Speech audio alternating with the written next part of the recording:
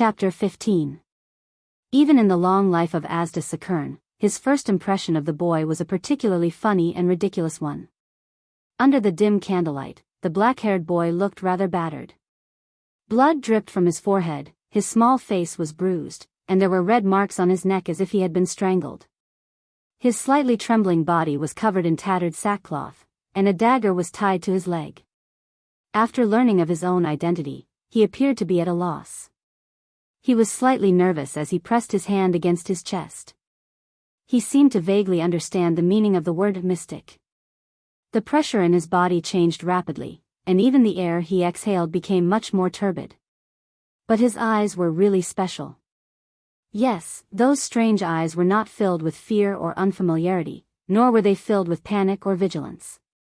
Instead, they were filled with curiosity and excitement. Thales was surprised by his own thoughts at that moment. The moment he heard the word mystic, after the initial shock, he suddenly had the urge to ask what exactly a mystic was. Was it an occupational hazard? At that moment, from the corner of his eye, Thales saw 3 irregular spheres placed quietly in a dark corner. Each of the spheres was as big as a person. Then, Thales recognized the vague outline of a person's hands and feet on those spheres. The boy's face was a little pale. I think you have already met the Brotherhood's Talon brothers and Moria. The mystic Asda noticed his gaze and grinned. They are very ambitious. They went straight to the center of Red Street Market the moment they arrived. Sorry, I am not used to suffocating or pressing like Morris. In fact, I prefer the simpler method. Is squeezing a living person into a ball really a simpler method? Thales thought about it and silently criticized. Come, child. Asda smiled gently. His voice was very pleasant and gentle. Come and look at my chessboard.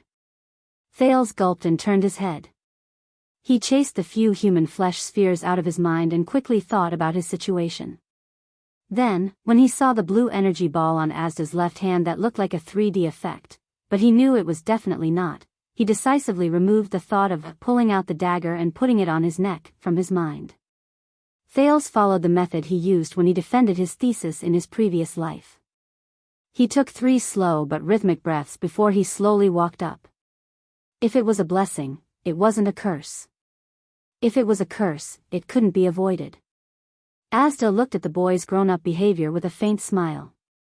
When the boy approached the chessboard and was about to speak, he was surprised to see the boy pull out a chair without hesitation and sit on it. He frowned, seemingly dissatisfied with the view of the chair, so he moved the chair a little closer to Asda before climbing back up and sitting on it. My legs are a little sore. Thales smiled sheepishly at Asda. He accidentally tore the wound on his forehead, causing him to hiss in pain. It's my negligence. With great interest, Asda turned his head and tapped lightly with his right hand. The wound on Thales' forehead seemed to be pressed down by something, and the blood stopped flowing out. This is. You raised and fixed the local pressure of the air?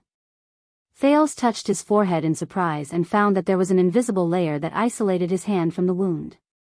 Asda stopped smiling and nodded without batting an eyelid. Not bad. Did your home tutor teach you physics? No. Thales put his hand down in embarrassment. It seemed that Asda had mistaken him for a noble or a rich man's son. Asda nodded and turned to the chessboard on the table. Do you recognize what this is? Thales looked at the map on the table in detail. A board game with Red Street Market as the map. No, this is the current situation of the battle outside. The red side is Blood Bottle Gang, and the black side is the Brotherhood. Thales said in sudden realization. Of course. Asda extended his right hand expressionlessly. 2 black chess pieces and a crystal chess piece flew over from afar and were caught in his hand. This should have been a flawless trap. I would have killed everyone from the Brotherhood, from Morris to Senza, in a short period of time. But things never go according to plan, do they not? The 3 chess pieces danced in the air like birds and circled around Thales' head. Magic, magic, just treat it as a magic show. Thales forced himself to calm down as he watched Asda's performance. First of all, my subordinates are getting more and more useless. They should have surrounded Morris and Senza at the first instance and killed them at all costs. But they timidly avoided the strong enemy and used guerrilla tactics to cut off their wings. They are a classic example of bullying the weak and fearing the strong. Secondly, I don't know if they are reinforcements from the Brotherhood. In any case, this unexpected chess piece messed up my deployment too early. As Asda spoke emotionlessly, the chess pieces above Thales' head suddenly landed on the map one by one. This is the companion who came with you from District C. He is terrifyingly fast. He took down Dorno and Sven in one move. Ralph can only chase after him until now. As a tracking psionic, Nemino could not even catch up to the dust behind his feet. I can only say that it is gratifying that the Brotherhood still has such an expert. In the air, a black swordsman landed on the map, one after the other with a red swordsman. Further away was a red prime minister. Thales knew that he was talking about Jayla. He could only hope that she was safe, especially when there was a red prime minister in the distance. This gap is really fatal. Many chess pieces escaped. Although they are all small fries, Asda sighed. Through them, the headquarters of Black Street Brotherhood found out about the situation here an hour earlier than I expected. I can feel that Lance and his men have already taken control of the entrance. The rat trap is broken. He lowered his head bleakly, his face full of regret and sorrow. At that moment, Thales almost thought that the person in front of him was a temple priest who bemoaned the state of the universe and pitted mankind. But Asda immediately raised his head. His sorrowful expression disappeared without a trace. He gently waved his fingers and the two chess pieces in the air began to spin again. This guy came in from another direction. I don't know which camp he is from. The time he took to kill the Leighton siblings was shorter than the time it took to slaughter 2 pigs. No one could stop him when he rushed into the vicinity. I could only send Groudon, who was by my side, out. Now, I don't even have anyone to talk to, Asda said, seemingly dissatisfied. Asda seemed dissatisfied. The crystal knight fell from the sky and was placed next to a red guard. It is probably a chess piece from another force. If it is not a noble, then it is an official. This is also an accident. Thales gulped again. Finally, it is you, my little friend. Because there is no one else available, I had to personally invite you. Asda tilted his head. His gaze suddenly became sharp. The last black chess piece above Thales' head suddenly landed in the center of the map. It landed next to a red king chess piece. Thales could not help but feel nervous. Tell me, where did you come from? Asda leaned against the back of his chair. It was hard to tell whether his expression was genuine or not. Why did the people from the Brotherhood send you all the way to the center of Red Street Market? Are you some kind of terrible weapon? Were you sent to my side to assassinate me? Or is it an important piece of information and parcel that needs to be handed over to that other chess piece? I hope you can answer my questions willingly and in a friendly manner, instead of shouting death to the mystic and rushing towards me.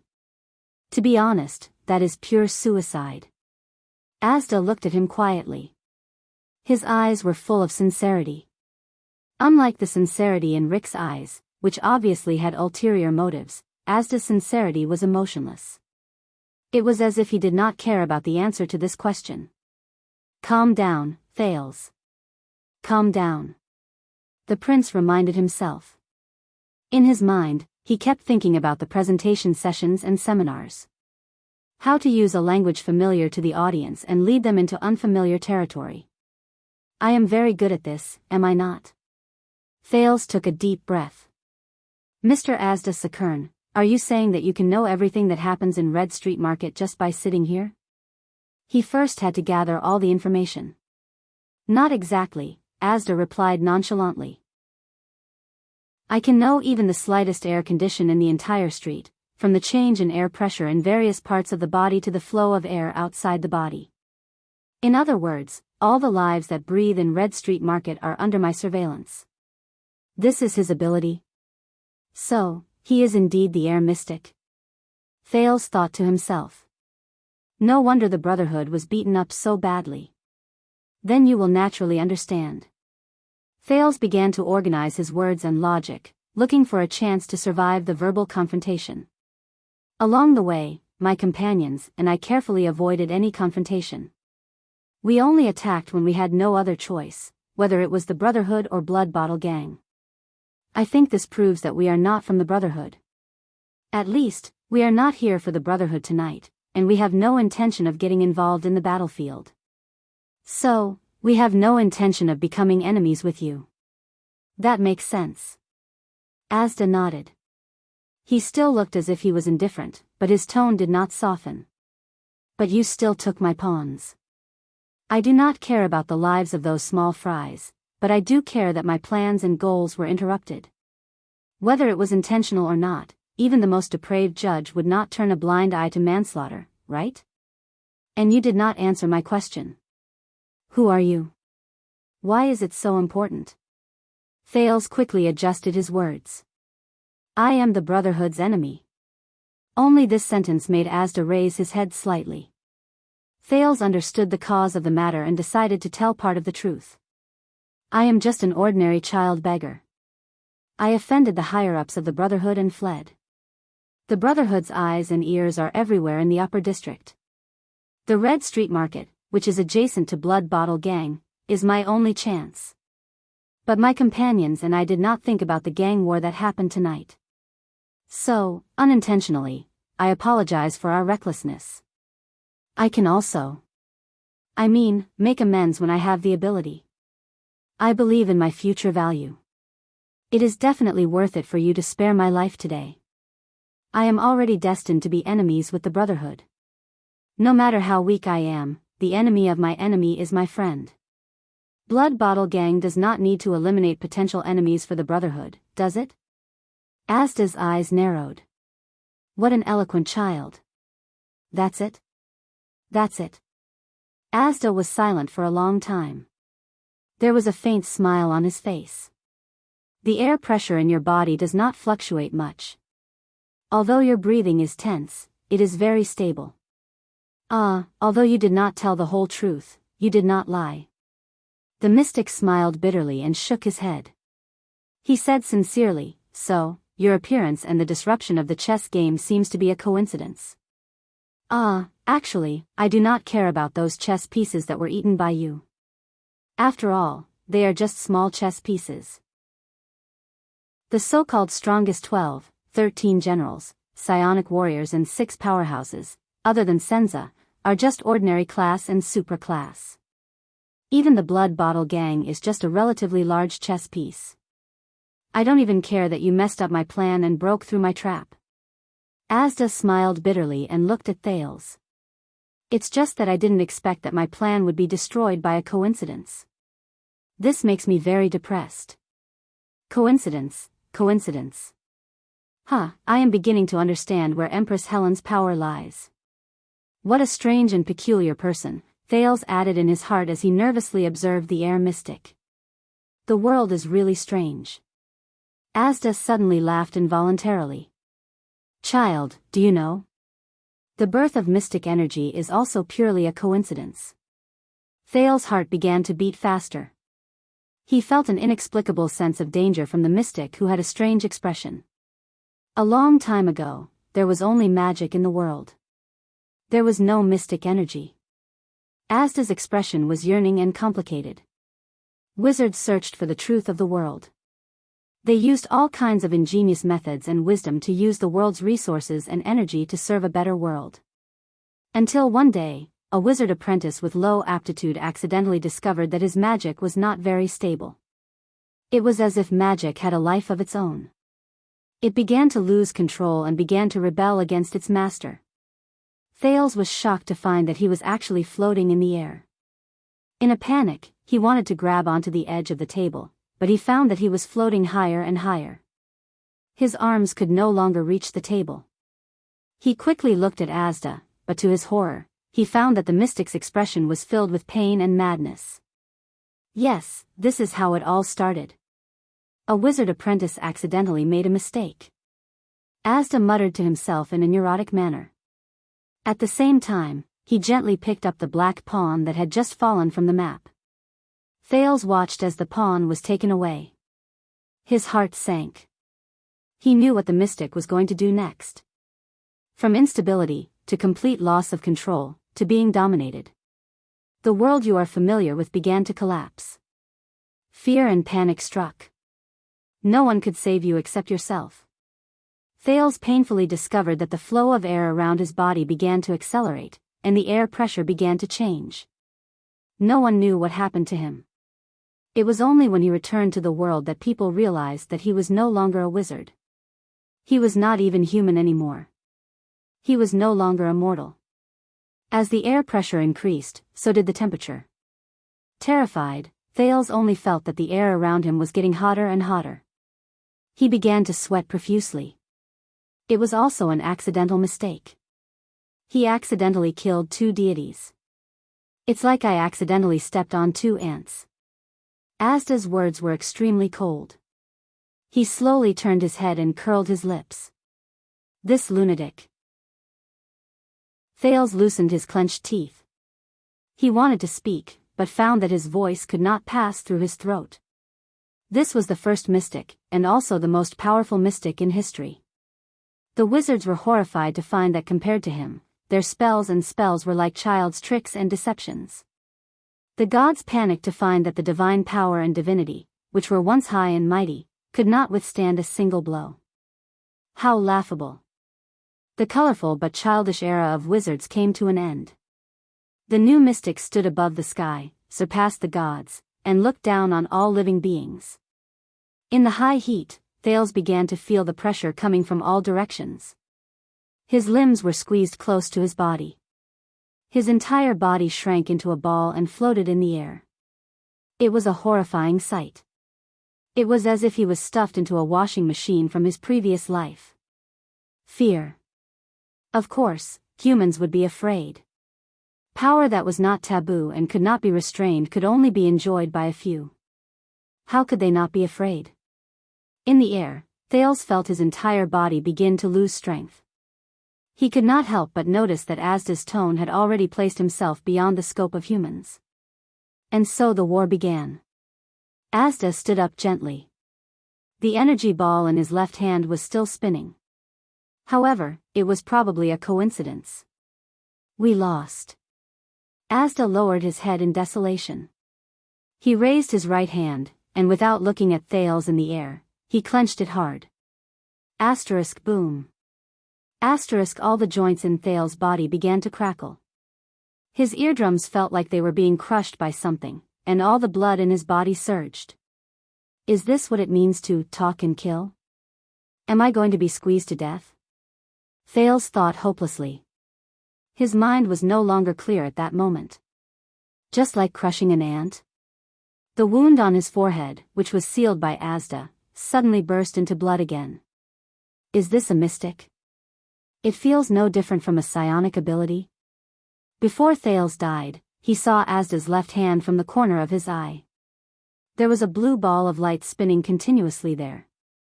There seemed to be an infinite storm spinning within it. He suddenly felt the wound on his chest that was scalded by the silver coin start to burn. The muscles all over his body seemed to be burning.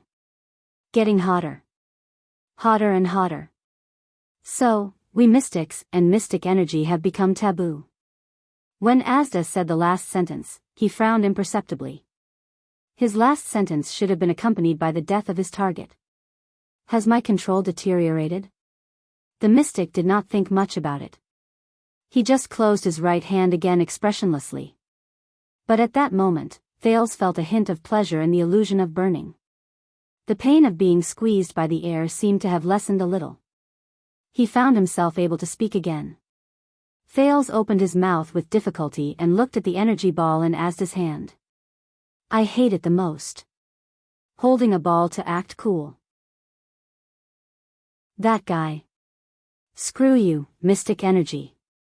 Thales heard himself say that. Then, a wave of heat came from his body.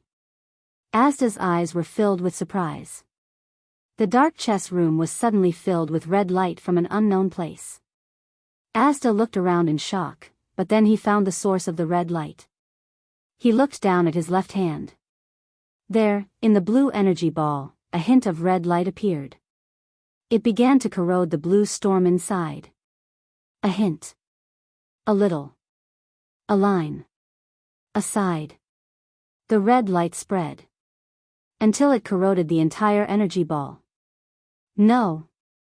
This is, Asda murmured, as if he had seen the most unbelievable beauty. The translucent energy ball in Asda's hands suddenly stopped spinning. Then, the energy ball that had turned red disappeared in his left hand. The air mystic raised his head and looked at Thales, who was in midair.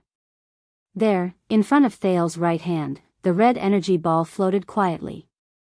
Asda's eyes were filled with excitement. You are, however, before the mystic could finish speaking, to Thales, the world seemed to shatter. Asterisk boom. Asterisk the energy ball suddenly exploded. Invisible energy was transmitted from inside. If the chess room's cellar was like a balloon, then right now, it was as if the balloon was blown out from the inside. Doors, windows, glass, chessboard, candles, everything was instantly blown away and then shattered. From the beams to the pillars, the house suddenly exploded. Asterisk boom. Asterisk Asda was also sent flying backwards as if he was hammered by a huge force. He crashed into the wall. Thales was also sent flying by the huge force and crashed into the ceiling. But the ceiling and the wall were immediately blown apart. But the force that bound and squeezed him had disappeared. It was the same as his consciousness. On a street. Asterisk boom.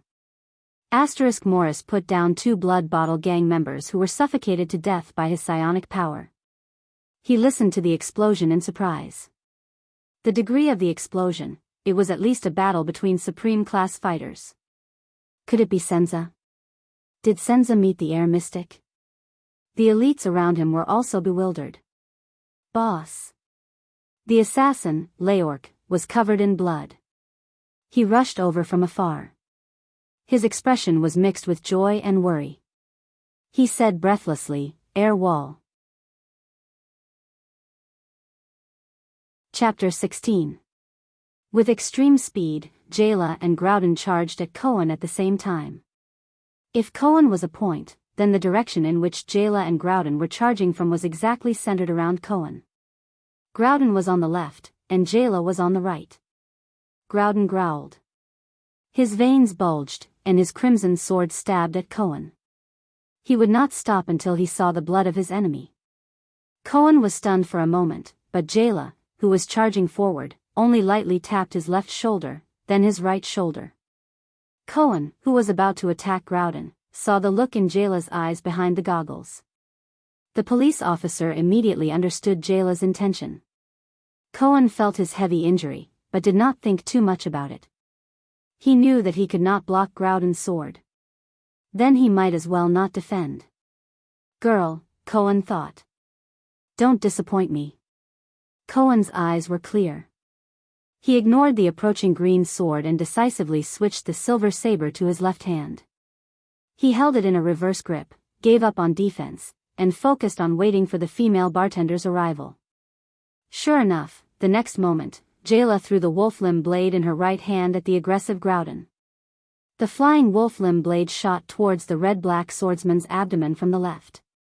Jayla's right hand was free, but she continued to charge at Cohen. The next moment, Groudon's sword arrived in front of Cohen's abdomen. The green longsword stabbed into Cohen's abdomen. But Jayla's wolf-limb blade in the air also slashed across Groudon's left chest. Groudon roared angrily. Cohen groaned in pain. Because of the interference from the wolf-limb blade, the stab was slightly off the mark, avoiding his vital organs. The glory of the stars in Cohen's body surged and gathered near his injured muscles. Looking at the red-black swordsman's fierce gaze, Cohen endured the pain and turned his head to look at the female bartender on his right. He chose to believe her. But what about her? Would she believe him? Groudon snorted coldly and instantly pulled out his sword. He turned around and faced the attacking Jayla. In front of him, the police officer endured the pain in his abdomen. The glory of the stars shone, and the saber in his left hand fell. It pierced the ground. He looked like a heavily injured swordsman struggling at the last moment. Groudon's expression was cold. His ruthless power of eradication, which was completely different from the glory of the stars, surged again. He had already prepared all his sword moves. He only needed one strike to pierce through the space between the young lady's eyebrows. You can't save him. The result of recklessness is that you will die together with him. However, Jayla only cast a cold glance at Groudon before she moved past Koan. They could even bypass Groudon. He ran to Koan's back. Groudon was stunned for a moment. Didn't she want to save them? Jayla did not choose to take the opportunity to attack Groudon. She knew that Groudon was ready to counterattack. Ralph attacked from behind her with the sound of the wind. The bartender knew that there was only one chance. Next, she calmly extended her right hand. His life was in Koan's hands. The police officer gritted his teeth. His right hand, which was strengthened by the glory of the stars, suddenly swung backward. Now, Jayla, who had just passed by him, had her right hand seized by Thales in midair. It was like handing over the baton in a relay race. Ah! Koan roared. The remaining glory of the stars in his body gathered into blue light spots and spread to his right arm. He yanked Jayla, who was behind him, back with all his might. The long sword in the police officer's left hand stabbed into the ground acted as an anchor. Due to the huge impact, it made an unpleasant sound of friction. The next moment, as the police officer pulled back with his sword, the light Jayla drew a semicircle in midair like a chain hammer. In an instant, she was swung to the other side of Groudon by Koan. She changed directions in an instant. Jayla held Koan's hand tightly like a lover. The wolf limb blade in her left hand looked down from above and slashed down coldly. The red and black swordsman's face was filled with shock. So that's what she's trying to do. She wants to get the green-skinned swordsman's cooperation. With their combined strength, she can instantly attack my unguarded side. He calmly pursed his lips. It's a good idea, but she's still at ordinary level. She's underestimating the abilities of a supra-class swordsman. The power of eradication in his arm quickly grew. The speed of the green longsword increased, and it swung to the right at a faster speed than usual. Before you attack, I can. Groudon's gaze instantly froze. In front of him, Koan gritted his teeth and rushed towards him. He used his body to block Groudon's sword. Sparks flew. Asterisk crack. Asterisk that was the sound of Groudon's shoulder bone being cut, followed by his chest being cut open.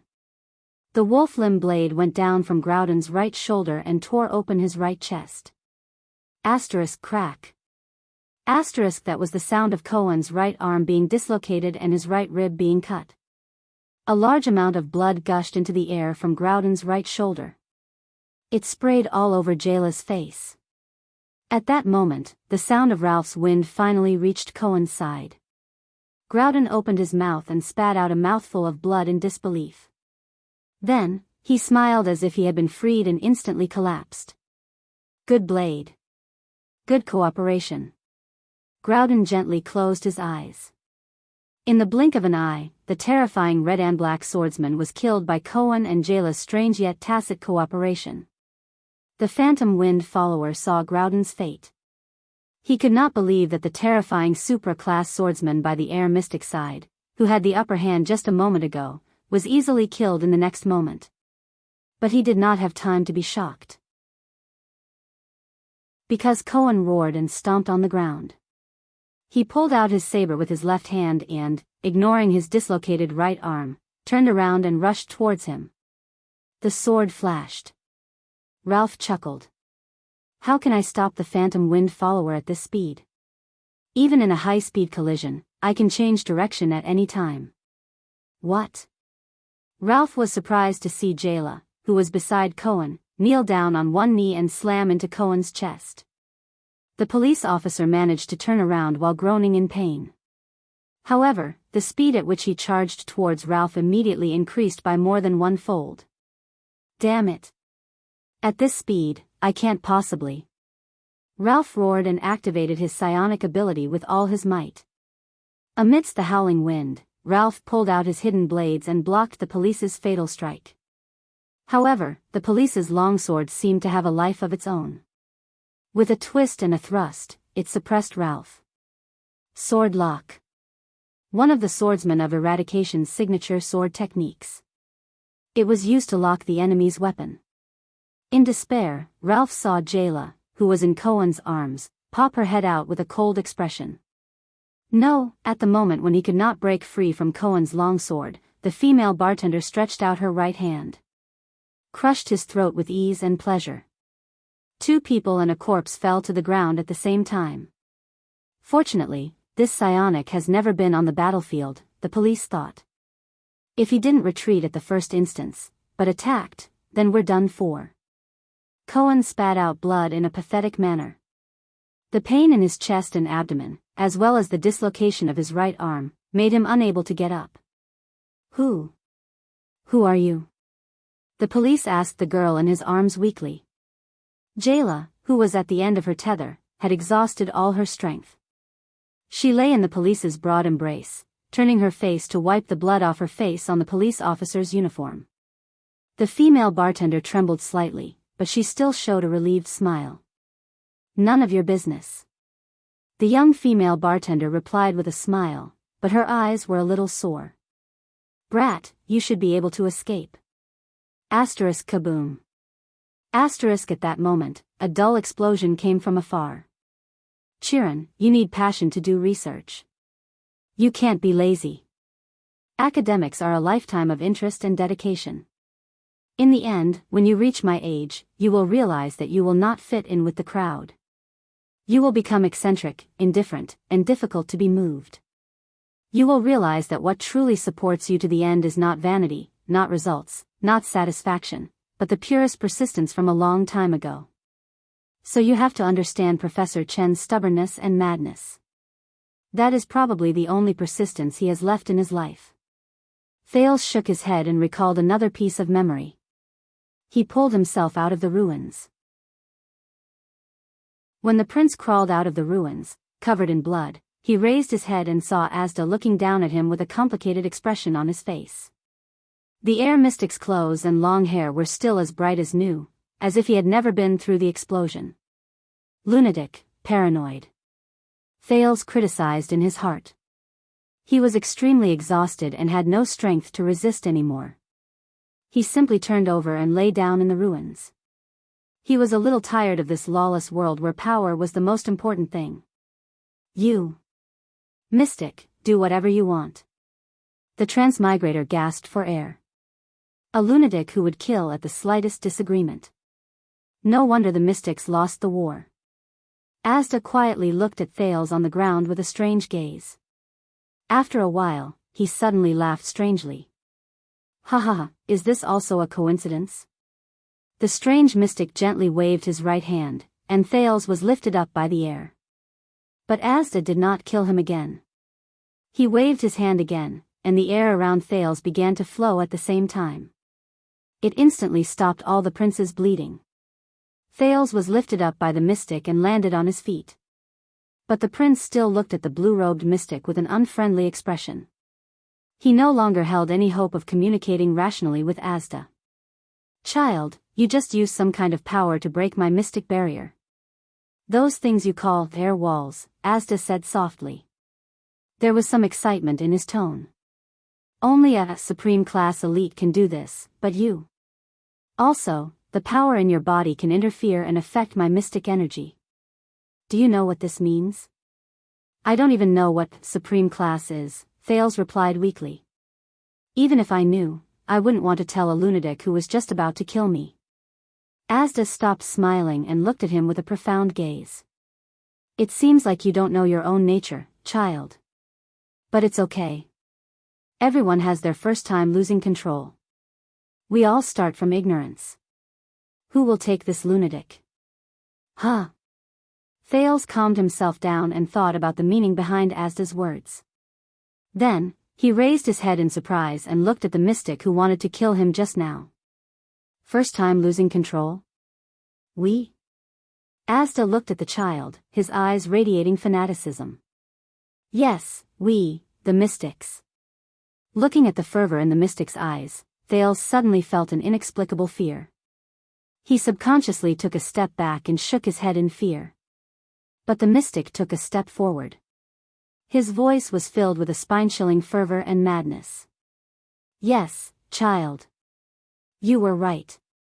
Your future value is definitely worth me letting go. No, it's worth me doing my best to guide you. Child, what's your name? Ever since we were betrayed by those two B** stards and lost the battle of eradication, our numbers have dwindled. Asda grabbed his shoulder tightly, as if he was afraid that if he let go, Thales would run away. No. Thales murmured and took a step back.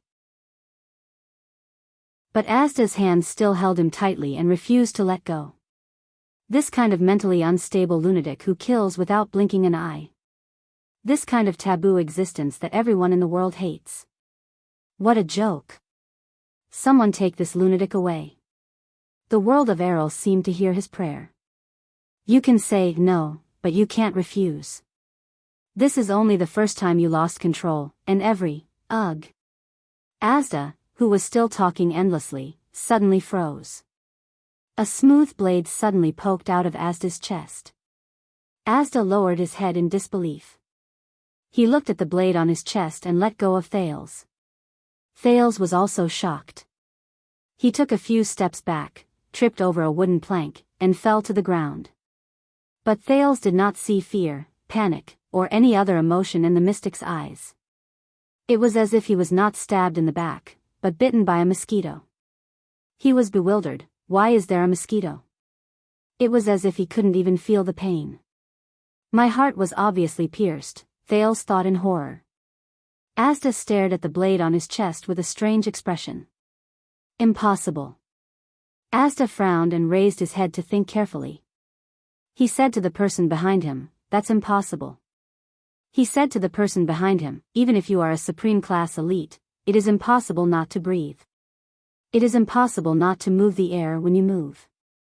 It is impossible not to have air pressure in your body. As long as there is breathing, air flow, and changes in air pressure, it is impossible to escape my control. How long have you been in Red Street Market? How did you hide from the mystic energy of air? No, you can't break through the air wall. Otherwise, you would have attacked in the house just now, right? Tell me." There was no answer. Asda turned around with a gloomy expression. He did not care that the blade was still in his back. He coldly said to the ambusher behind him, "Tell me. Tell me." This time, Thales saw the ambusher behind Asda clearly. The ambusher stood quietly. He was dressed in black with a hoodie. Everything from his gloves to his boots was black. What was even stranger was that the assailant was wearing a dark purple mask, and this mask only had two dark lenses where the eyes should be. He did not move. Like a ghost. At that moment, anger flashed through Asda's thoughts, which were formed by mystic energy. Anger was a human emotion. After all, it had left him for a long time. So the mystic energy in his body surged and quickly helped him regain his calmness and rationality. "I think you must be very patient," Asda said in a low voice. "You waited until my mystic energy was unstable and my senses were low to ambush me?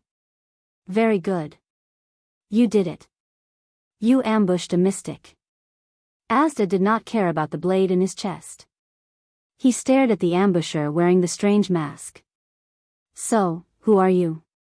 Are you here to deal with me? Which family do you belong to?" He asked a few questions, but the strange masked man still did not move. Asda frowned. After asking those questions, he could not sense the flow of air in the strange man's body at all. Is he not surprised or pleased? Does he not react to my questions?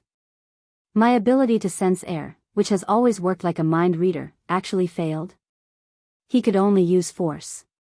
Do you think you can kill me like this? Asda took a step forward and raised his left hand gently. There seemed to be no emotion or thought in his eyes. As he moved his fingers, the air began to flow. The space around the strange masked man began to be compressed by the air.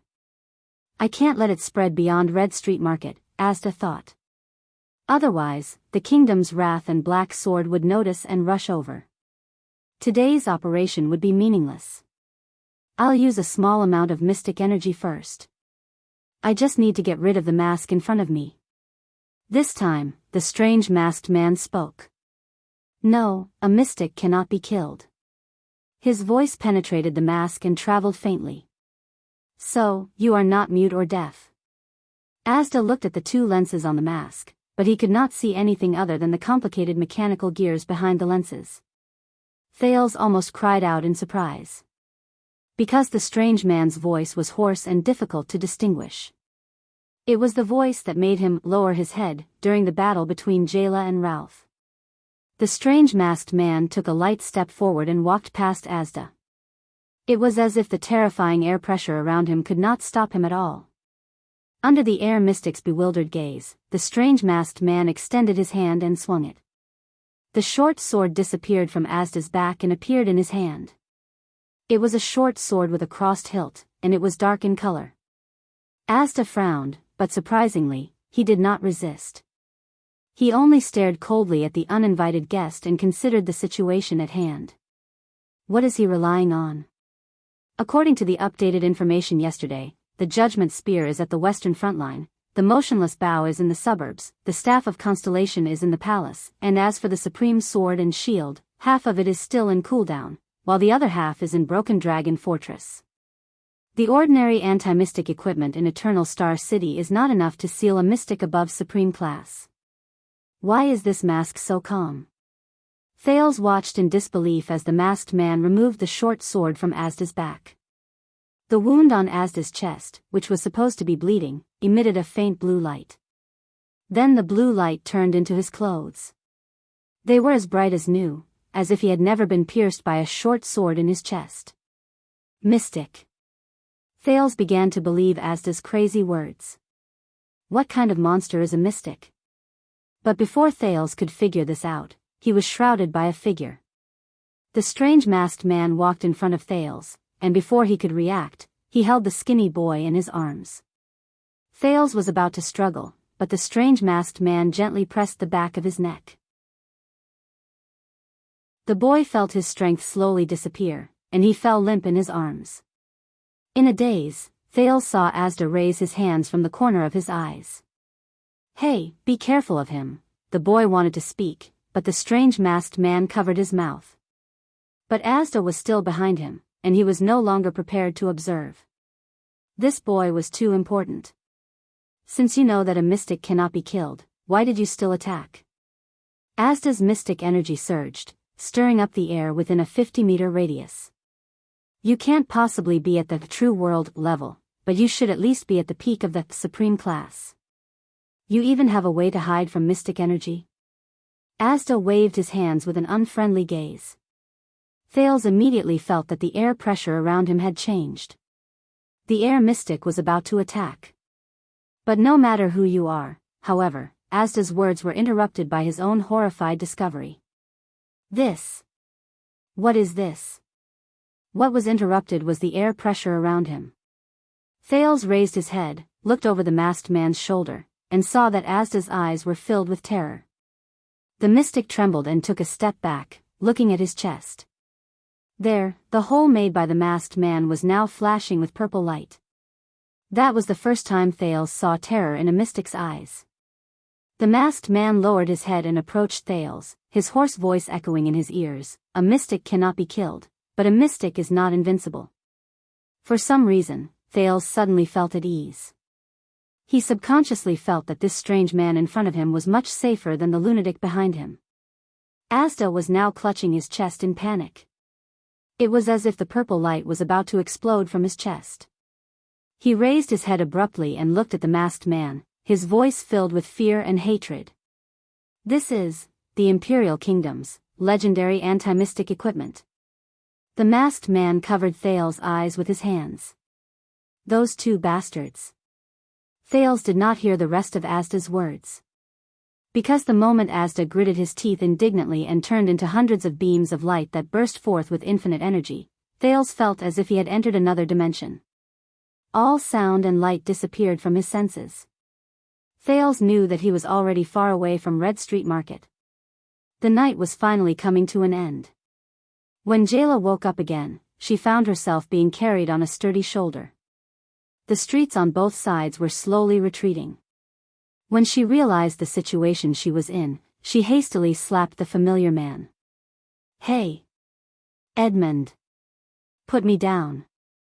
I still need to go back," the fat chef only snorted impatiently. "Let you go back to that pretty boy lover?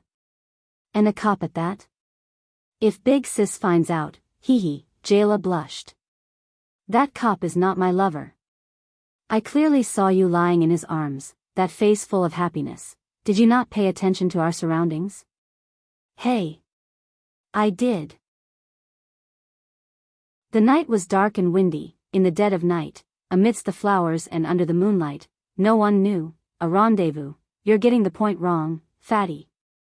Right or wrong, you'll know in the future. Hey, I'm not going to talk nonsense with you. I still need to find someone. You're already in this state. Don't expect me to let you go back. Damn fatty. Stupid chef. Put me down, I want to challenge you. With just you? You're only slightly more outstanding in the ordinary class. Come back and say this to me when you reach the super class. Hey, I really have someone very important to find. Forget about a cop, even if you're looking for a prince, it's useless. Damn fatty, you're using this matter to stab me again. Oh dear, just put me down, won't you, Uncle Edmund? You're already in your 20s and you're still acting like a spoiled child? Do you still think you're a young girl? Aren't you ashamed? No, Uncle, you're already in your 40s, aren't you still as young as a 3-year-old? Humph, I'm young at heart, huh? What's wrong with this sentence? At the same time, on the other side of the street, Cohen was woken up by a slap. In his daze, he realized that the person in front of him was his immediate superior, the police chief, Lorbek Dara. However, the chief was currently applying medicine to his serious wounds with an unhappy expression. When he saw that Cohen had woken up, he said angrily, "Hero, you're awake? Have you gotten rid of the Brotherhood and Blood Bottle Gang after strolling around for the whole night? You're really daring. You openly disobeyed orders, a lone hero. Aren't you proud of yourself? But what?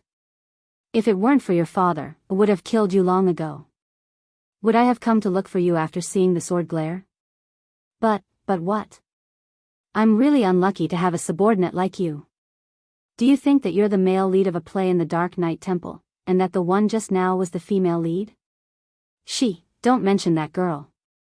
If your father knew that you came to Red Street Market in the middle of the night to look for a woman, no, you still have the cheek to say that? Even the red card of Laurel Club, Miss Lillian, came to report that you went to her bedroom in the middle of the night. This, patrol captain, level 2 police officer, openly disobeyed orders and sought pleasure in the middle of the night. Let me tell you, you'll be suspended when you get back. Sigh. At this moment, a second loud sound came from the center of Red Street Market. Asterisk boom. Asterisk the entire Eternal Star City heard this terrifying explosion. Asterisk boom. Asterisk this time, the shockwave from the air explosion soared into the sky. The high-temperature dust that was kicked up by the explosion suddenly came from afar. Director Lorbeck and the dejected Cohen looked in the direction of the center of Red Street Market in shock. Oh no, the director muttered. The city construction funds that were just approved, Director, you've missed the point. People who don't care about money and don't care about the house, shut up. On the other side of the street, Edmund the cook and Jayla, who was on his shoulder, looked at the aftermath of the explosion in shock.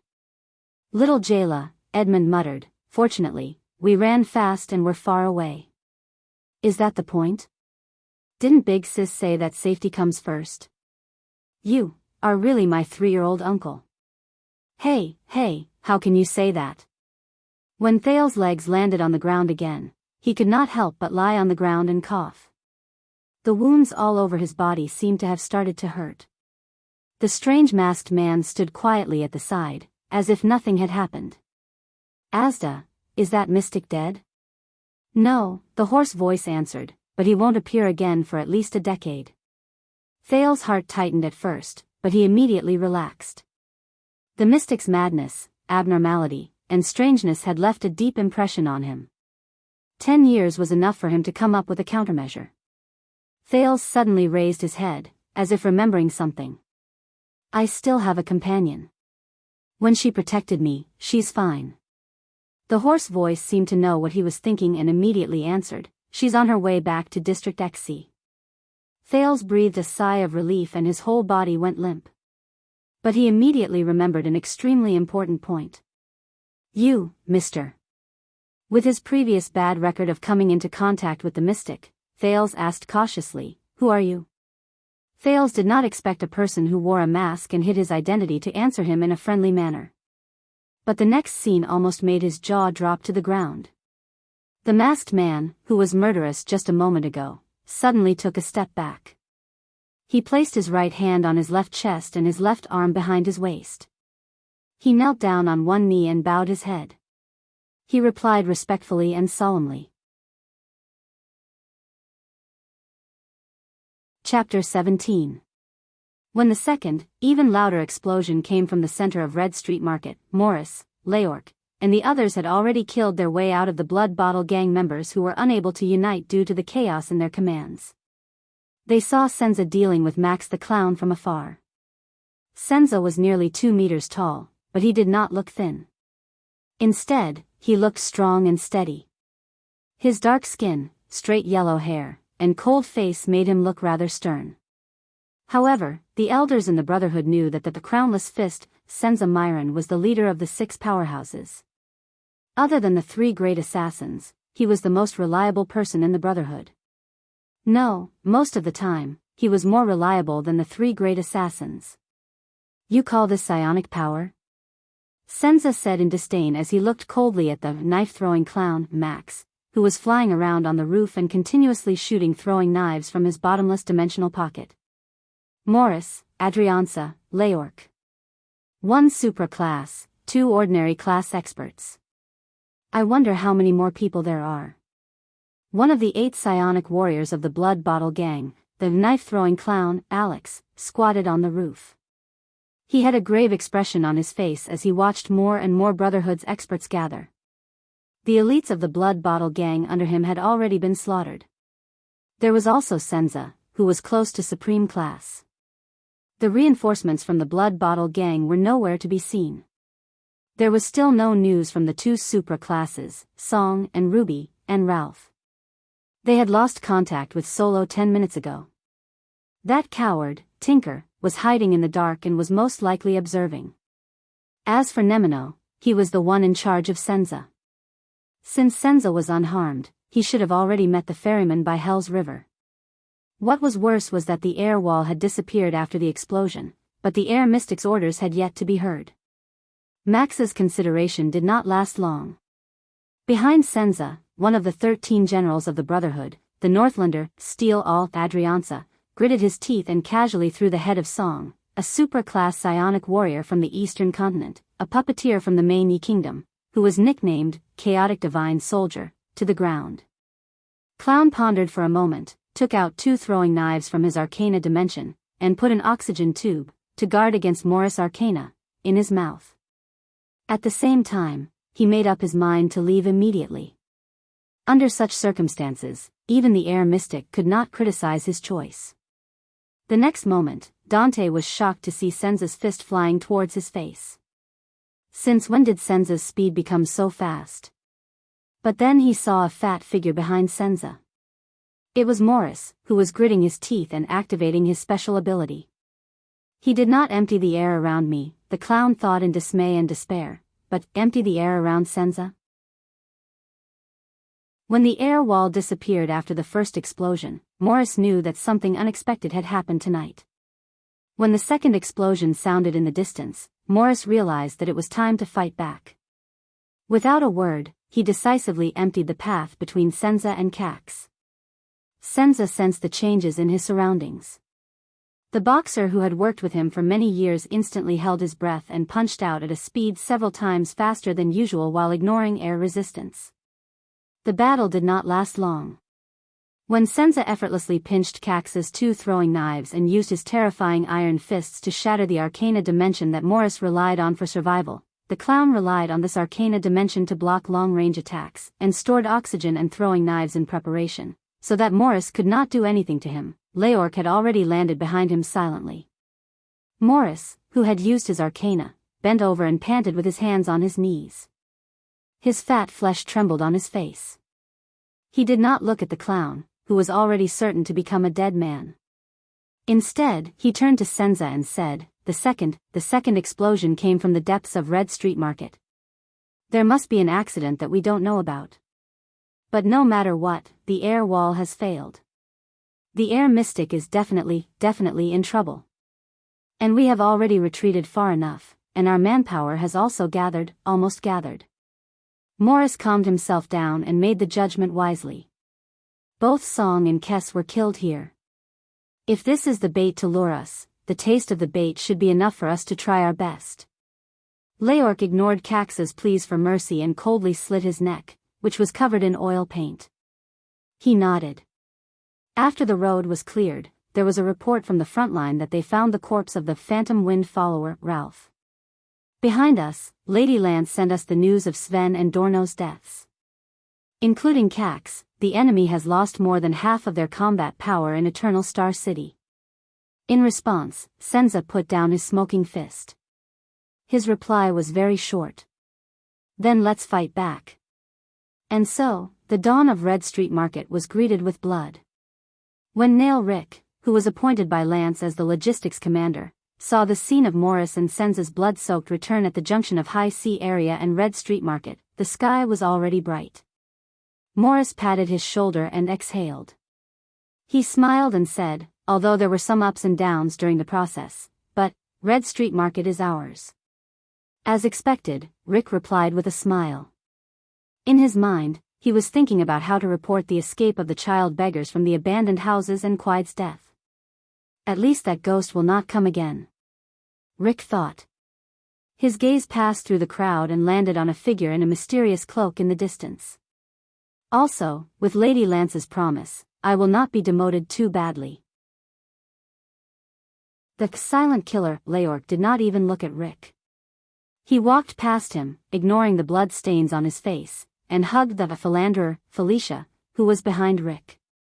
You're not dead yet? Felicia did not look worried at all. She coughed and laughed. Other than you, who else can kill me? Leorc laughed sinisterly and kissed the woman's lips. Did anyone see Edmund? Senza's voice came from the crowd. Without him, would not have been able to take down the chaotic divine weapon so easily. Damn chef. Senza saw that no one responded and could only curse. You run away when it's time to drink. Errol World, year 672 of the calendar of eradication.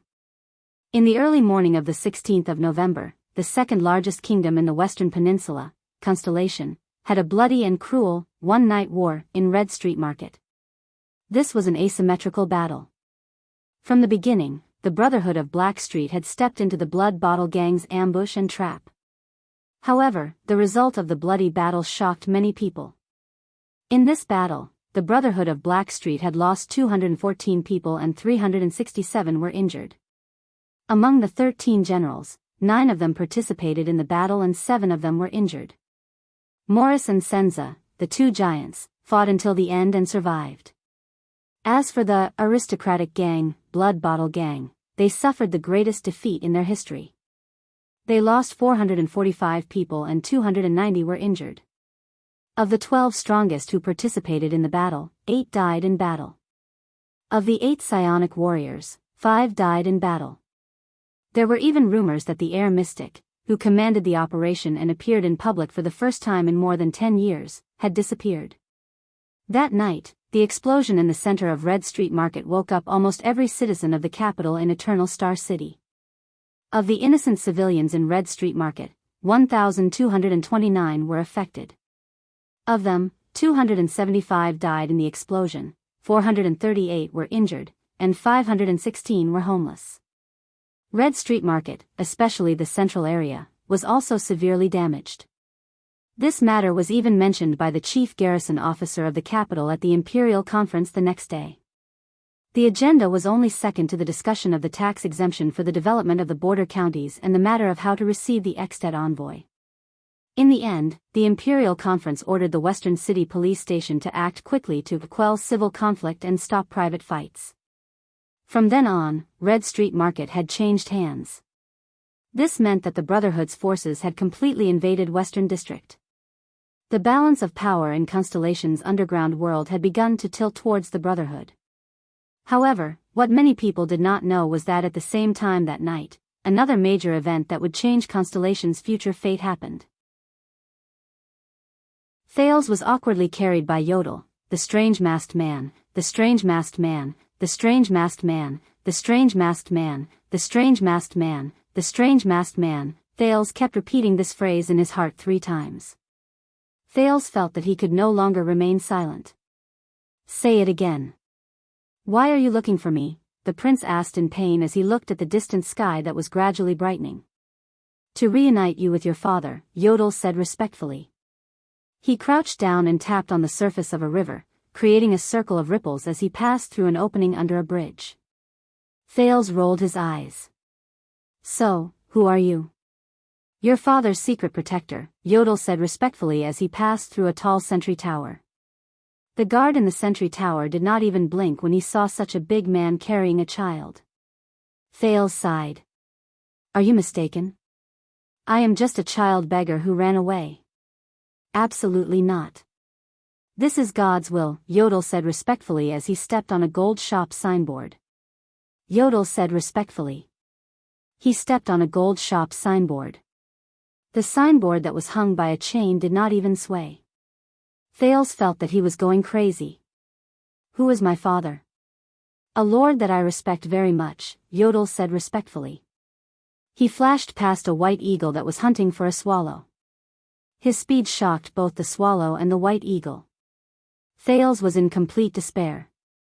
He did not reveal any key information at all, but instead made people think, wow, he's so polite, I don't want to make things difficult for him.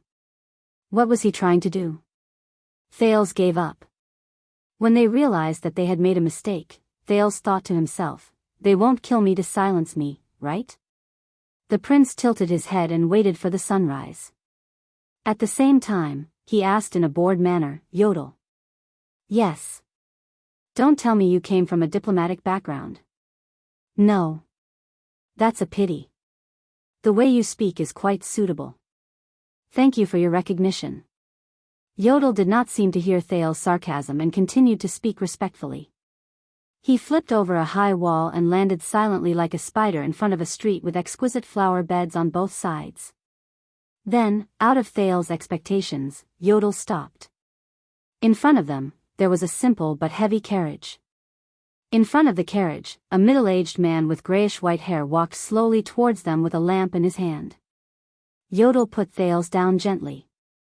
When the prince landed on the ground, he suddenly turned his head to look at Yodel. He felt that he was a little not happy. The middle-aged man walked closer. With the light from the lamp in his hand, Thales could not help but notice that he was dressed in simple but heavy clothes. The middle-aged man had a broad chin, which made him look amiable. Above his lips was a short beard that was neatly taken care of, showing respect. However, his cheekbones were high and he looked a little stern. The bridge of his nose was a little soft, but it also seemed gentle. This is probably a very complicated person, Thales thought to himself. He raised his right hand, which was covered in a black glove, and lifted his cylinder top hat before he bowed slightly. Good morning. Unlike Yodel's hoarse and solemn voice, this voice sounded steady and reassuring. This is a noble, a great noble, Thales concluded. Could he be? However, Yodel's words made him retract this thought. The masked man's tone was calm, but his tone was rude. Why are you here? The middle-aged noble nodded slightly and smiled. He did not feel offended as he answered, to be absolutely safe. He doesn't believe me? Even Thales could hear Yodel's dissatisfaction. He trusts you very much. He is even willing to entrust his life to you, the middle-aged noble said slowly. But I don't believe you, and you know why. Thales felt as if there was a bolt of lightning flowing between Yodel and the middle-aged noble. Yodel was silent for a moment. Unexpectedly, he did not reply. The middle-aged noble did not look at Yodel again. Instead, he slowly squatted down with a moderate smile on his face. Child, he said to Thales, I know you have had a hard journey. The middle-aged noble looked at the wounds and blood on Thales' body. He took out the glove on his right hand and reached out to touch Thales' wounds. Every time he touched a spot, he frowned slightly. I am very sorry, but please believe me, child. After one more procedure, your misfortune will end here. Thales, who was not used to this, wanted to say something, but he saw the middle-aged noble put down the lamp in his hand and grab the prince's right hand. Then, he took out an exquisite sheathed dagger from his bosom. Thales instinctively wanted to shrink back, but his right hand was firmly grabbed by the middle-aged noble. What do you want to do? Thales asked anxiously. The middle-aged noble only stared at him firmly and did not let go of his hand. At the same time, he slowly pulled out the dagger. Slap. It was Yodel. He bent down and pressed his hand firmly on the middle-aged noble's shoulder. Through the mask, Thales could not see Yodel's face clearly. But for some reason, Thales was very grateful to this father's secret protector. There was no other reason than that he had seen too much blood and blades that night. Yodel. The middle-aged noble seemed to be very dissatisfied. He raised his head, frowned, and spoke in a low but unquestionable voice. He said in a low but unquestionable voice, you know this is necessary. Thales raised his head and looked at Yodel. He felt a little anxious, even though he vaguely knew that the middle-aged noble did not want to do anything harmful to him.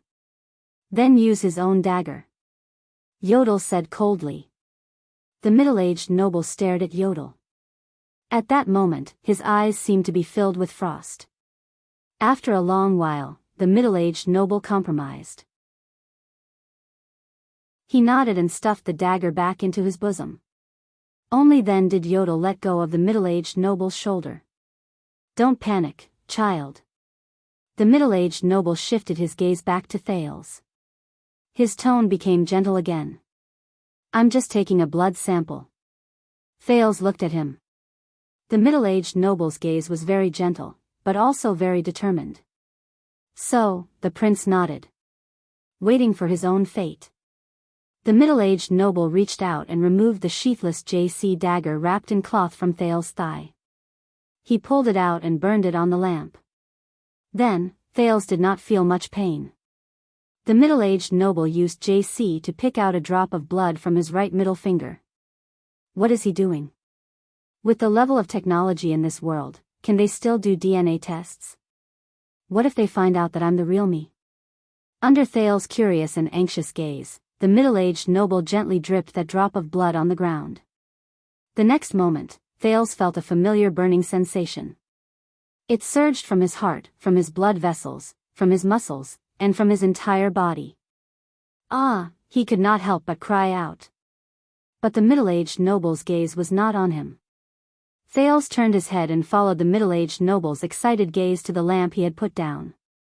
Swoosh. The originally calm flame was now burning rapidly and explosively.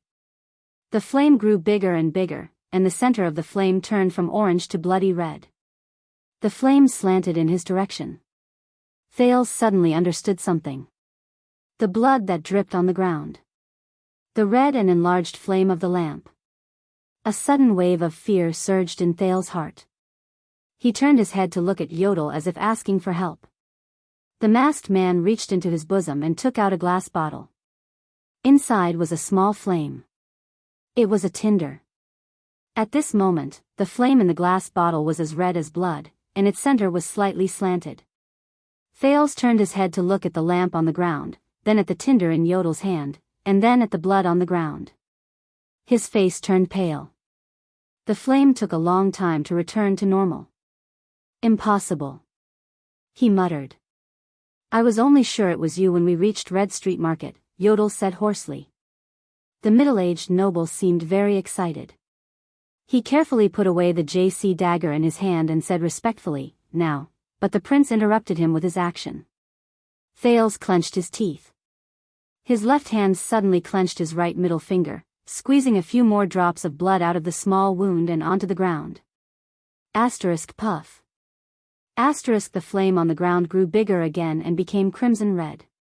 This is the divine art that head ritual master Wuxia set up 12 years ago. As long as your blood drips on the ground of the capital, the bloodline lamp will light up in the darkness, the middle-aged noble said while trembling. Thales suddenly understood. The day he was beaten up by Quide, his blood dripped onto the ground. The day Quide slaughtered the child beggars, his blood dripped onto the ground. When he hit a wall in the air wall, his blood dripped onto the ground. When Asda used mystic energy to murder him, his blood also dripped onto the ground. Thales sighed helplessly. Chapter 18. Accident. Thales lowered his head. There was a heavy feeling of helplessness in his heart. Accidents always happen suddenly. At that moment, Thales seemed to see the air mystic smile, which he could not tell was real or fake. It appeared in his mind and said to him, look, this is a coincidence. Yodel quietly put away the kindling. The middle-aged noble calmed down. He looked at Thales and gently patted his head. Child, it's all right. I am Gilbert Castle. You can trust me, just like your father trusted me. Come, child, I will bring you home. To see your father. Thales calmed down for a whole minute. During this time, both Yodel and Gilbert patiently waited for him. Let's go. Thales raised his head. His eyes were calm. Gilbert nodded. There was approval in his eyes. He stood up and gestured in the direction of the carriage. Thales turned his head and looked at Yodel. Yodel, you will follow me too, right? Of course. Yodel's hoarse voice rose. At that moment, when Thales heard it, he felt extremely at ease. Please go first. I will be by your side. Thales took a deep breath and strode towards the carriage. Mr. Gilbert. Yes, young sir. What can I do for you? What did you do in the past? Foreign affairs, my young sir. Foreign affairs? Thales turned his head slightly and rolled his eyes at Yodel behind him from an angle that Gilbert could not see. Thales turned his head around. For some reason, he vaguely felt that Yodel seemed to have smiled behind the mask. Thales arrived in front of the carriage. It was a simple but expensive carriage. The glass on the black carriage door was decorated with crystal drops. Two large horses with pure black fur chewed on their bit quietly. One of them intimately approached Gilbert. Thales looked at the tall footboard and compared the height of his 7-year-old child. He was a little worried. But before he could turn his head, Gilbert opened the carriage door and carried him in. He placed him on the dark red sofa in the carriage. I am sorry, there is no boarding stool. Gilbert smiled apologetically and closed the carriage door. But I promise this will be the last time. Thales sat alone on the wide sofa. He did not know what material the sofa was made of. Even though it was very comfortable, he felt a little restless. The four corners of the carriage were illuminated with luminous paint, so he could barely see the decorations in the carriage. At the back of the carriage, there was a picture of a star framed in a circle, firmly inlaid on it. 1, 2, 3, 4, 9-pointed stars. This is a 9-pointed star, Thales thought in his heart. Before he could come back to his senses, the carriage started moving. Thales climbed in front of the car window. The sky was still bright, and the scenery outside the car window could not be seen clearly. Thales sat back down on the sofa in boredom. Yodel, are you there? He asked tentatively. He immediately heard a reply. Yes. He propped himself up and looked around. However, aside from Gilbert, who was driving the carriage, there was no one else inside or outside the carriage. Forget it, I'm used to it anyway. Thales sat back on the couch and continued to ask, where are we now? Mindy's hall is right ahead. The hoarse voice sounded again. Min fourth? Forget it, I don't know him anyway. Who would have thought that a few hours ago, I was still bleeding for survival in the abandoned house, and was injured while running for my life in Red Street Market? Thales patted the sofa under his butt. He did not know who his father was in this life. Who cares, I'll deal with whatever comes my way. I've even met mystics, these strange beings who can't die. What else can scare me? The prince exhaled and felt a little hot. He tore at the tattered clothes on his chest. He accidentally pulled at the wound on his chest. Thales hissed and looked at the burn on his chest. At the edge of the wound that was burned by Quide, he could vaguely see a circle of ancient flowery words printed in reverse. This is, a king is not respected by his bloodline. Thales remembered the words on the silver coin. He suddenly slapped his forehead. Mindy's silver coin? Isn't that the wise king of constellation? Wait, Mindy's hall? The carriage suddenly stopped. While Thales was still in a daze and did not know what to do, he was respectfully invited down the carriage by Gilbert. Below the carriage was an exquisite little garden. It was paved with hard tiles of an unknown material. In the middle of the garden was an exquisite fountain. Spring water spurted out from the mouth of a stone dragon that was roaring at the sky. Thales turned his head in a daze and looked at the big black iron gate in the garden. There seemed to be reliefs carved on the black iron gate. Thales did not recognize any of the scenes on it. However, there was a big flag on both sides of the iron gate, fluttering in the wind. On the flag, there were 2 silver cross-shaped stars with white edges and a blue base. The 2 silver cross-shaped stars, one big and one small, were stacked together. The small cross-shaped star was slightly to the lower right of the big cross-shaped star. Thales recognized it. The flag fluttering the highest on the west gate also had this pattern. White edges and blue base, 2 silver cross-shaped stars. The national flag of constellation. The 2 flags in the garden had an extra small 9-pointed star of gold and silver embroidered on the lower left corner of the big silver cross-shaped star. There were 4 gold horns and 5 silver horns. That was the pattern engraved on the back of the carriage. Thales snapped out of his daze. In front of him was a magnificent 3-story house. 8 beautifully carved pillars supported the balcony on the 2nd floor. In the middle of the top floor, there was a light shining from a window. The main door of the house was made of cedar wood. Thales had once seen a furniture merchant selling a large cedar wood table at the Grand Bazaar beside the west gate for 50 gold coins. Of course, later on, he voluntarily sold the square table to Black Street Brotherhood at a discounted price of 1 gold coin. Thales followed Gilbert in a daze. He rejected Yodel's gesture of opening his arms and persisted in enduring the wounds and exhaustion all over his body as he walked through the large door carved from the giant cedar wood with great difficulty. Under the illumination of the magnificent everlasting lamp that was burning with eternal oil, guards stood at the entrance, the hall, and the corridor leading up to the spiral staircase. Each guard seemed to have been carefully selected. They were of the same height and were equipped with swords, shields, and crossbows. Their metal shields were all embroidered with the symbol of a gold and silver 9-pointed star. Thales held the handrail by the side of the staircase and slowly walked up to the 2nd floor. On the 2nd floor, on the wall facing the main door of the house, there were 3 portraits hanging on the wall. In the middle was a heroic young knight holding a long spear and charging forward. The knight's appearance was handsome and his expression was heroic. He wore a silver crown with 7 stars on his head, and he moved forward fearlessly in the background of a tragic battlefield. On the left was a well-built warrior with a sword and shield. On his shield was a silver-horned 9-pointed star, and he wore a 9-pointed star crown on his head. His face was resolute, and he looked heroic and extraordinary. Behind him was a lush, towering tree. On the right was a sitting portrait of a kind and amiable middle-aged man. Behind him was a brightly lit city. In his left hand was an expensive scepter inlaid with bright blue crystals, and in his right hand was a thick book.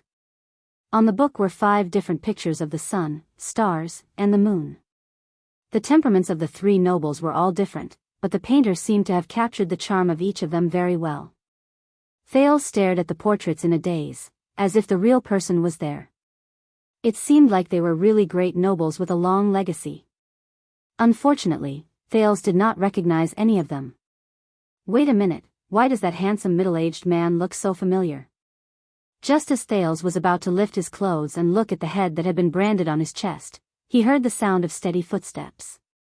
That is Tormund I, the last prince of the final empire, the founder of Constellation, and the king of Renaissance.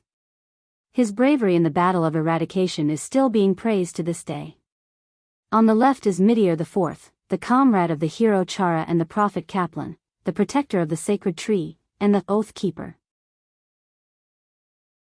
Ever since he and his elven queen, the Jade Star royal family has the blood of the elves. The last one is Mindes III, the virtuous king. From the nobles to the priests, from the merchants to the beggars, everyone praises his wise rule. The voice was heavy and dignified. It traveled to Thales in a low voice, but it sounded like thunder hidden in dark clouds. It was faintly vibrating. Gilbert and Yodel, who were behind him, knelt down on one knee. Thales gulped and raised his head slightly. A strong figure slowly walked up to him. His mighty and resolute face reminded Thales of the sword-and-shield warrior on the left side of the wall. This was a well-built noble in the prime of his life. He had black hair, a high nose, deep eyes, and a wide face. His blue pupils were as sharp as swords. The noble held a scepter in his left hand. He stood in front of Thales and scrutinized him carefully. Thales was a little dumbfounded as he stared back at the noble in front of him. He could not help but feel nervous. In his 2 lives, no one had ever taught him what to do at a time like this. The well-built noble scrutinized him for a long time, so long that even Thales felt a little embarrassed. However, his gaze did not make Thales feel friendly or at ease. Instead, it made him feel pressured and a little breathless. To put it bluntly, even Asda Sakurn's crazed gaze was better than this. However, Thales suddenly noticed that the well-built noble in front of him wore a crown with 9 stars on his head that was similar to the sword-and-shield warrior's crown in the painting. The scepter in his left hand also looked like the crystal-studded scepter in the middle-aged man's hand in the painting on the right. Gilbert reminded him in a low voice, "Child, this is your father." "Father?" Thales lowered his eyes and looked at the starry blue cloak behind the man. He could not help but mutter. His father's face from his previous life was slowly reflected in his mind, but it was a little blurry. Thales took a deep breath and refocused his gaze. "Who are you?" He heard his own voice travel into the air. The well-built noble did not answer. He only frowned slightly. At this moment, Gilbert raised his head and spoke in a dignified tone that was filled with authority, solemnity, and unquestionable. "This is Kessel Mindes 80 Jade Star, the 5th Kessel in the family. The legitimate descendant of the final empire's imperial family, the successor of Tormund, the king of Renaissance. The common ruler of the Redalians and Northlanders in the Western Peninsula, the conqueror of the dragon skeleton throne and the desert god's altar. The protector of the sacred tree and Sarah Dukedom, the defender of Steel City and the Alliance of Freedom. The Iron Fist, the 39th Supreme King of Constellation, the Southern Islands, and the Western Desert." Thales felt a chill in his heart and his breathing quickened. A suffocating pressure pressed down on him, as if it was real. Kessel looked at Thales with a profound gaze. After a while, he turned his head and looked at Gilbert and Yodel, who were by his side. The well-built king, Kessel V, enunciated each word clearly in his deep and thick voice. "He is my descendant, the kingdom's bloodline. The last and only bloodline in all of Constellation." Chapter 19. Dawn had arrived. In Mindy's hall, the most important and awkward meeting between father and son in the entire kingdom was taking place. Thales stared blankly at the robust noble in front of him, his own father. He turned towards Gilbert and Yodel with slight fear and helplessness, but both of them lowered their heads in silence. He then looked at the guards around the corridor, but the well-equipped soldiers hid their gazes behind their helmets and remained motionless. Then, he heard Kessel the Fifth's deep voice. "He looks like a skinny mud monkey." Thales's current condition was indeed not too good. His short black hair was cut into holes, Cindy's handiwork, and covered in dust. His small face was covered in mud and hand marks. Although the mystic Asda had used a mysterious method to stop the bleeding from his wounds of various sizes, the abrasions, scratches, and bruises left behind in the abandoned house and Red Street Market still hung sparsely on his body. His body was also covered in dust. The hemp clothes that he wore as a child beggar were also tattered. There was a large tear on his chest, almost exposing the burn on his chest. Before entering Mindy's hall, he would even shiver in the cold wind. "I believe that you are not mistaken." Kessel's voice echoed in the corridor. Thales raised his head again and looked at Kessel. His king, his father. But Kessel had already turned his head away and was no longer looking at him. Thales felt a faint sense of uneasiness in his heart, but he immediately suppressed this discomfort. Kessel's deep voice continued to echo. "All of you know how important this matter is. Right now, only the three of us know. Of course, I will send Gines over. He needs qualified care, so the only ones who know are the four of us. When Murat comes back, I will personally tell him. From now on, Mindy's hall will be completely sealed off. Tell the outside world that a secret treasure of the royal family has been lost. I am extremely furious. According to the previous preparations, the 50 swordsmen of eradication, all private soldiers of the Jade Star family, will guard here for a whole month. They can all keep the secret. As for Yodel, for the sake of caution, you will also guard here. Ida and the royal guards will be responsible for my safety for this month." Yodel did not speak. He only nodded his masked head slightly. "Gilbert." Kessel still did not spare Thales a glance. He caressed the crystal on his scepter and muttered to himself, his tone filled with dignity. "Have you thought of a reason for visiting Mindy's hall in the wee hours of the morning?" "Of course, Your Majesty. The excuse is ready-made. There was a fight between the gangs at the border of the Western District and the Western District, and there were countless casualties. I rushed through the night to the temporary imperial residence of the royal family, where Your Majesty is temporarily resting, to report this matter," Gilbert answered respectfully. "That's not enough. I'll return to Renaissance Palace tomorrow, but you still have to visit here frequently for the next month. You need a better reason." King Kessel shook his head. "In that case, the disappearance of the royal family's secret treasure was too mysterious, so Your Majesty specifically ordered me to investigate this matter? It's a little stiff, but a month's time is enough." King Kessel thought for a while and nodded. Then, the King of Constellation finally turned his gaze towards the bewildered Thales. His gaze was so sharp that Thales subconsciously took a step back. It didn't feel like a father looking at his son. However, the king did not seem to care about Thales at all. "A month's time, Gilbert. A month. Before his identity is officially recognized, Gilbert, you will be his private tutor and be responsible for all matters related to his education." "Yes, Your Majesty."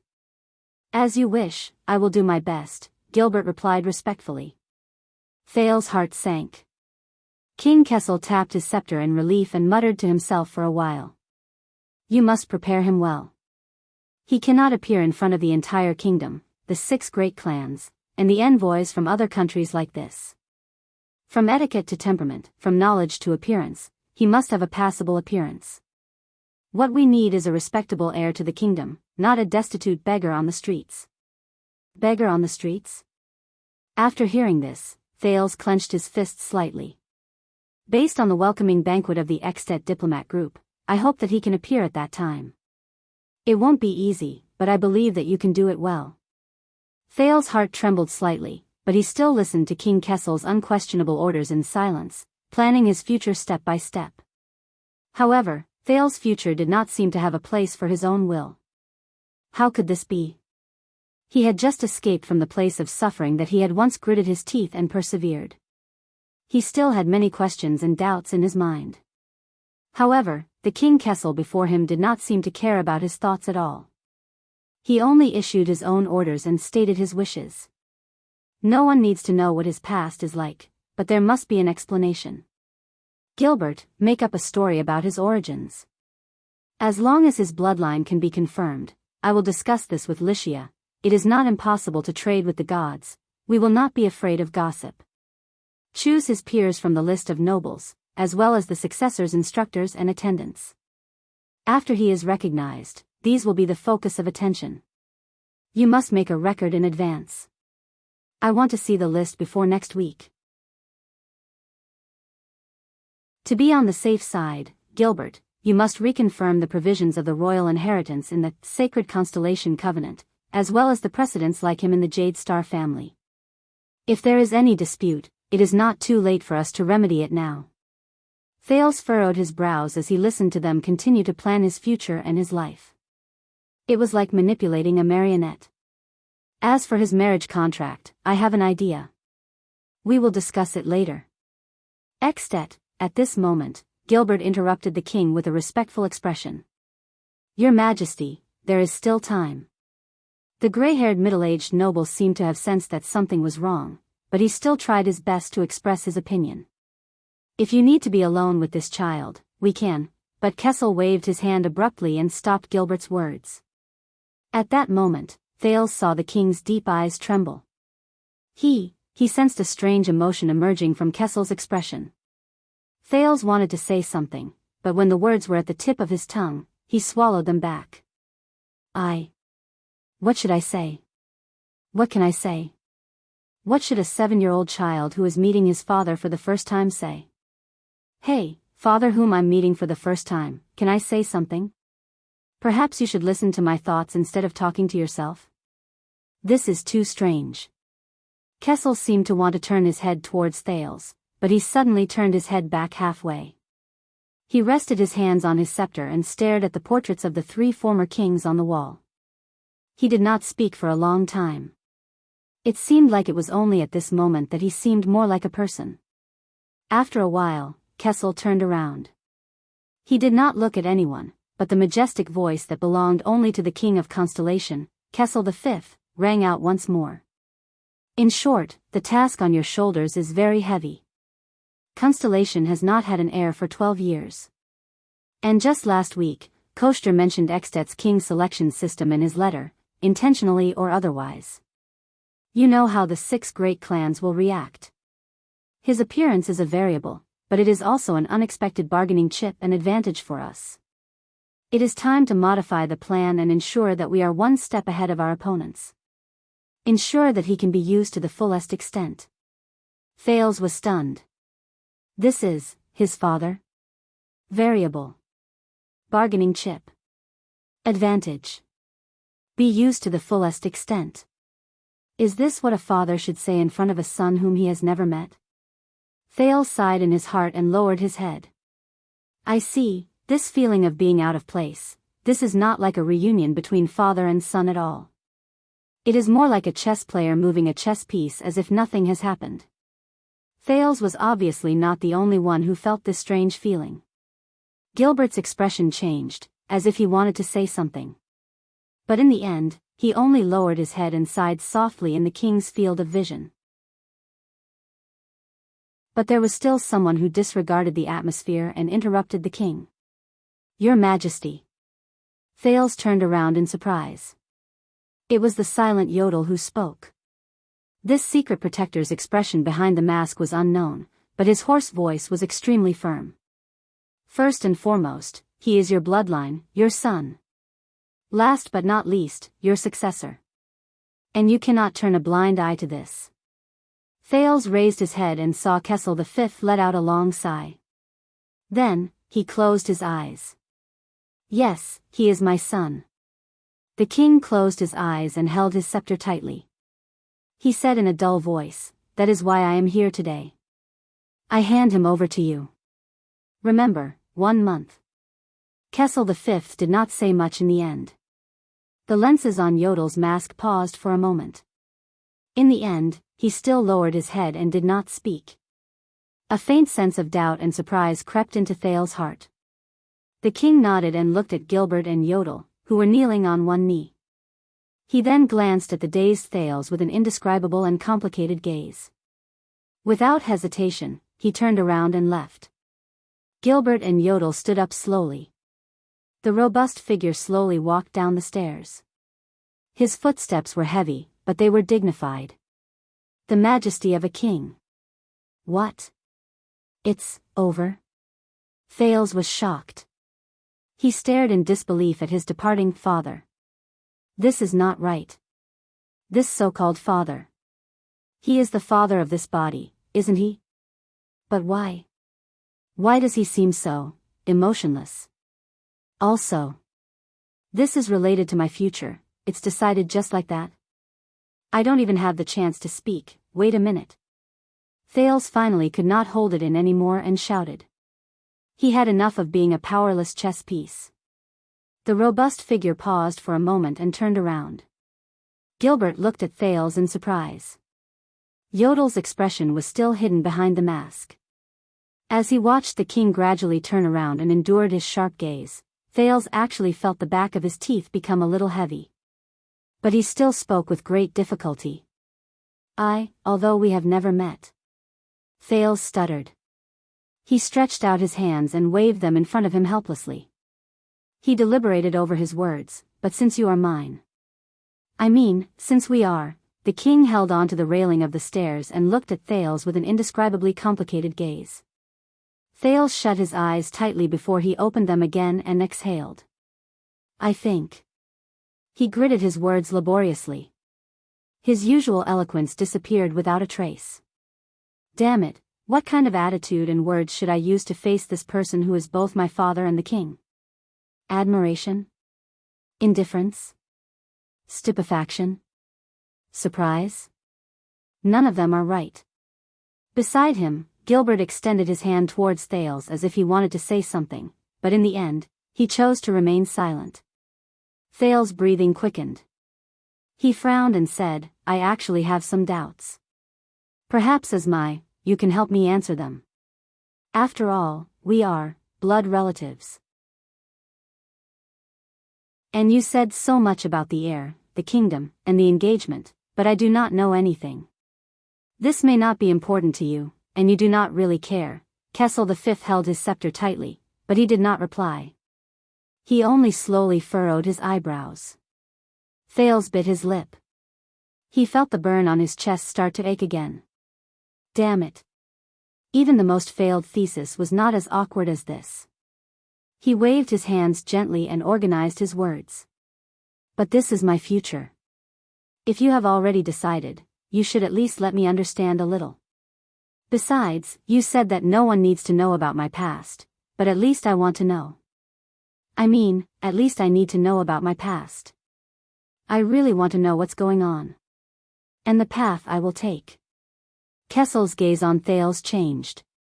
It was no longer a gaze that was sizing him up, scrutinizing him, and examining him.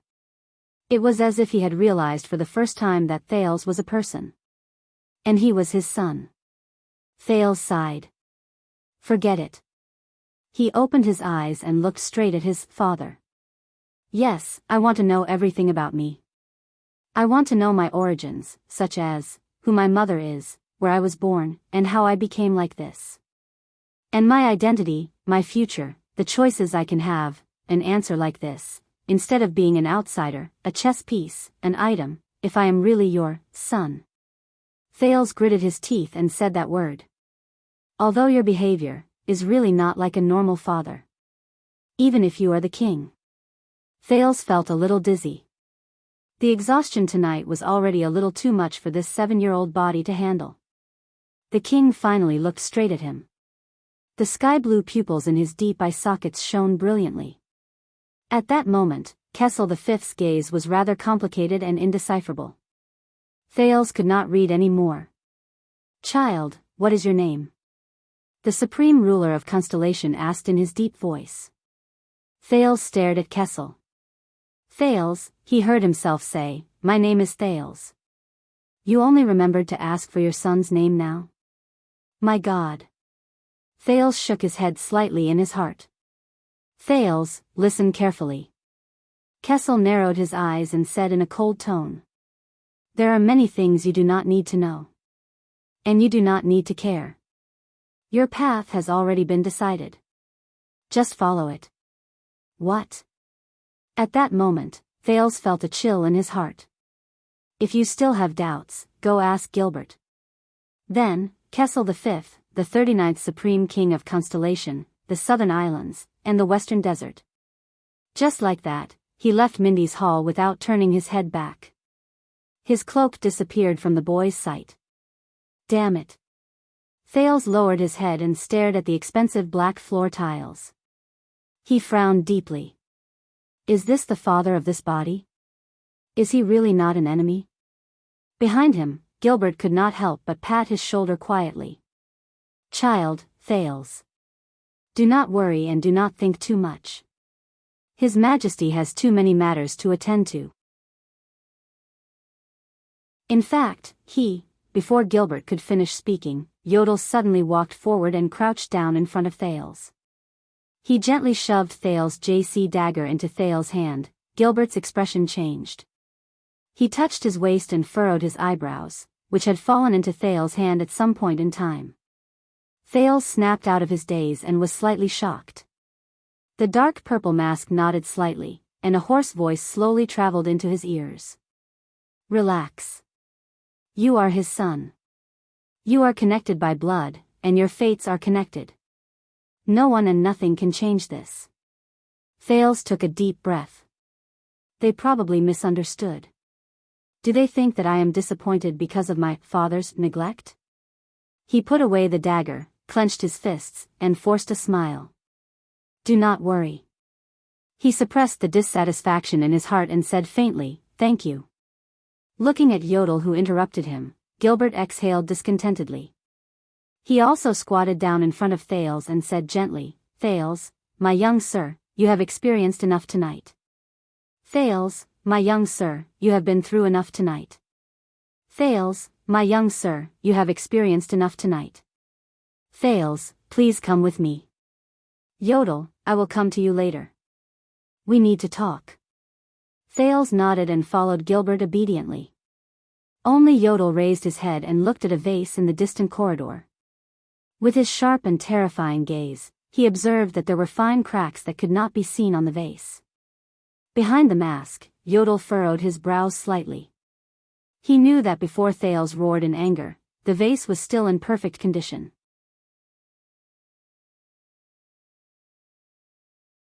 Chapter 20. Wuxia sat in the classroom. His hands flew across the keyboard as he quickly recorded the discussion between the other two students. Enlightenment is to get rid of the immaturity that one brings about, such as laziness and cowardice. When Kant expounded on enlightenment, he emphasized that everyone has reason, which is universal reason. The other student replied with a pleasant voice. The universal reason born from enlightenment was excavated and used to its fullest extent. That is why our era was created. Reason is supreme, infinite, and eternal. It can bring us unprecedented power. When Wuxia heard this, he put down his hands and furrowed his brows.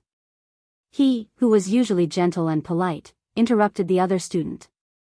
He raised his head and said, Student, I think you might not have read Foucault's discussion of the relationship between power and truth, and Heidegger's discussion of technology, but he did not continue because when he saw the person sitting in front of him, he was so shocked that he could not speak. Opposite Wuxia, the air mystic, Asda Sakern, who had long brown hair and was dressed in blue, was handsome, gentle, and elegant. Asda was looking at him gently at that moment and said with a pleasant voice, If there really is unrestricted power and omnipotent and omniscient reason in the world, Thales, you really don't want it? Thales jolted awake from his bed. In the dark, he clutched JC's dagger tightly under his pillow. He panted while drenched in cold sweat. Thales turned over and jumped off the bed. His bare feet touched the expensive insulated floor tiles. His nostrils were filled with the pleasant scent of calming perfume. Only then did he realize where he was. The bandages and plasters wrapped around his chest and other wounds were itchy and painful. It made him much more clear-headed. Only then did he calm his breathing and put JC back under his pillow.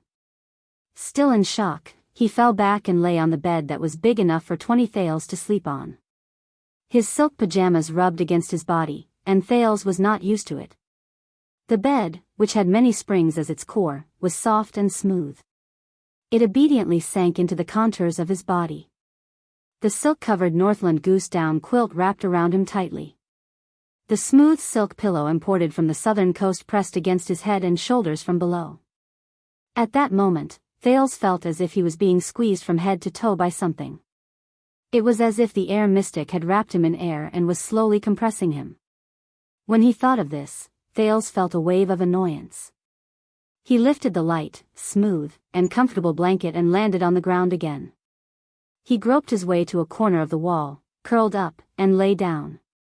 The hard floor and the thick wall gave him a sense of security and familiarity. It was only then that Thales slowly exhaled and laughed in resignation. I didn't expect this to happen to me. He knocked on the solid floor tiles and laughed at himself. I really miss the little ones in the 6th house. I hope Jayla can take good care of them. However, the memory fragment that he had just found in his dream made his mood, which had just calmed down, suddenly tense up again. Dreams were a reflection of the subconscious. The memories of his past life were probably the most deeply hidden fragments of his subconscious. But this time, even Asda Sakern appeared in his dream. As expected, do I still care a lot about that lunatic's words? Thales mumbled in the dark. A few hours ago, his brief encounter with the mystic flashed through his mind. The mystic's sometimes rational and sometimes casual actions, his mysterious and unfathomable power, and his almost inhuman immortal body all made him feel a chill in his heart. Also, what he had said. Looks like you don't know your own nature, child. These words appeared in his aching brain again. Thales forced himself to chase away the unnecessary emotions of annoyance and fear. He calmed down and analyzed the mystic's words. According to Asda, I'm the same as him, a mystic. No, I'm just a person who has the potential to become a mystic. Based on Asda's performance, people with this kind of potential are rare. This is a good thing for me. But at the moment, mystics in this world don't seem to be a popular character. Asda's words were too subjective. However, if part of what Asda said was true, which was the so-called war between mystics and humans, then mystics were existences that almost everyone hated and would die at the sight of light. Also, Thales thought worriedly. Asda's body. After his heart was pierced, the blue light projected from the wound.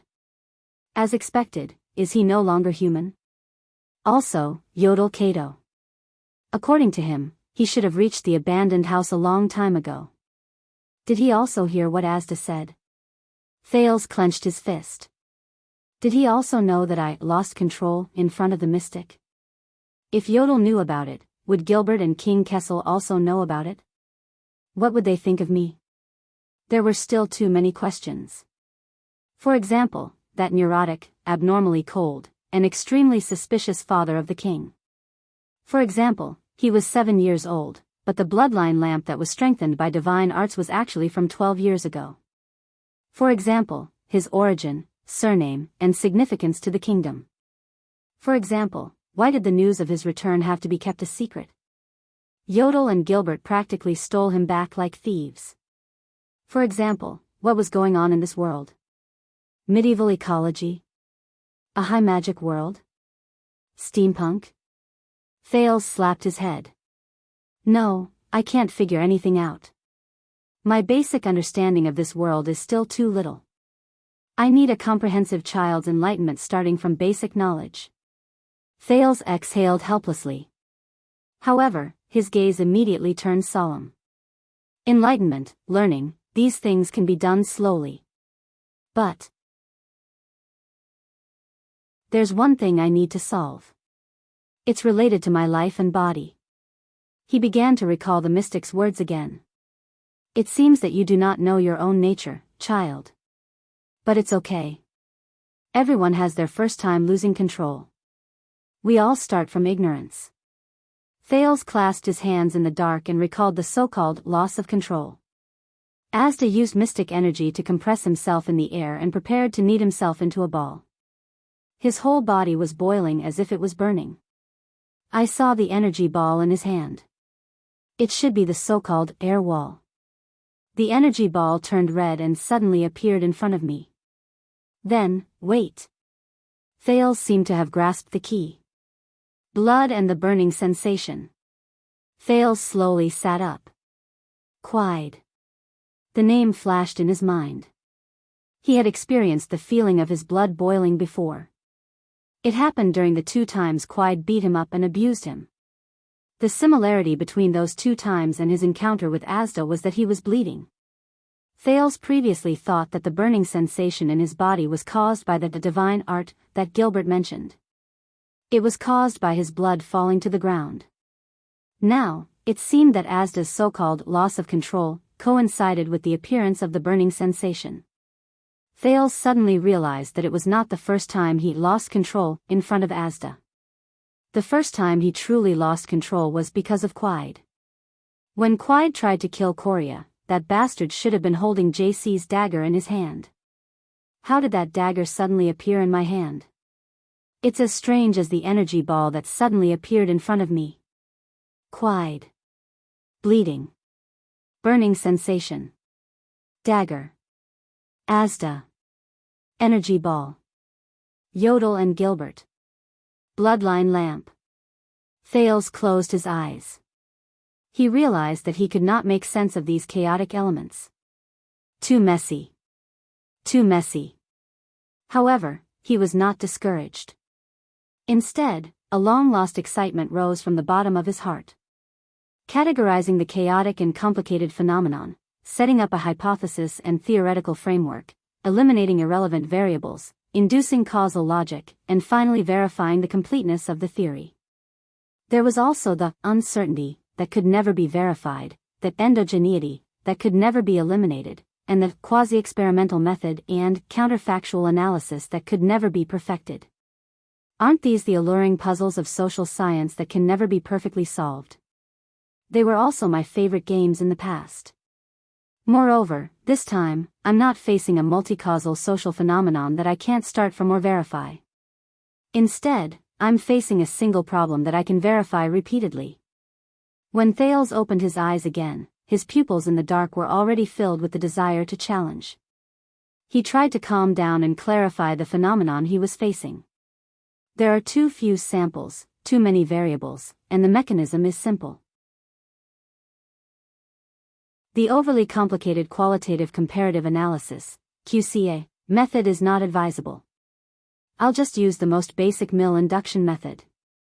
First, I'll use bleeding and loss of control as keywords to select cases and events.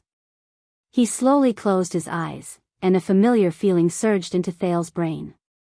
Various chaotic elements and factors were quickly arranged in his consciousness.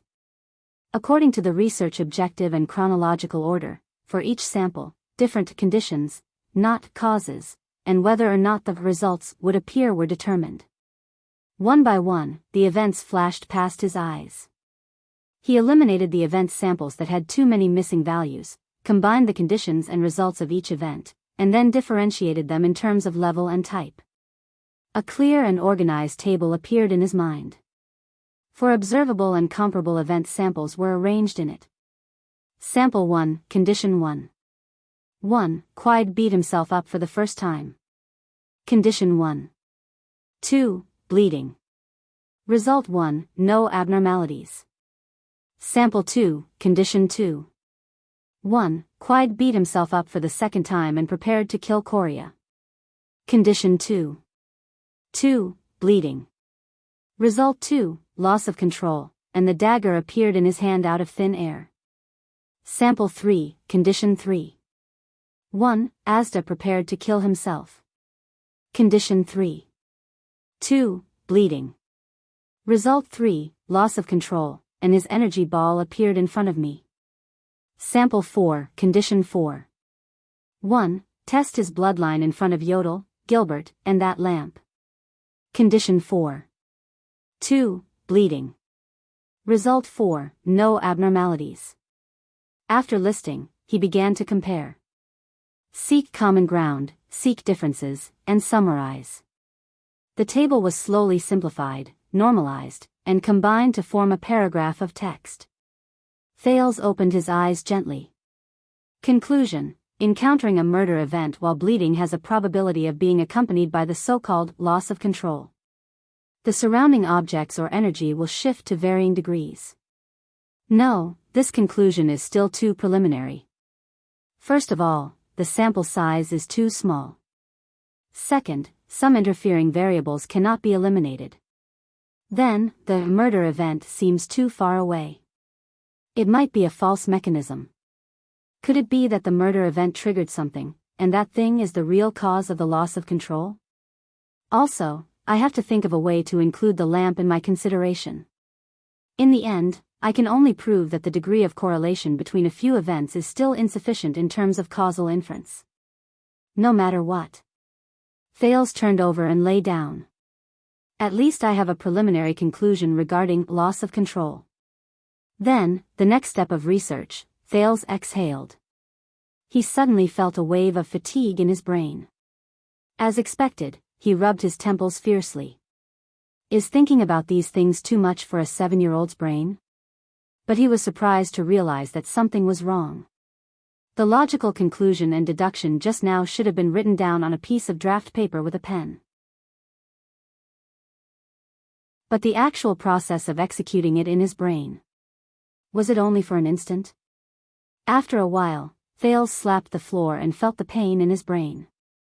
As expected, from mystic energy and loss of control, to the so-called bloodline, to this monstrous efficiency of thinking. This body, this brain, there's something unusual. As Thales thought about this, he slowly drifted off to sleep. When Thales was politely woken up by Gilbert, he realized that he was back on the bed and was neatly covered by the blanket. Good day, Thales, my respected young sir. Gilbert respectfully pulled open the French curtains. The afternoon sun shone in through the huge window, brightly illuminating the luxurious and comfortable room. The gorgeous insulated floor tiles with star patterns, the reclining sofa made of giant lizard skin, the wide four-poster copper bed, the large crystal drop chandelier on the ceiling, and the overlaid fireplace were all presented before Thales' eyes. All of these constantly reminded him that his life was no longer the same. It was hard to believe. A few hours ago, he was still a young beggar from a gang whose life was hanging by a thread. And now, he was actually the bloodline descendant of the highest ruler of the entire constellation. It is 2:00 in the afternoon now. I sincerely suggest that you wake up and eat now. It will effectively promote the recovery and maintenance of your body, the middle-aged noble said in a lukewarm tone, but Thales could feel that he was urging him to hurry up. Gilbert winked in a friendly manner and said with a smile, also, as per His Majesty's wish, our first class will begin in the afternoon. I believe that you must have many questions, and I will be happy to answer them for you. Thales rubbed his eyes and yawned as he took off his uncomfortable silk pajamas. He fumbled around and put on the usual noble robe that Gilbert had prepared for him. Very good. He narrowed his eyes and said lazily, I love classes the most. Also, Thales closed his eyes and thought quietly, I was having a good sleep. Who stuffed me back into bed from underground? Sir Thales, you must like this pair of pants very much. Huh? Because you are putting it on your head. What? With this kind of appearance, it's actually pants? Sir Thales, it seems that you also have a special liking for that button-down jacket. Oh, it is a jacket that is worn outside. Sir Thales, I think you will need the leather belt on your left. Thank you. I was wondering why I kept falling down. After a while, Sir Gilbert. Yes? Please help me. Put on these damn clothes.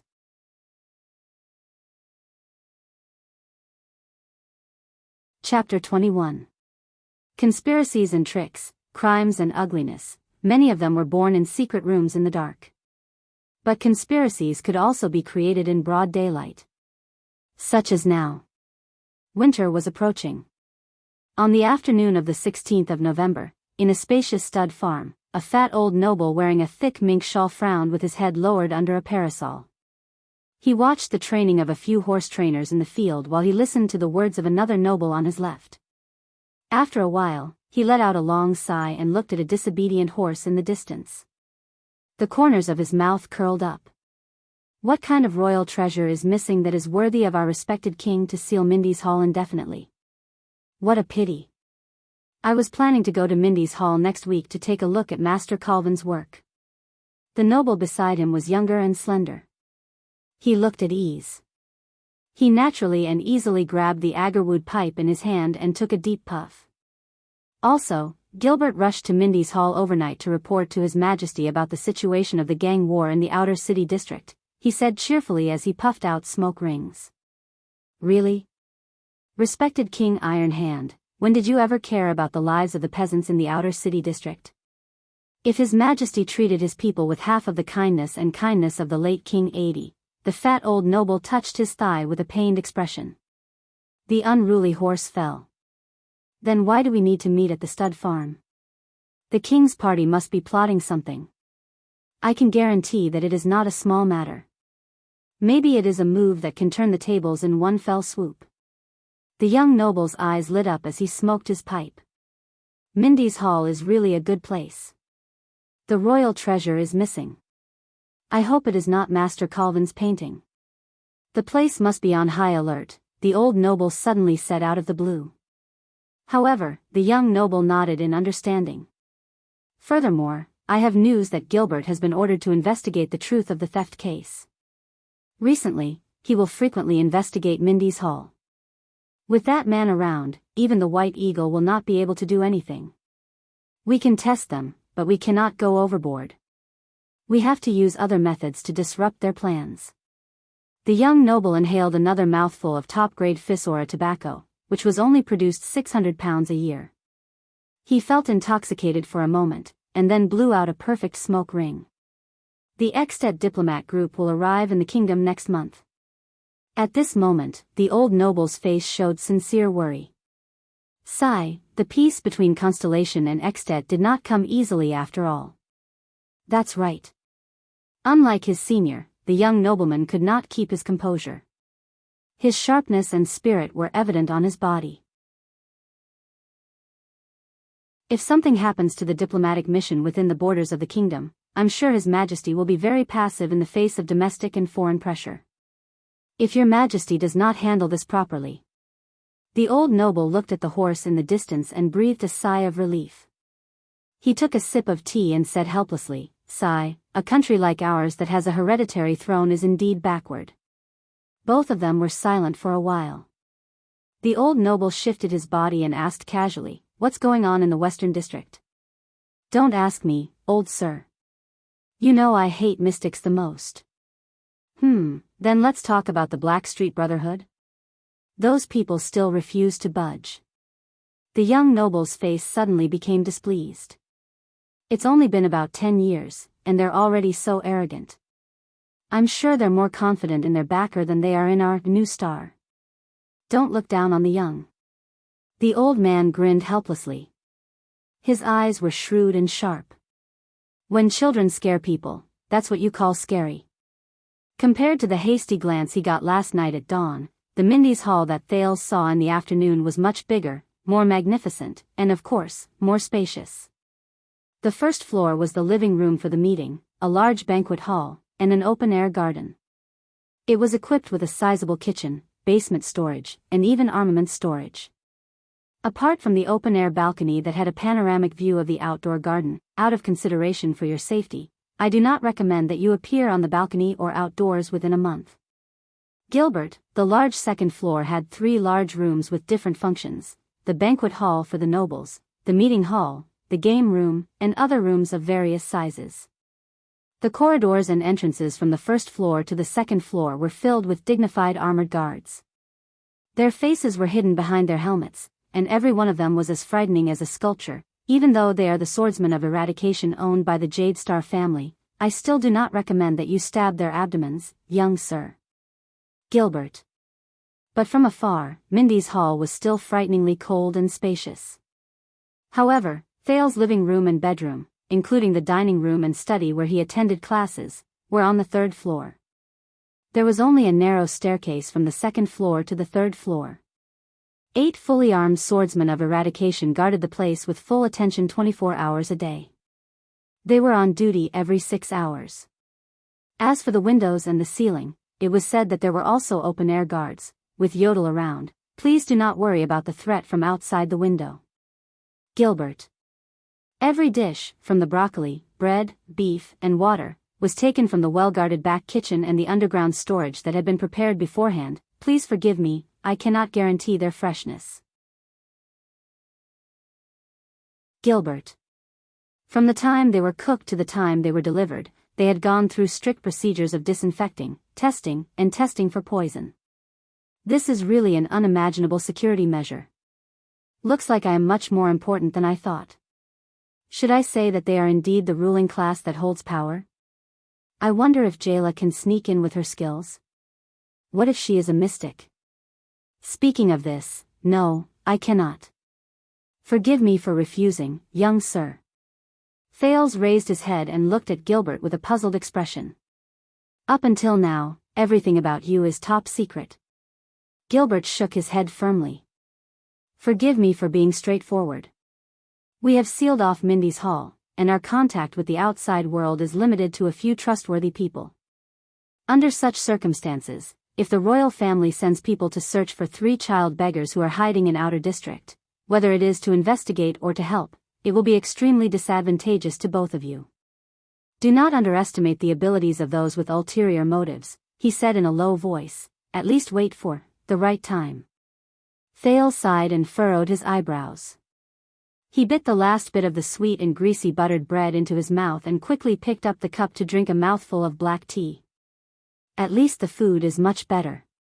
With impeccable etiquette, Gilbert took the teacup from the flustered Thales, bowed slightly, and said, if you are satisfied with the afternoon tea, we will begin our afternoon lessons. Thales' hands trembled, and Gilbert took the teacup from Thales' hands. In fact, Gilbert maintained his smile and thought to himself, perhaps we should start with table manners? What about Yodel? Where is he? He is a competent protector. Naturally, he is nearby at all times. Thales resisted the urge to look around subconsciously. After knowing that Yodel was nearby, he felt inexplicably more at ease. So, Thales tugged at the bow tie on his chest that was so tight that it made him uncomfortable. Under Gilbert's slightly furrowed eyebrows, he followed the latter into the study. First of all, Thales, I talked to Yodel last night. Gilbert watched as Thales stuffed himself into a leather chair. He curiously looked at the decorations around the study, especially the 3 bookshelves that were filled with books. You are a special child. From Yodel's judgment and the few hours I spent with you since I met you, I can see that.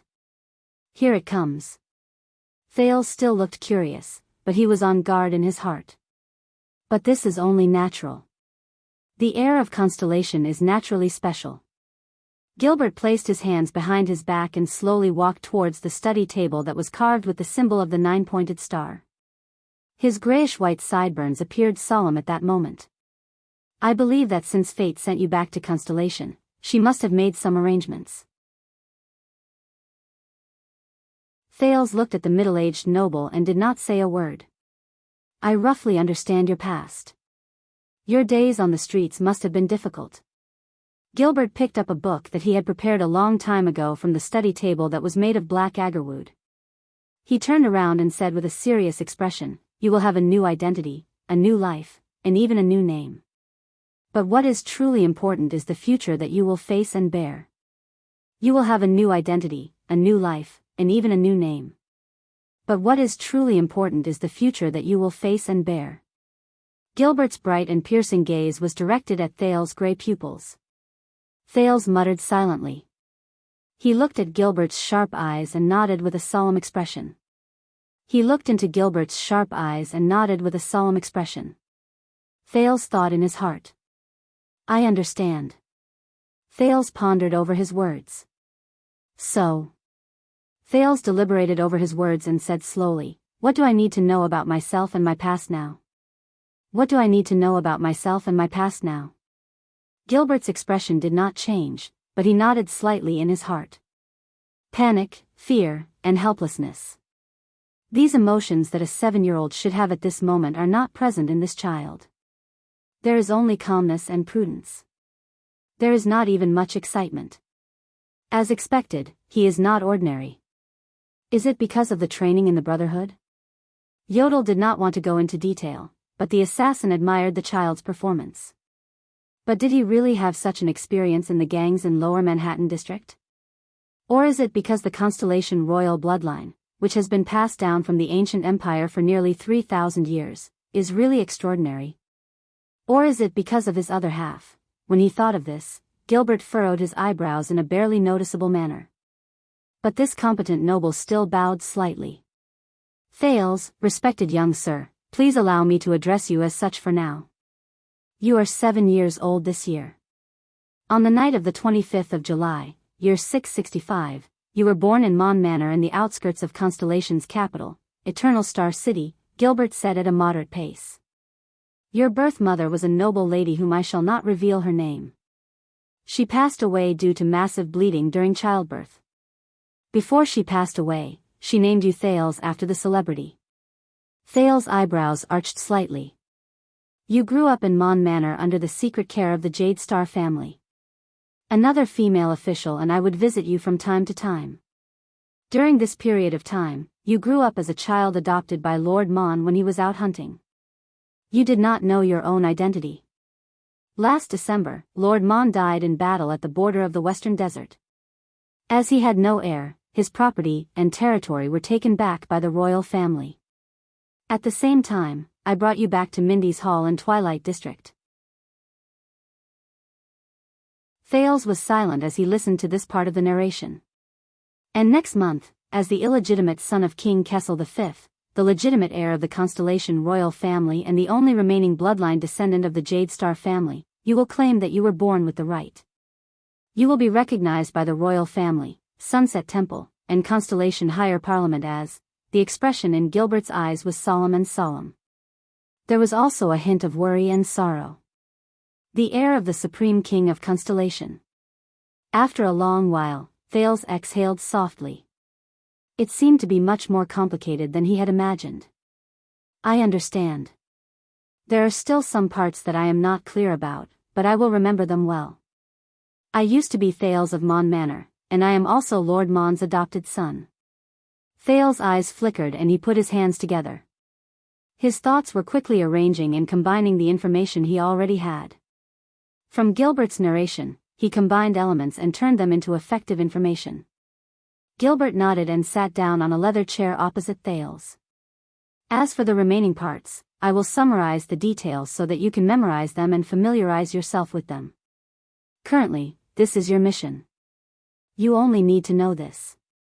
As expected, even though he respects me very much.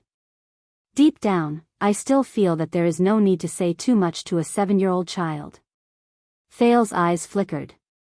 Next, I need to understand your relevant basics, just as Gilbert was thinking about what lessons he should provide Thales for the next step, whether it was basic etiquette or language. The future heir of Constellation suddenly spoke and interrupted him. So, we have decided on a unified statement for the outside world. Thales, who was curled up in the leather chair, raised his chin from his hands. His eyes shone brightly. Then, it should be time for you to tell me the truth, right? Gilbert was slightly taken aback. For example, my birth mother's identity, and why her identity cannot be revealed to others. Also, Constellation's difficult situation, especially the series of problems caused by the succession of the royal family. Also, the king's predicament, as well as our common enemies and allies, both in the open and in the dark. Perhaps you should tell me all of these in detail so that I will no longer have any doubts in the following lessons. I will also be able to choose and focus more on the knowledge I want to learn. I think this is the best choice for Constellation and your king. The moment he finished speaking, the middle-aged noble's jaw dropped slightly. He looked back at Thales in surprise. Did Yodel tell him about this? No, impossible. Thales put his hands away. His expression was calm as he waited for Gilbert's answer calmly but firmly. At that moment, Gilbert felt as if he was looking at the young Kessel 80 jade star. At that time, the stars in Prince Kessel's eyes were still there. The warm light had yet to turn into the bone-chilling northern wind. Gilbert was only absent-minded for a moment before he immediately snapped out of it and sighed softly. An extraordinary child, huh? In the next moment, the middle-aged noble began to answer his young master in a sincere and respectful manner. I understand. I will answer them for you immediately. To save time, if you have any other questions, you can ask them all at once. Thales frowned slightly. Very well. He propped himself up from the comfortable but uncomfortable leather chair. Then I will be direct. The prince let go of the extraordinary thoughts in his brain and pulled out all the information. Just like how he organized documents in the past, he summarized the key points. You said that the bloodline lamp was cast 12 years ago. But I was only 7 years old. Why did you start preparing a method to find a descendant of the bloodline 12 years ago? I think this has something to do with my birth mother, who cannot be revealed to others. Who is she? After giving birth to me 7 years ago, why did she leave me in the hands of the gang? These questions can be summed up as where did I come from? Also, Kessel. My father was still in his prime. Then, why did Constellation not have an heir for 12 years? Why did all the hopes of becoming an heir fall on an illegitimate child of unknown origin? My father's attitude towards me is not right. If it is not a problem of his personality, then I must ask, what is his relationship with my mother? Why must my identity be kept a secret? These questions can probably be summed up as who am I? Finally, what does my existence mean to Constellation? What kind of problems will Constellation face without an heir? Who are our enemies, and who are our allies? According to what you said, Sunset Temple plays an important role in my affairs. What is their situation? If my identity is recognized, or if I just show my face in the kingdom, what kind of situation will I face? As an illegitimate child, what rights do I have? As an heir, what do I have to inherit? These questions can be summed up as where do I go? Where do I come from, who am I, and where do I go? Mr. Gilbert, please answer these 3 questions for me. Time seemed to have stopped at this moment. Gilbert stared at the boy in front of him. Out of nowhere, a sense of strangeness and fear rose in his heart. An ancient king, a former king of Constellation. He sighed in his heart. Is this boy your descendant? What kind of power is hidden in your bloodline? After a long while, the middle-aged noble finally spoke. Sir Thales. He exhaled with some difficulty and organized his words. You really don't act like a 7-year-old child. Thales immediately realized that his behavior just now was inappropriate. But he was already in a difficult position. Oh well, a child prodigy who knows everything about the world is better than a muddle-headed puppet, right? This has been said by more than one person. If you want to please me, you have to say it in a more creative way, Sir Gilbert. In order to ease Gilbert's expression, Thales showed a rare moment of humor and a smile appeared on his face. Gilbert did not reply. He only stared at him deeply and did not move his gaze away for a long time. Just when Thales was wondering if time had stopped, the middle-aged noble who looked like a statue suddenly opened his mouth and began to answer his doubts. Honorable Sir Thales, first of all, where did you come from? Everything started 12 years ago. In March 660, although the former King 80 II was old, he was still on the throne. His rule was long and stable, and he was known as the King of Eternal Rule. However, all of a sudden, the entire constellation was plunged into an unprecedented turmoil because of a rebellion that was getting more and more intense. The entire Western Peninsula was even dragged into it. War, cataclysm, famine. These were the themes of that year. Many people call that year the Bloody Year, Yi Zichen explained. In such chaos and bloodshed, King 80 was killed, and the entire Jade Star royal family was almost slaughtered. Among all the legitimate members of the royal family, only his 5th son, the 35-year-old Prince Kessel Jade Star survived and was finally crowned king.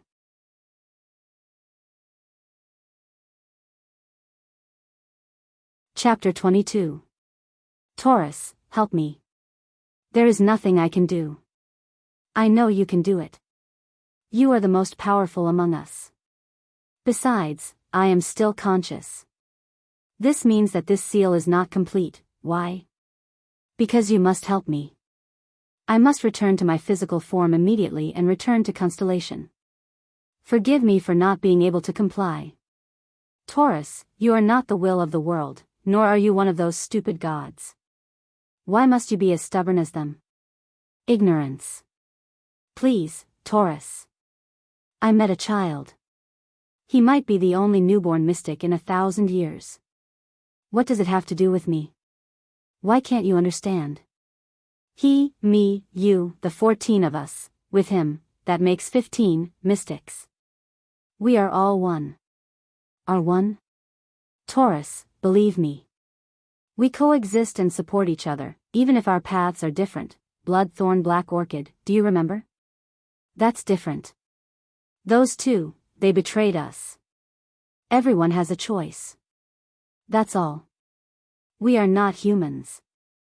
Choice has nothing to do with race. Then I have made my choice long ago. I choose to be a mystic. Don't you wish for us to be able to stand tall in the world freely? I have a choice too. That's all. Taurus. That child needs guidance. Otherwise, he will sooner or later, such is fate. Soul Towers Level 3 Apprentice, Taurus Mill. Don't forget. You were the one who killed mountains and shepherd of the seas first. You are the one who started the war. You are our first role model. If it were not for you, none of this would have happened. Taurus, help me. Help me. Wait. Thales raised his hand and interrupted Gilbert's slightly sorrowful statement. The Jadestar family's bloodline was almost completely slaughtered. Who did it? However, Gilbert only looked at him with a sorrowful gaze. Thales narrowed his eyes. Just the first 2 sentences alone were problematic. You mean 82, my grandfather? His reign was long and stable, and he was known as the King of Eternal Rule? Then what about the rebellion in the Bloody Year? Great Rule brought about a rebellion? That's illogical. Thales looked at Gilbert, but the latter only slapped the book in his hand and furrowed his eyebrows slightly. The gray-haired middle-aged noble calmly said, there are many reasons for the Bloody Year, and they are all very complicated. Some are even top secrets that only the upper echelons can see. You will learn about these in the future, and it won't be too late to study them after you become the official heir and have access to these secrets. Now, I can only tell you that His Majesty has already taken revenge. The hidden danger has basically been resolved. As for the rest of the revenge, it's not that I can't take it, it's that I can't. Thales narrowed his eyes. Basically resolved? He had a feeling that the incident 12 years ago was extremely important to him. Gilbert continued his narration with a hint of pity and pain. During that year, the 5 territories in the central region suffered from a natural disaster and lost their harvest. The 6 cities in the southwest rebelled, and the army that put down the rebellion failed. The Baron Bone tribe rebelled, and Exted invaded. The northern front line was in a state of emergency. The sea was sealed, and the supply line from the capital to the south was cut off. The rebel army even besieged Eternal Star City for a period of time. The nobles in the city even joined forces to force the king to abdicate. Everything happened so suddenly. Bad news came from the palace every day. Territories fell, enemies invaded, the army lost, allies broke their contracts, nobles were killed, and people were massacred. Everyone was in a state of panic and prayed for tomorrow, only to receive even worse news the next day. The people in the city were dressed in rags, and they struggled to survive under the pressure of the army. Those who did not join the army could not even receive food. The nobles below the rank of count were as lowly as beggars. Their former authority was like dung, and no amount of gold coins could be exchanged for even a loaf of bread. Thieves, robbers, and mobs emerged one after another. Even the army could not suppress them. In the army, the number of people who died of sickness, hunger, and war also increased day by day. They even piled up to the point that the moat was clogged and smelled bad. The people outside the capital were even worse off.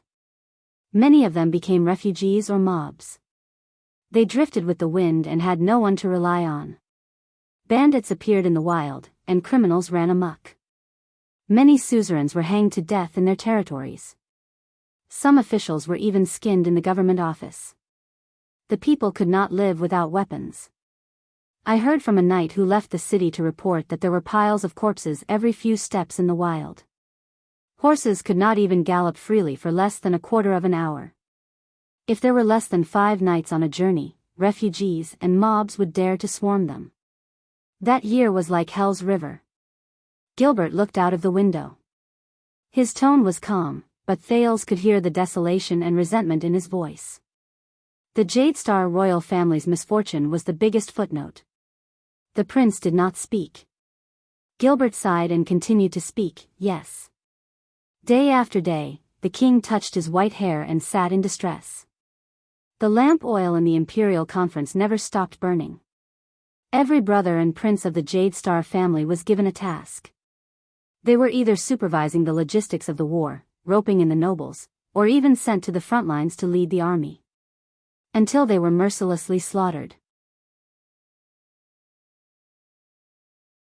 The late king was beheaded on the throne, the princesses were strangled in their sleep, the princes and concubines were burned to death in the castle, the princes and grandsons even died in their swaddling clothes, and the late queen was, sigh. The heroic eldest son of the king held his sword alone and did not retreat. In the end, he died in front of the palace gate with his guards. The younger brother of the king, Duke John, was the most unfortunate. On the battlefield in the southwest, just before he was about to win, he suffered a shameful sneak attack from behind. Among the princes at the front lines, one was pushed down from the highest room in the castle. Another was poisoned to death during a noble's contract banquet. Another led his army into Extet's tight encirclement. For 3 hours, he had no reinforcements. His entire army was wiped out and died in battle. King Kessel even, coincidentally, encountered a professional army of 500 men when he was traveling in the wilderness. At that time, only Yodel was by his side. The deaths and bloodshed that year spread throughout the entire country. From the nobles and influential families to the knights, merchants, and commoners, they all suffered heavy casualties. That was the page of Constellation's history that they were most unwilling to reveal. Thales took a deep breath. Did this country experience such a terrifying upheaval before I transmigrated? Gilbert calmed his breathing and said with a serious expression, so, please personally search for the answer to the bloody year in the future. At the same time, please be prepared. The bloody year is just the tip of the iceberg. Constellation's history has never lacked bloodshed. Thales nodded and suppressed his curiosity and excitement. He coded the question about the bloody year and stuffed it into his heart. Gilbert looked at Thales' cautious expression and nodded slightly. He then turned his head and continued to speak. Thales, the search for your bloodline began from then on. Your father, the current King Kessel, may have survived, but he also lost all his relatives in that year, including a pair of children, who are your elder brother and elder sister. Among them, the 1-year-old Luther Jadestar met with misfortune when he was still in his swaddling clothes. The assassin was discovered on the spot, and in the chaos, the 4-year-old Lydia Jadestar was taken as a hostage. When he said this, Gilbert gave Thales a profound and complicated look. Thales, child, the middle-aged noble said slowly, that lamp was not used to search for you in the beginning. Thales lowered his head and looked at the wound on his hand. So that's how it is. After His Majesty was crowned, head ritual master Lycia of Sunset Temple personally cast a divine art that could search for any living creature in the world that carried His Majesty's bloodline. However, when we found Princess Lydia, in short, His Majesty and the Jadestar family lost all their legitimate heirs, and this continued for 12 years. During these 12 years, His Majesty did not give birth to a new bloodline. During these 12 years, Constellation only had the Supreme King. There were no princes or princesses. Even the political marriages with outsiders were chosen from the children of the 6 great clans. Until one day, that bloodline lamp was lit up again. The study room was silent for a long time. The scene from last night appeared in Thales's mind. He had to confirm one thing. His Majesty was probably in the 5th or 6th year after he was in power, hence, when Gilbert continued, he did not hesitate to interrupt the middle-aged noble. Thales said softly, the royal family was slaughtered in such a well-planned manner. Who was the most direct culprit? Gilbert shut his eyes and remained silent for a moment before he opened his mouth to speak. But he still said, it was the Charlton family and Shadow Shield. Thales sighed silently in his heart. One was an assassin family that had been passed down for 1,000 years in the dark. The other was an assassin organization that had been running amok in the dark for hundreds of years. They worked together with the mastermind behind them to plan a rebellion known as Starfall. This was the investigation of the kingdom's secret intelligence department. 2 of the former King 82's secret protectors were lured away by someone with ulterior motives. Due to the former king's benevolence, the elite royal guards were sent along with the king's eldest son to suppress the mob that suddenly gathered in front of the palace. Although the 40-city defense team's soldiers guarding the former king were all elites ranging from ordinary class to super class, and could line up from the palace gate to the back of the hall, they could not even withstand the legendary assassin's attack for 15 minutes. Just like that, the former king was beheaded by Lord Charlton. Yes, Thales thought quietly. I've seen it with my own eyes. That indomitable and unstoppable sword technique. A few of His Majesty Kessel's brothers, including the king's eldest son, were assassinated by Shadow Shield's assassins using different methods and schemes. His Majesty's son and daughter, who stayed in the palace, died in Bennett Charlton's hands along with a few prince's consorts and the eldest princess. Bennett. How familiar. Thales exhaled through his nose. So it's the stranger Jayla mentioned. He resisted the urge to touch JC's dagger, and also resisted the urge to immediately return to his room to ask Yodel. Please continue. Thales immediately changed his mood and nodded. Please tell me about my part. Gilbert adjusted his bow tie, which was slightly out of place due to his agitated emotions. He continued, I know a little about your birth mother. According to your father, the Honorable King Kessel, her name should be Theranjarana. As for her surname, His Majesty did not mention her background, so she was probably not a noble. From this name, I even suspect that she is a foreigner. But that is all. I do not even know her age, when did she meet His Majesty, or whether she is still alive. Thales furrowed his brows. I was sent to the Black Street Brotherhood at least 7 years ago. Thales lowered his head and muttered, in other words, in the year 665, my birth mother met the king. Can you? But Gilbert shook his head at this moment. All this while, His Majesty has had many lovers, whether in the open or in the dark. Some lasted as short as a month or 2, while some lasted as long as 10 years. I am afraid that only Yodel, who followed His Majesty closely, knows about their specific situations. Thales asked doubtfully, but none of them gave birth to a child? Only my mother, whom I have never met, coincidentally gave birth to me. Then, when my blood dripped onto the ground, I was discovered by the bloodline lamp. Isn't this a little too suspicious? My father, His Majesty the King, was also lukewarm towards his illegitimate child. He did not seem to want to discuss my mother with me either. Are you sure that I am really their child? Gilbert furrowed his brows. It is not convenient for me to comment on His Majesty's actions. As for your mother, I can only say that it was fate's arrangement, the middle-aged noble said with slight discomfort. Also, I have to remind you that the thoughts you had just now are very detrimental to your identity in the future. Please do not mention it again. Gilbert's gaze was very stern. Even Thales, who was sitting on the leather chair, could not help but shrink back. After all, the bloodline lamp under the divine power of the sunset goddess cannot be wrong, and His Majesty also insists that Madame Theranjarana is your biological mother. So, please remember this and bury it in your heart. Perhaps one day, His Majesty will answer this question for you. Kessel V's cold expression and unquestionable majesty flashed in his mind. Thales turned in another direction and rolled his eyes.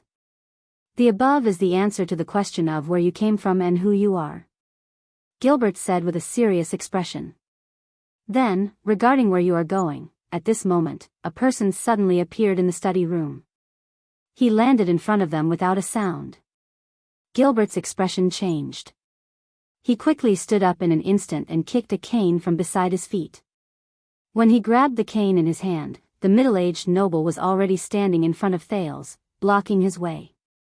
Thales only then realized that this seemingly gentle and elegant middle-aged noble was actually quite skilled in martial arts. However, the middle-aged noble immediately exhaled and relaxed together with Thales. This was because the person who suddenly appeared was covered in a black hood and tight clothes. There was also a dark purple mask on his face. Concealment. The Supreme King's secret protector, Yodel Kato, spoke in a short and hoarse voice. There are people approaching this place at high speed. 20 of them. At that moment, Gilbert's words flashed in Thales' mind.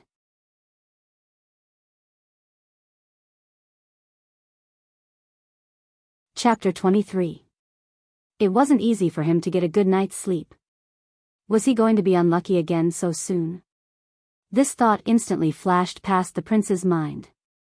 He watched as Gilbert calmly summoned a few swordsmen of eradication guards nearby. Yodel patted Thales' shoulder and shook his head at him. His expression behind the mask could not be seen, but Thales imagined a smiling face for the silent protector. The swordsmen of eradication received their orders efficiently and left one by one. The originally empty and quiet Mindy's hall seemed to have suddenly come alive. Under a unified command, the 50 guards moved in an orderly manner. Commands and reports came one after another.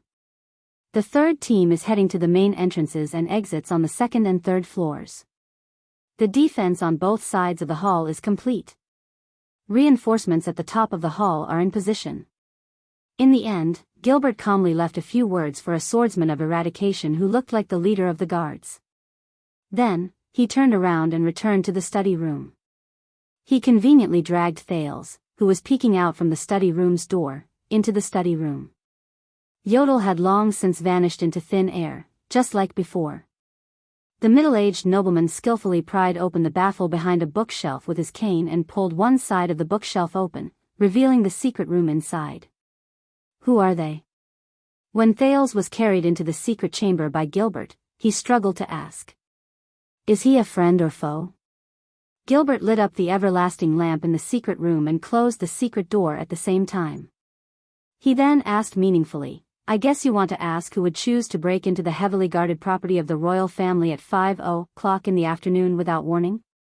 Obviously, he no longer treated the young master behind him as an ordinary child. Thales smiled sheepishly. He already knew the answer to the question. I'm sorry to have to trouble you to wait here for a while, but confidentiality is still the first principle. Under the dim light, Gilbert carefully lifted a part of the curtain. A rather large square iron plate was revealed. There were 6 different holes for filters on it. He saw 6 different places through the small hole: the hall on the first floor, the garden, the balcony on the second floor, the corridor on the second floor, the staircase on the third floor, the porch on the third floor, and the roof of the outdoor hall. This is a surveillance mirror made from the reflection of a mirror. It can capture the different key areas in Mindy's hall, Gilbert said with a smile. Isn't this a periscope?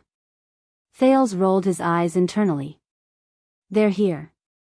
The first team is fighting. The rest of them have scattered. Yodel's voice came from the void. Thales immediately put his face in front of one of the surveillance mirrors. It was the garden on the first floor. A team of 10 swordsmen of eradication from the Jade Star family were in a well-coordinated formation. Their swords and shields were unsheathed as they besieged 5 masked intruders who were dressed differently. However, the 5 invaders seemed to be a team with great teamwork. 2 of them held nimble scimitars and moved between the swords and shields, looking for opportunities to rescue their companions who were in danger. One of them used his arm shield and flail, and every time he smashed into the dense swords and shields, he would force one of the guards to retreat. Another held a sword in his hand and tried to break through the gaps in the formation. The last person also held a sword and shield in his hand, and he seemed to be looking for any gaps in the formation. They're hired rangers and adventurers. Gilbert glanced at them in front of the surveillance mirror and immediately said, "It seems to be a team that has been working together for a long time and has great teamwork. They live between war and the suzerain's violent requests. Hunters, soldiers, bodyguards, scouts, and even assassins, they do everything. I just arrived at Mindy's hall last night, and there are already visitors so soon." Thales exhaled helplessly. Is the dignity of the royal family so cheap? I assure you, Sir Thales. The dignity of the royal family is not cheap. On the contrary, it is the abnormality of the royal family that makes our enemies feel uneasy and fearful, Gilbert said softly. There was not a hint of nervousness or seriousness in his tone, as if this was just a game. Enemies? Thales turned his head, and there was a thoughtful look on his face. Yes, please do not worry about the outside. The well-trained guards and Yodel will take care of everything. And now is the best time to explain the third problem to you, our enemies and allies. The middle-aged noble took a few steps back and sat down on the dark sofa in the secret room. He smiled and said, "For now. Your existence is a top secret that we must keep. Especially to the suzerains and nobles of Constellation. The 6 great clans who guard the country's borders and the 13 distinguished families who support the kingdom are the core members of the higher parliament of Constellation. Even though they are constantly replaced and have many conflicts, they still represent the noble forces that swore to rule together with the Jade Star royal family when the kingdom was first established. So, at least on the surface, this is a country ruled by the king and nobles." Thales made a mental note. He needed more information. Nobles, are they the suzerains who are enfeoffed all over the country? Do they rule over their respective territories? Gilbert nodded. That was the initial source of power for the nobles from the ancient empire to the final empire. It evolved into Constellation. Even though many nobles only have titles and honor left, the ones who truly control the lifeline of the country are the 6 great clans and the 13 distinguished families who own vast territories. According to the oath and the king's decree, they are ordered to guard the territories around them, submit to the king, and pay taxes. The territory that the royal family can directly control is the traditional central territory of the Jade Star family. A country that is not inferior to the Middle Ages. This is seriously inconsistent with the country's productivity that I have seen. At this moment, very abruptly, Yodel's voice rang in their ears again. Intruders from the roof of the hall. The sentries are trying to stop them. Looking at the calm and collected Gilberto before him, Thales resisted the urge to look at the surveillance mirror.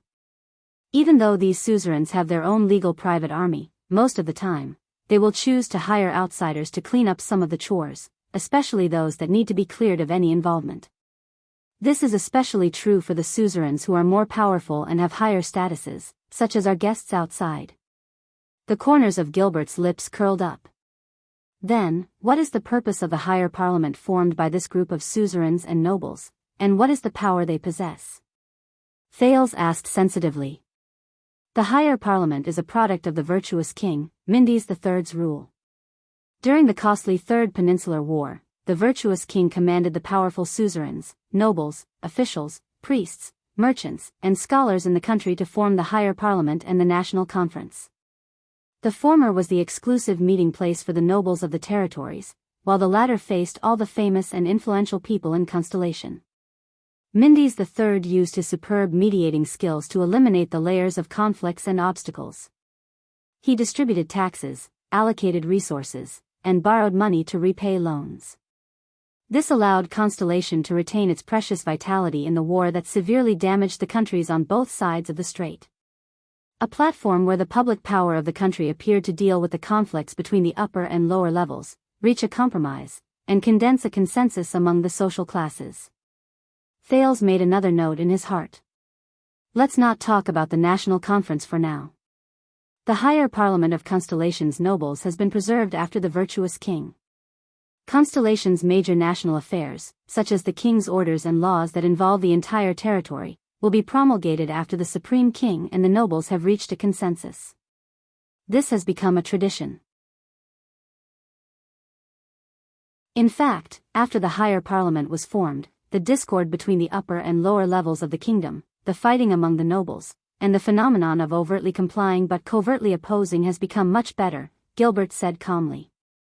The embryonic form of a representative system? No, it can't be something that advanced. It's a little like a feudal structure formed by suzerains in the process of changing from a hierarchical country to an absolutist one, but it's beginning to become a stage where local forces and central power compete. But with the arrival of the Bloody Year, the conflict between the 6 great clans and the 13 distinguished families and the Jade Star royal family became more obvious.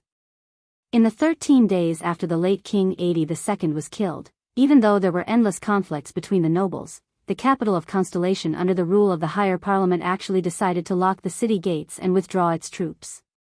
It was only when King Kessel returned that they reached an agreement with him and crowned his majesty.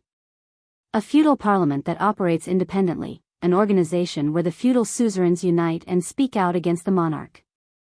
But to me, this is bad news. Thales felt a chill in his heart. The operation of the parliament can actually eliminate the role of the royal family. This is a terrifying force. Once the time is right, it can become a stormy sea that overthrows the royal family. And King Kessel, who did not have an heir for 12 years, is in the eyes of the 6 great clans. Gilbert's gaze was filled with vigilance. He answered in a mysterious but complicated manner, with all due respect, our strong northern neighbor, the kingdom of Hiro Raikuru and Hiro Chara, Extet, which is known as the Blade of the Western Peninsula, adopts a system of suzerains electing a king. The king is chosen from among the suzerains who have the right to participate in the election. As he spoke, Yodel's hoarse voice rose again. Enemy attack on the 2nd floor. The 3rd and 4th teams are dealing with it. There are 5 more people. They are approaching the 3rd floor. Thales did not move this time. Gilbert sucked in a deep breath and pointed outside with his finger. Now, Sir Thales, do you understand where your enemies are? Thales remained silent. The hereditary king of Constellation. The system of selecting a king in a foreign country. The 6 great clans and the 13 distinguished families. Enemies. Gilbert had basically told him the answer directly. But Thales felt that this information was far from enough. At that moment, all sorts of possible speculations flashed through his mind. He extracted effective elements from his high-speed brain while he continued to ask, what's going on? If the royal bloodline is severed, the 6 great clans who guard the kingdom's borders will, of course, be the first choice to inherit the crown. However, does this also mean that the new king will inherit all of the Jade Star family's territories, assets, vassals, and influence? If one of the 6 great clans, who were originally balanced and sitting on equal footing, suddenly becomes the royal family, rapidly expands, and possesses orthodox supreme power, what will happen to Constellation? The 6 great clans will become one giant beast and 5 great clans.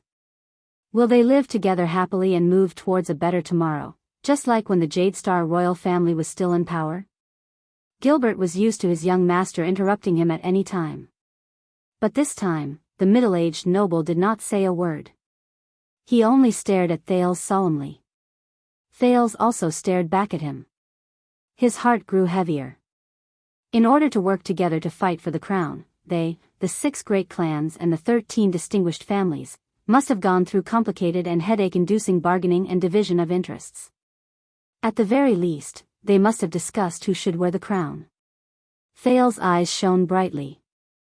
Especially after going through 12 whole years without an heir. Perhaps in the eyes of many, the Jade Star family's bloodline is already unavoidable. Phew. Thales exhaled deeply. It seems that my life and death really affect the peace and unrest of a kingdom. A thought suddenly flashed in his mind. Thales was stunned for a moment. Gilbert. The prince stood up from the sofa and frowned. He slowly said, in the Bloody Year, what role did these great suzerains play? I seem to have heard you mention it before. Forcing the king to abdicate? That disaster for the royal family. Gilbert only inhaled a deep breath, but his gaze was extremely complicated. A chill crept into Thales's heart. His Majesty was beheaded on the throne. The princesses were strangled in their sleep. The concubines were burned to death in the castle. The prince's grandchildren even died in infancy. The prince's eldest son held his sword alone and died at the palace gates. The prince's younger brother was ambushed from behind on the battlefield. And the 4 princes. Thales opened his mouth wide and fell on the sofa in a daze. After transmigrating, this was the first time he felt that life was so complicated. After all, even during the darkest and most difficult days in the Brotherhood, the former transmigrator was not discouraged. The secret chamber was silent for a long time. Then, Yodel's voice rose without warning again. Looks like this is the last elite group. They have broken into the 3rd floor and are engaging in battle. But Thales did not care anymore. His thoughts were flying to the possible employers of the intruders outside the secret door. Why is there such a useless royal family? They were actually killed by the suzerains under them. Then, my escape from the Brotherhood was practically suicide. Can my so-called father still sit on the fishing platform? Can he still wear his crown and sit safely on the throne? What is it? Who gave him such confidence? Is it a mystic? Wait a minute. My so-called father is still the king? Why is he still the king now? Can he still be the king? This means... No. The next moment, Thales immediately sat up. His expression was solemn, but he firmly rejected his own guess. First of all, the bloody year was a total disaster from top to bottom, from the outside to the inside. Secretly assassinating a publicly acknowledged wise king will not help the chaotic situation of the nobles. Secondly, Gilbert, you said that the higher parliament ruled independently for 13 days after the king was assassinated. 13 days without a king. Was it because they could not divide the spoils evenly and could not reach a unified opinion to support a new king, or was it because they were actually terrified and could not even react to the king's death? The key point is that my father, King Kessel, was crowned after reaching an agreement with the higher parliament. This means that he had sufficient support from the suzerains. Could it be that at that time, someone foresaw that Prince Kessel, who was in the prime of his life, would not have any children for the next 12 years, so that the suzerains could only dream of a crown that could only be fulfilled 12 years later?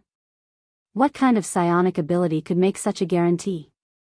The last point of doubt is, you said that my father had already avenged all the vengeance that should have been avenged. The hidden danger has basically been dealt with. As for the rest of the revenge, it is either that it cannot be taken, or it cannot be done. Perhaps the 6 great clans are indeed terrifying, but if they are really the murderers behind the royal family's murder, then during these 12 years, King Kessel, who is known as the Iron Hand, should have taken action, right? Also, in essence, the royal family is the same as the suzerains of the 6 great clans. They are just great nobles with a long history. If they were really prepared to sit on the throne, they would know that they could not, at least not by conspiring against the royal family. The killing and slaughter of the royal family by the top aristocrats, if they were to one day enjoy the throne, who knows if they would repeat the same mistake. The 6 great clans are not the murderers who slaughtered the royal family. Is that so? Gilbert? Thales stared at the middle-aged noble, as if he wanted to dig something out of his mind. Gilbert raised his eyebrows and revealed a smile that sighed with emotion. Gilbert cleared his throat, nodded, and said, yes. Originally, my plan was to direct your thoughts to the 6 great clans as your opponents. That would be enough. But it seems that I have still underestimated you, my dear young sir. I believe that His Majesty would be proud that you could think of this. But they, the suzerains in the palace, were definitely not without responsibility. At least, when the royal family was slaughtered, they chose to watch by the side and were even happy to see it happen. Gilbert's gaze dimmed. He hesitated for a while, but in the end, he still insisted on speaking. There is indeed someone else behind the Jadestar family's disaster. But I don't know the real truth either. Only His Majesty knows all the details. This is a tragedy that belongs to the Jade Star family, and he should be the one to tell you. Thales fixed his gaze on Gilbert. But immediately after, he exhaled forcefully, as if a ball filled with air had suddenly deflated, and he fell on the sofa behind him. Tisk. Thales did not care about his manners and rolled his eyes. You should have said so earlier. Gilbert smiled. The middle-aged noble bowed slightly, tacitly agreeing with his young master's words. He thought, Thales, this child. Perhaps Constellation will be different because of this. Even though you, the Jade Star royal family's true enemies, might be even more terrifying than the so-called 6 great clans and 13 distinguished families. The extremely abrupt voice appeared again. All settled, Yodel's voice traveled into his ears again. No one was left alive. Gilbert's expression became serious. He nodded, stood up, and slowly said, very good. Thales had yet to react. He only widened his eyes. It settled just like that? In the time it takes to eat a meal? The stone just fell. Why did it sink without even making a sound? Gilbert stood beside the secret door and gestured to Thales to ask him to go out. He said, do not worry, Sir Thales. We are only here to test the waters. We'll take care of these miscellaneous matters.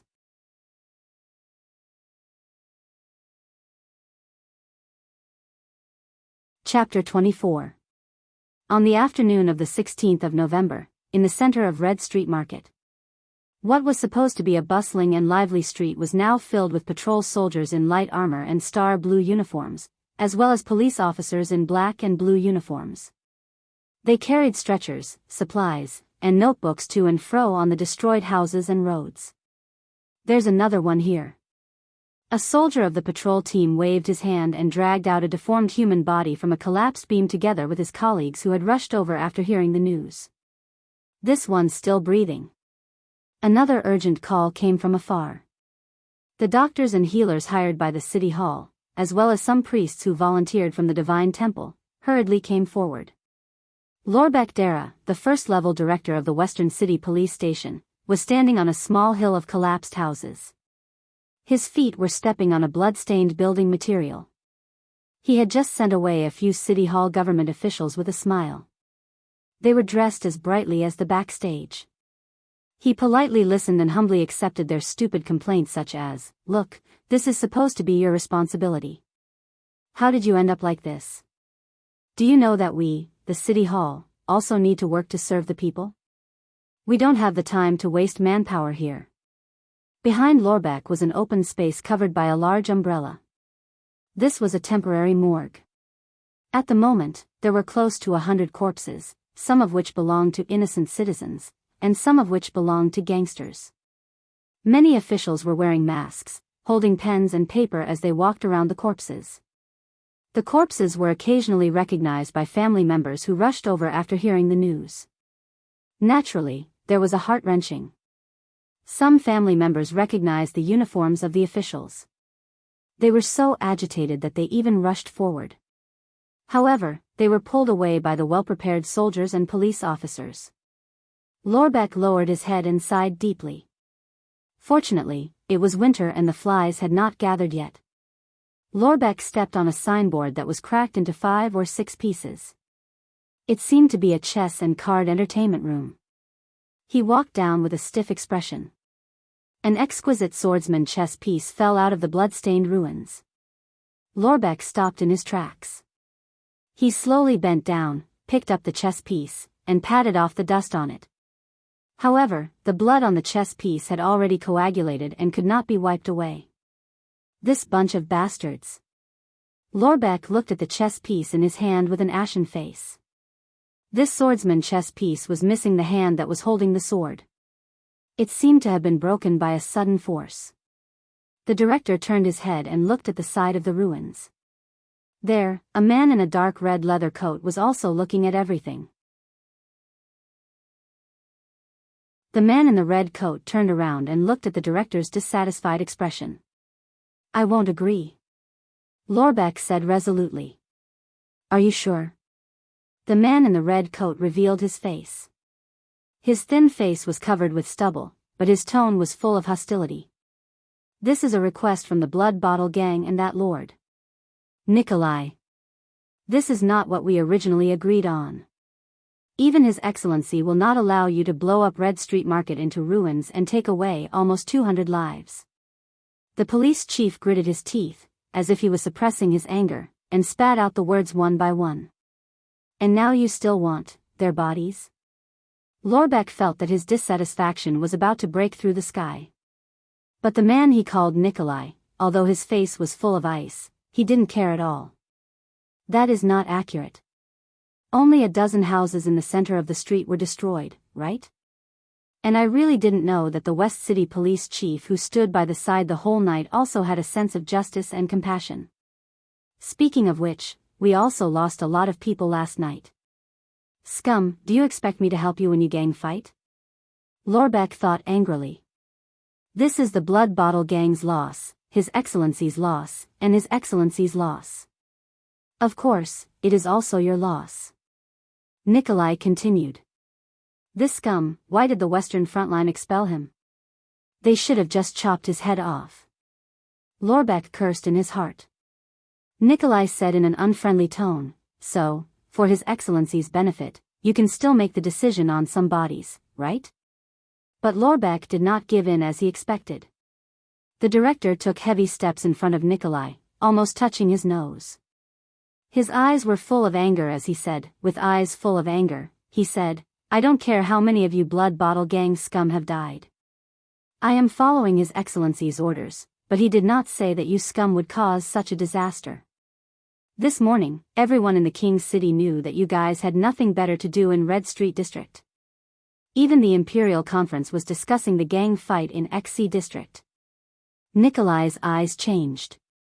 He stepped forward without backing down and pressed his forehead against Lorbeck's. He stared at the director's eyes and said with hatred and anger, "Then you should know that our anger is no less than yours. The Blood Bottle Gang has never been complacent, blood debts will be repaid." Lorbeck was also angered by Nikolai's provocative reply. "Don't talk about your stupid matters. Especially you bunch of useless losers," he scolded. "The Blood Bottle Gang has never been complacent? Do you believe that if I withdraw the police and patrol now, scum like you won't even be able to leave Red Street District?" Nikolai furrowed his brows indignantly, and the anger in his eyes grew stronger. Lorbeck stared back at him without showing any signs of weakness. The surrounding members of the patrol team noticed the situation and silently approached them. Two captains of the Swordsmen of Eradication had cold expressions and put their hands on the hilts of their swords at their waists. Nikolai glanced at the soldiers and felt a chill in his heart. This big green skin has guts. At the same time, he noticed that among the residents outside the cordon, there were a few gazes with ulterior motives. They disappeared from time to time, and a few new gazes would appear again. Damn the Brotherhood. After all, Red Street District no longer belongs to the Blood Bottle Gang. Considering the power of the police and the threat of the Brotherhood, Nikolai suppressed the dissatisfaction in his heart and took a step back. The air mystic is missing. At least before the blood mystic returns, we have to give in. Damn big green skin, and that damn great noble. I apologize for my words and actions, Lord Lorbeck Dyla. He emphasized the word Lord, and a smile bloomed on his thin face. He lowered his head and bowed, as if his previous anger was fake. This bow was not very standard. We really should not have caused you such trouble. I will leave now and ask the Duke for forgiveness. Nikolai smiled bashfully and turned to leave. Until the expected reply came from behind him. Wait. Lorbeck clenched his fist tightly and told himself not to be impulsive. Damn it. Damn it. Sure enough, once I took that step, I can't turn back. Lorbeck waved his hand weakly and waved his subordinates who were about to surround him back away. The corners of Nikolai's mouth curled up in satisfaction. Chief Lorbeck closed his eyes in pain.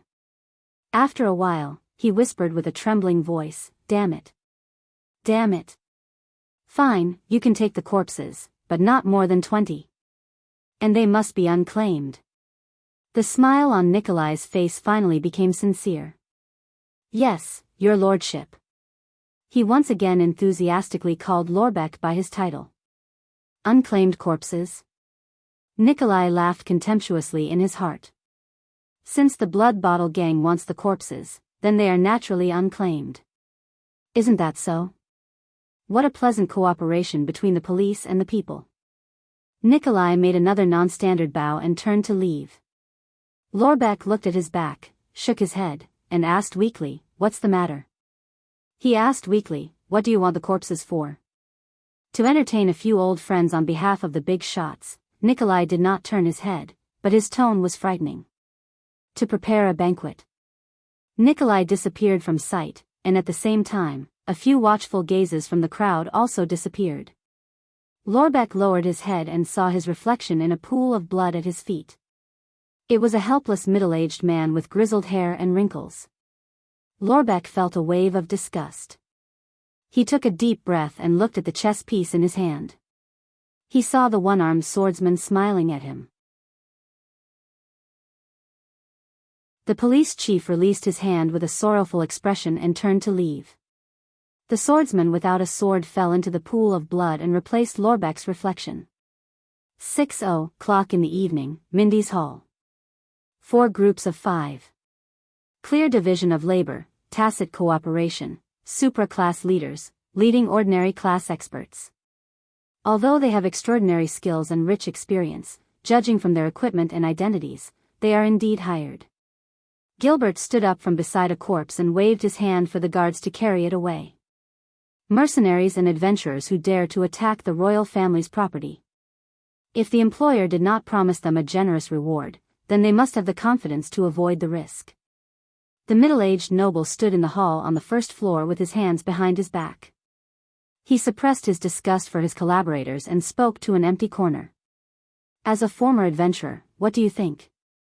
A hoarse voice came from the void. Both, and most of them are the latter.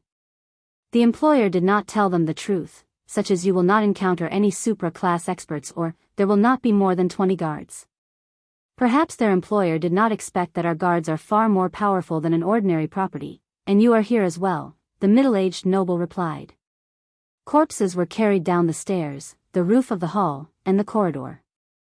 Gilbert watched as the guards carried the intruders out and cleaned up the blood. He lowered his head and pondered. But it is still too simple. He murmured.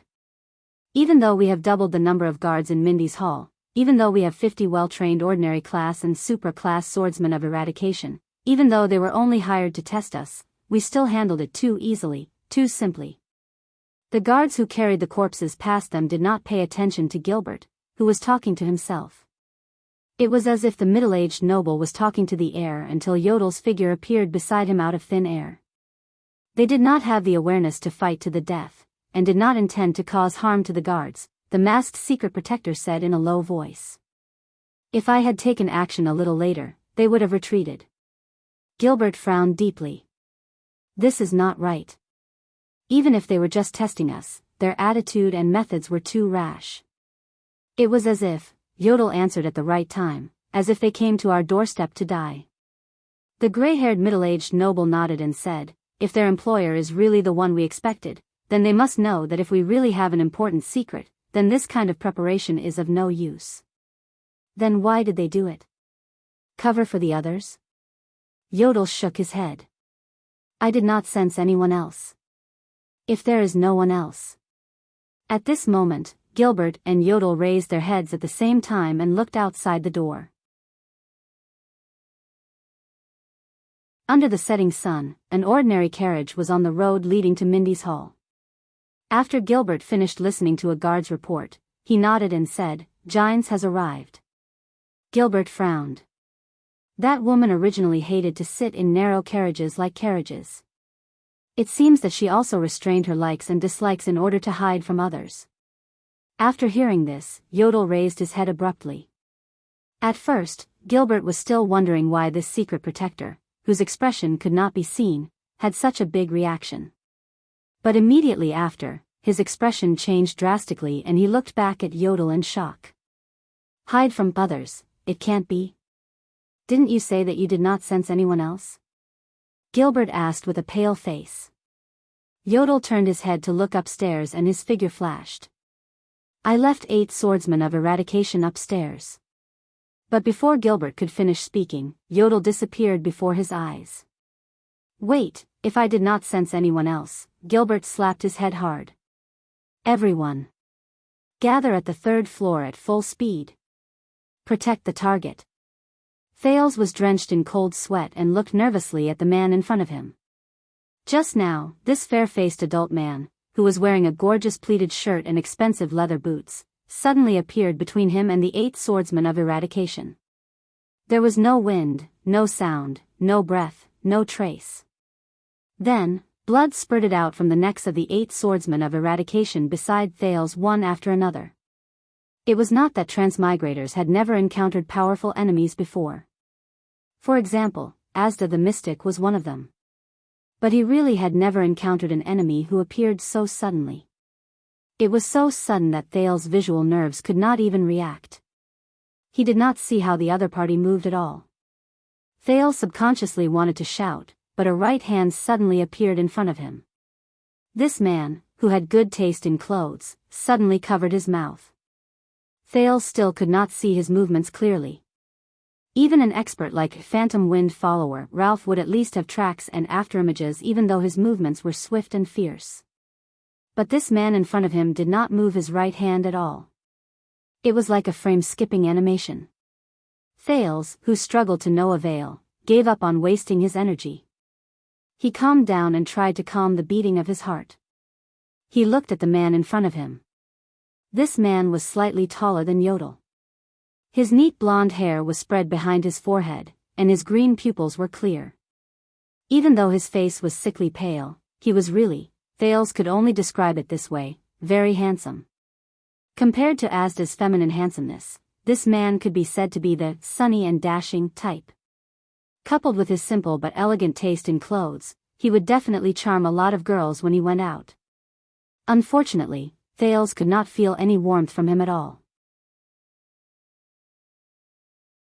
There was a pleasant smell of perfume coming from the man's body. Even a country bumpkin like Thales could recognize that this was not the cheap perfume that the townsfolk in the market would wear. Now, this handsome man opened his pale mouth and smiled at him. I was just exercising my muscles, but look at me, what did I find? A baby of a short-lived species. Short-lived species? Thales caught this particular word choice. The smell on your body.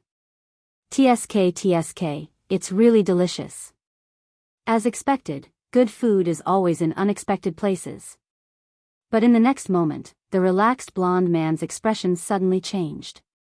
His hand that was covering Thales flickered and changed again. In the next moment, Thales was held in his arms with his mouth covered. You found out so quickly. I can't deal with that mask, the handsome blonde man muttered. I'll just pack it up and eat it at home. Fortunately, the sun is setting soon. This was the last sentence Thales heard. In the next moment, his eyes were surrounded by a burning red color, and the world was spinning. The scene in Mindy's hall seemed to be spinning, and it was getting smaller and smaller. Before his consciousness disappeared, Thales vaguely saw Yodel's mask appear among the 8 swordsmen of Eradication's corpses. Recently, I've been thinking about opening a QQ group, but I don't know how many people are reading this book. If I open a group and there are only 2 or 3 people all year round, wouldn't that be embarrassing? Scratching head, readers who are reading this book, why don't you say something in the book review section? At least you can give me some confidence.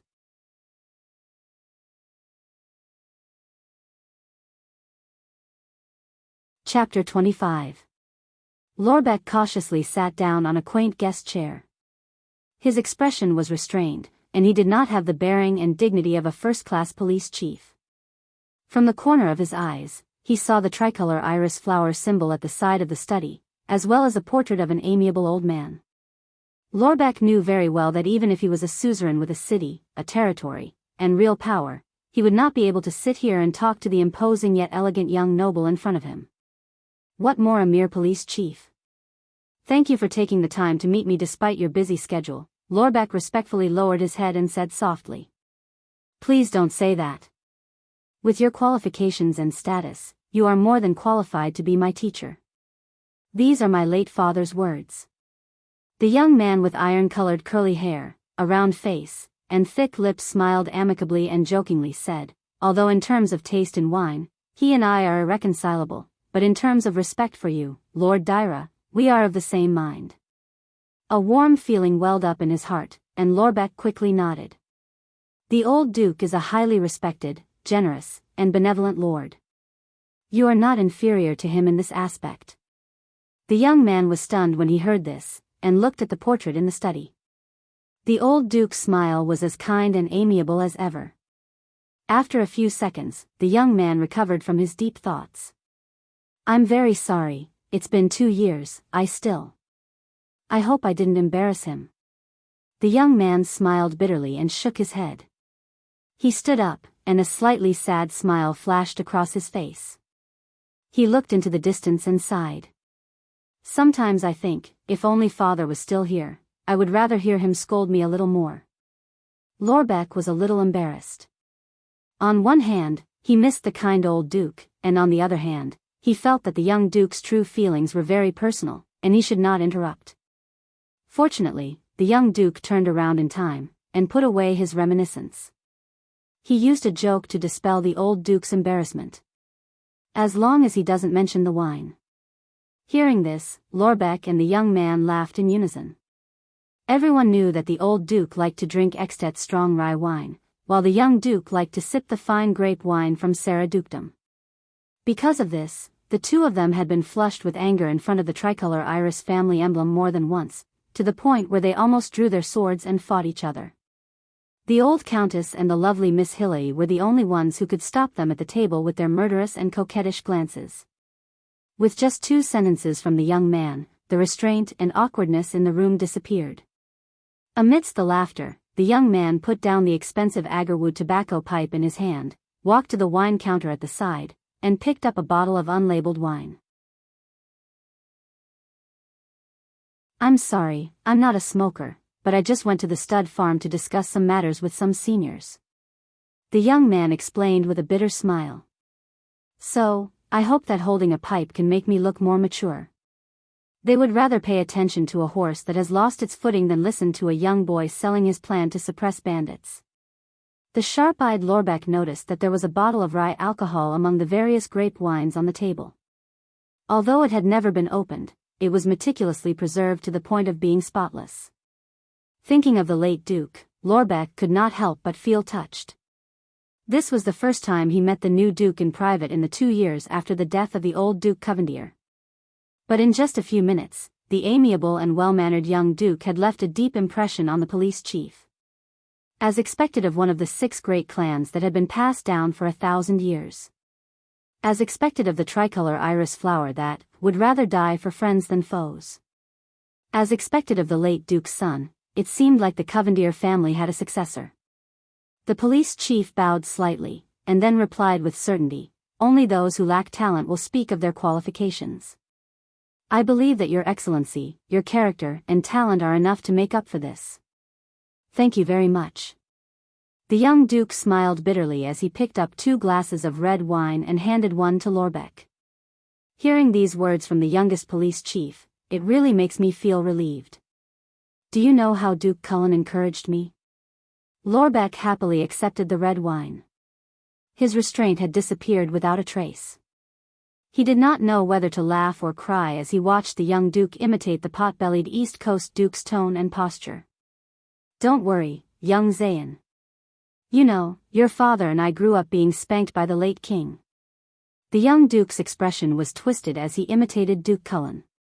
He blushed and said in a hoarse voice, so, if anyone questions our qualifications, we will show them our butts. Lorbeck and the young Duke laughed heartily again, then happily clinked their glasses and downed the wine in one gulp. The humble attitude of a high-ranking person always maximized the favorability of a low-ranking person. After the cordial and friendly greetings, they finally talked about the main topic. The young Duke finally frowned. A large number of corpses? Old friend? Banquet? The young Duke Covendier was puzzled. Did that person really say so? Lorbeck nodded solemnly. He said it was your order, but as far as I know, no matter how deranged I am, I would never give such an order. Duke Covendier put down his wine glass with a serious expression and waved his hand decisively. Seeing the young Duke's action, Lorbeck was finally completely relieved. I am just a newbie who is not familiar with government affairs, and I have not paid attention to the Blood Bottle Gang's liaison matters for a long time. But you are an experienced and well-versed police officer. What do you think of this? The young Duke raised his head and asked seriously. Lorbeck enjoyed the young Duke's humility and respect, so he wholeheartedly provided his opinion. As far as I know, there are not many situations that require the consumption of corpses. The mysterious sorcerers have been extinct for a long time, and the evil gods or devils' sacrifices have not appeared for a long time. The Blood Bottle Gang can't possibly be developing medicine and healing. So, what's left are those races that rely on corpses or blood to survive. Lorbeck carefully analyzed. Zayn Covendier nodded slowly and closed his eyes, as if he was thinking about something. After a dozen seconds, he suddenly opened his eyes and turned to stare at Lorbeck. He said in disbelief. Longevity species? Lorbeck nodded affirmatively. The young Duke let out a long sigh. The police chief did not speak anymore. He knew that he only needed to wait for this young, promising, and powerful noble to make the final decision. Through the method of bribing and coaxing, the underground gangs will be brought into the kingdom's system and laws in an orderly and gradual manner. The young Duke's expression was unpleasant. With his hands behind his back, he began to slowly pace around the room. This made Lorbeck involuntarily think of the old Duke. This is the governance policy that my great-grandfather had been ordered to implement since the reign of Kessel IV. For decades, the Blood Bottle Gang is a fruitful example. But now, it seems that once they fall into a gang conflict, they will inevitably reveal their lawless nature. The young Duke furrowed his brows and carefully chose his words. Of course, one of the reasons is that the emerging gangs are squeezing their living space, but blindly indulging them is certainly not a long-term solution. Using the Red Street Market to set up an ambush, endanger the lives and property of the kingdom's citizens for no reason, and even alarm the Imperial Conference, causing His Majesty to be angry and question them. This is already very excessive, and even blatantly evil. The young Duke's expression was solemn and dignified. His words were firm and piercingly cold. Every word struck Lorbeck's heart and made him admire him.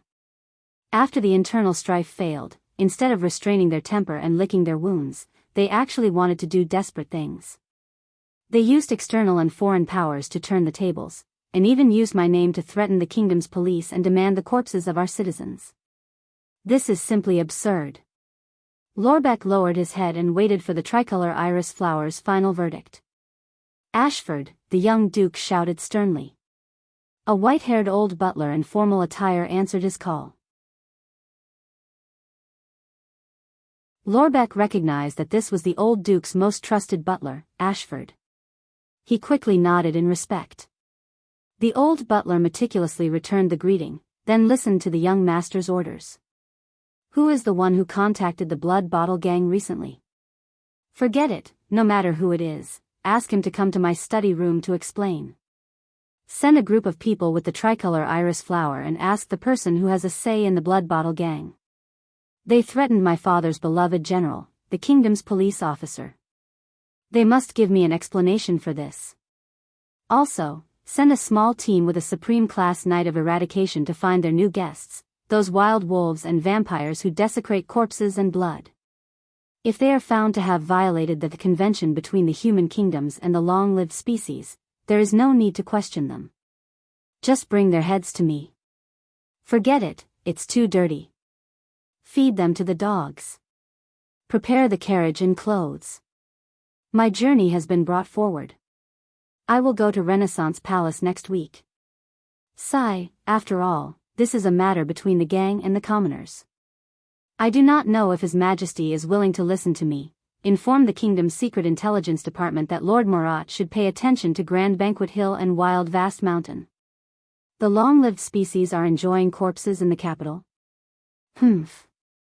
When was the last time they gathered in the capital? The bloody year? If I find out that those vampires and wild wolves are preparing to interfere with internal affairs and subvert constellation. When Lorbeck heard this, he knew that he could not listen to it anymore.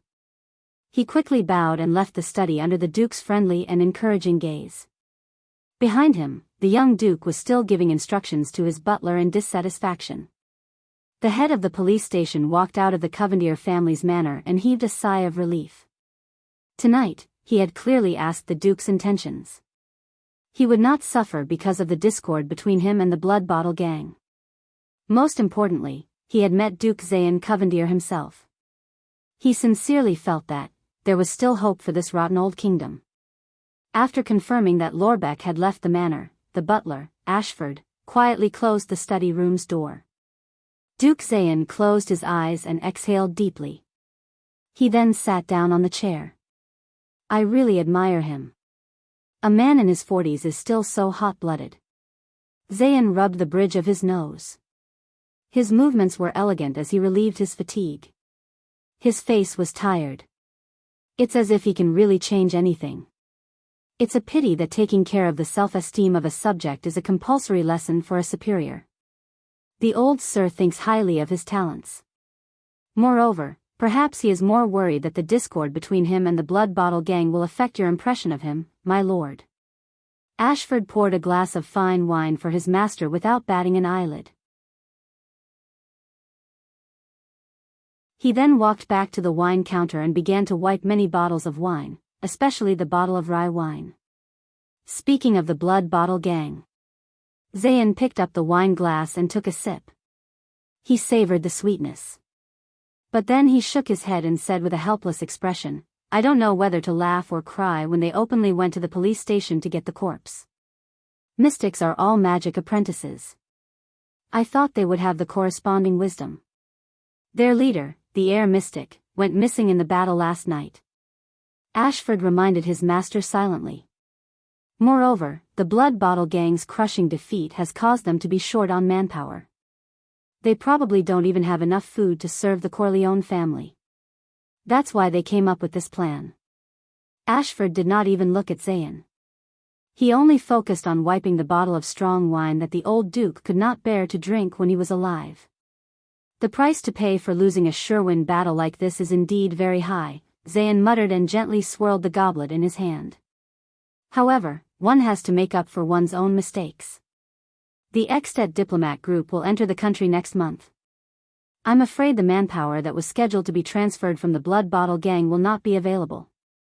Zayn looked down at the wine in the glass and inhaled the fragrance with a worried expression. He closed his eyes and exhaled deeply. He slowly loosened the button on his collar and took another sip of wine. As the wine entered his throat, Zayn looked up and saw his father's portrait. That kind smile made Zayn feel even more burdened. At least the Corleone family was the first to respond to your invitation. They have also sent letters to the others in secret. Based on their relationship with Iris Flowers, I believe there will be a reply soon, Ashford said calmly. Humph, the Corleone family, the head of the 7 lower branches in the Night Kingdom, but only 3 people and some blood slaves came. Zayn frowned and poured the wine at the bottom of the glass. He closed his eyes and gently rubbed his temples. This is not like their usual style. Ashford bowed his head to show that he was listening. A vampire clan that has produced dukes for generations is actually no different from a beggar in the lower city district when it comes to blood. It's already enough to absorb the blood essence from corpses, but it can't wait to ask for the blood of living people, and it even wants ordinary and supra-level experts. Zayn slowly opened his eyes. Zayn's gaze grew darker and darker. He took the refill from Ashford and said faintly, "What a pity. After all, you are the one who invited them here. You are the master who provided food and lodging." Ashford silently emphasized on his words to remind his master. They are hiding the truth about the Corleone family. Zayn said expressionlessly. He closed his eyes and exhaled to calm himself down. When he opened his eyes, his gaze was cold and stern. "And any accident could ruin our plan," he said in a deep voice. "Have Seychelles and Cassine lead 4 teams of knights to Vine Manor. First, find Nikolai and give the Blood Bottle Gang a beating. As long as they don't cause trouble, Iris Flower will guarantee their survival. Since they are losers, why are they still jumping up and down? Then, there are the 3 vampires from the eastern continent." Zayn Covendier's tone was resolute and unquestionable. The expression on his round face was calm, but it was frightening for no reason. "Find out the secret they are hiding. If they don't cooperate, draft an official letter to the Breaking Dawn Temple. The Covendier family has always been loyal to the Breaking Dawn King. Enclose the 3 vampires' heads and greetings. Send a message to the Eastern Continent's intelligence network. I want to know all the recent events in the Night Kingdom. These 3 Blood Clan heads can no longer be used. Let's find someone else to do it." Duke Zayn gently put down the cup in his hand. Compared to this, King Kessel would be 48 years old next year. The previous kings all chose their heirs at this age point, the time when planet lore reincarnated 4 times in the galaxy. This was a crucial moment for the succession of the throne. The key was the tug of war and competition with the other 5 great clans. If Jadestar was destined to be extinct, then Leinster Covendier, who had always been fighting by Tormund I's side, led his equally outstanding descendant, let his tricolor iris flag take over the oath of the King of Renaissance. That way, I can have enough power to. Thinking of this, Zayn felt his shoulders become heavier and more powerful. But when he thought of that fat Duke Cullen, Zayn's pupils moved slightly. He chuckled, but there was not a trace of warmth in his eyes. Ashford put down the bottle in his hand, made a perfect, expressionless bow, and left to carry out his orders. "Right, although it's a small matter, let Seychelles ask Nikolai." Zayn looked up and saw Duke Covendier, who was under the tricolor iris flowers, adding with a profound gaze. He added with a deep gaze, "How's the probe on Mindy's hull?" Although CM reminded me before that there are readers' comments on Chidian, I only realized after I actually read it, to the glory of the iris flower. Yes, I'm paying attention to the book review section on Chidian. It turns out that there are so many readers reading, collecting, and leaving comments on Chidian. There are even rewards. Thank you, Arnold, and the God of Gods, eh? Rewards from the 2 old masters. Oh my, I'm so touched. A slow-growing Western fantasy novel that even I don't have any hope of signing a contract with can actually attract so many readers. I posted the book on Genesis, but it's embarrassing that I checked. The collection on Chidian is twice as much as my collection in Genesis. Thales probably reincarnated into the wrong body. Thank you so many readers. Swordless suddenly felt full of motivation. Unfortunately, Swordless author account could not be shared on Chidian. It seemed like there was no way to reply or enhance it. What a headache. Looks like there's still hope to open a QQ group.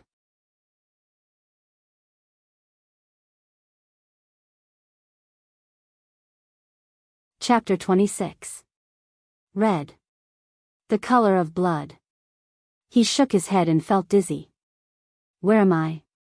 Pain shot through his chest and abdomen. He moaned in panic and opened his eyes in a daze. There was still only blood in front of him. Chiron, hold on a little longer. The ambulance is almost here. At this moment, a gentle and familiar voice rang in his ears. He calmed down for a moment. But the next moment, the pain in his chest and the dizziness in his head became more intense. Wu Chiron. The voice became more panicked. You can't die here. You. Right, you haven't changed the world. How can you die in a place like this? You haven't even changed the world. How are you qualified to have children with me? Change the world? Have children? His mind cleared up for a moment, and he took a deep breath, feeling much better. Amidst the blood, he endured the pain and forced a smile. Chunibu is an illness that needs to be cured. The familiar voice seemed to be crying tears of joy. He smiled amidst the pain and wanted to stop the voice and play a joke on her as usual. However, he opened his mouth in a daze. He realized that he could not call out her name. His vision was still blood red, but his body was getting hotter and hotter. Asterisk thud. Asterisk Thales fell on a patch of grass. He opened his eyes and completely woke up from the blood. Damn it. What's going on? Beside him, the pale blonde man cursed in shock and anger. How did he consume so much blood? His tone was full of surprise and dissatisfaction. Only Thales knew that when the golden-haired man turned into a puddle of blood and brought him away at high speed, Thales found a piece of memory fragment. In the fragment's dream, the boy seemed to have lost control again. This time, the thing that shifted seemed to be a part of the blonde man's blood. Thales looked like he had just come down from a roller coaster. He lay on the ground and coughed. Fortunately, I've experienced motion sickness. Person sickness before at Yodel's place, he thought. Shaking his head to clear his mind of the disturbing crimson. We're almost there. Are your injuries not healed yet? I'm not even familiar with the blood shadow dance anymore, the handsome blonde man muttered and roughly grabbed Thales. It was already dusk. Had the sun really set? It's a little cold. Is this an outdoor place? It was only then that Thales could see clearly that they had landed on a patch of grass beside a dark path. In front of them was a wide manor and a large garden attached to it. There was also a flag fluttering over the iron gate between the garden and the path, but overall the house seemed to be overgrown with weeds, as if the proprietors were not taking care of it. If it was not for the fact that it was not as exquisite, it would be comparable to Mindy's Hall. That flag. Thales narrowed his eyes and saw a strange flower with 3 petals. It was red, blue, and green. Thales recognized the flower.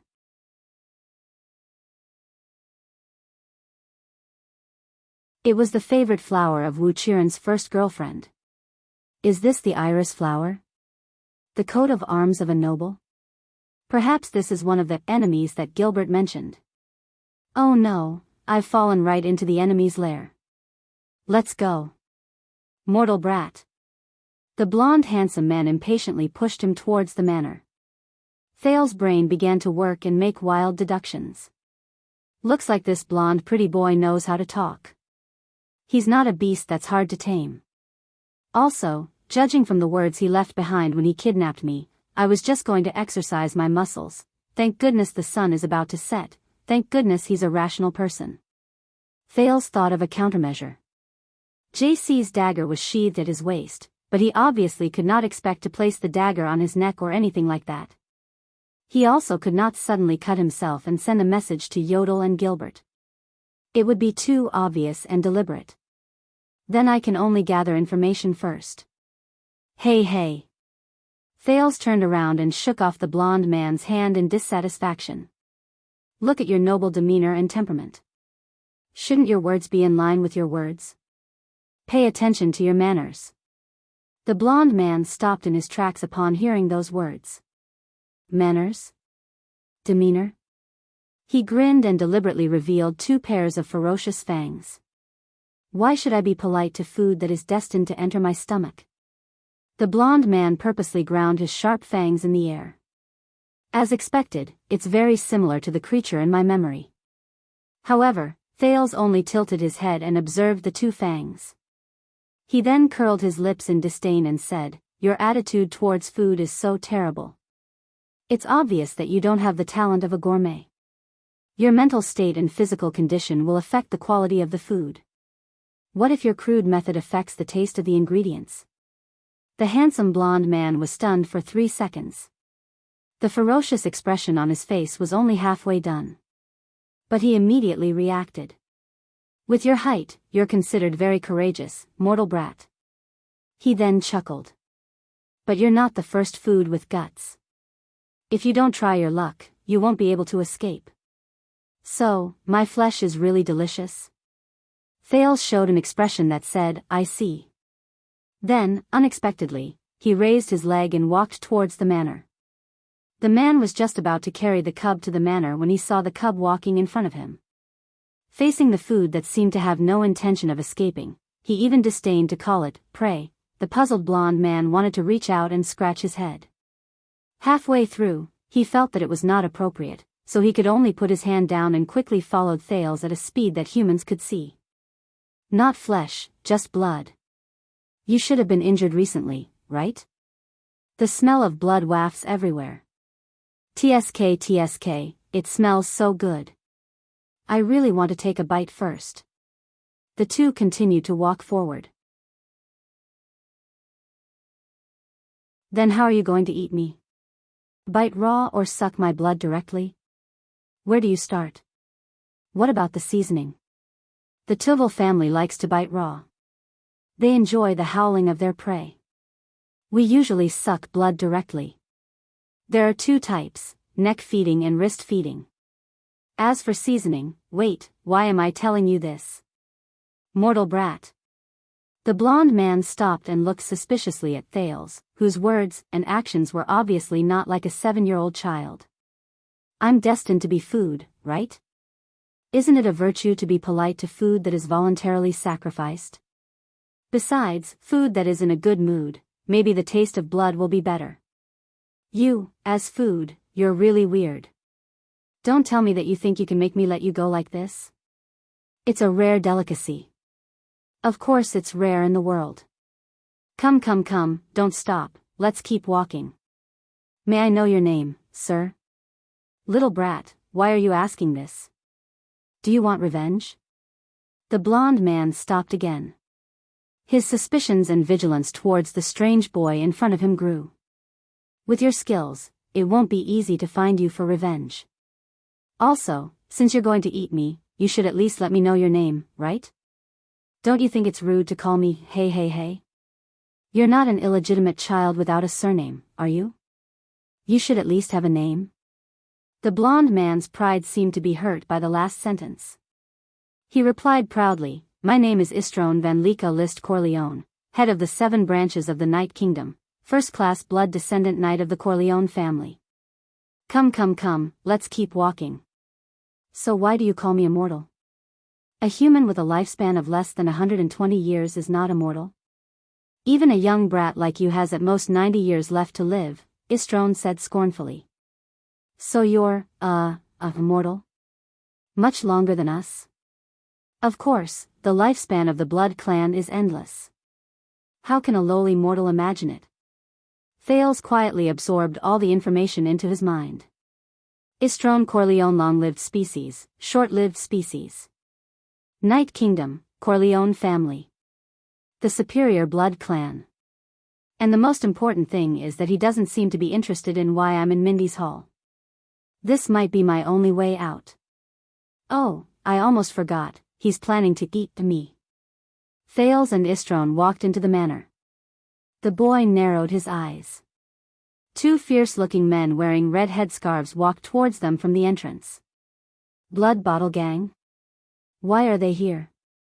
Say, why did you stop here? Can't you just fly in? If it wasn't for the blood shadow dance.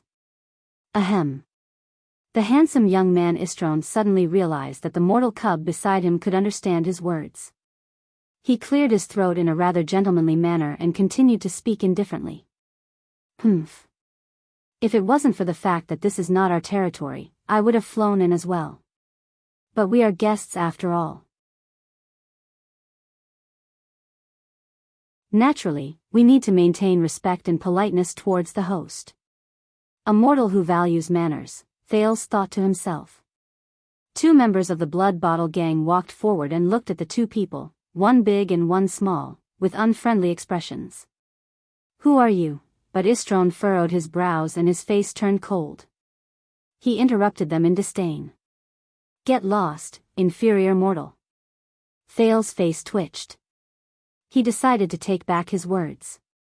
A few minutes ago, after they suffered a crushing defeat in the one-night war, Nikolai the Red Viper, who was one of the few people in the Blood Bottle Gang who managed to rush back to the capital city day and night, was one of the leaders of the Blood Bottle Gang. He was the leader of the 8 great psionic warriors. He spent the entire day after the war in anxiety. At the very least, before the other 3 psionic warriors and the Blood Mystic, who had gone into hiding for a long time, rushed back to the capital city, he had to hold the fort. First, he had to deal with the aftermath of the one-night war.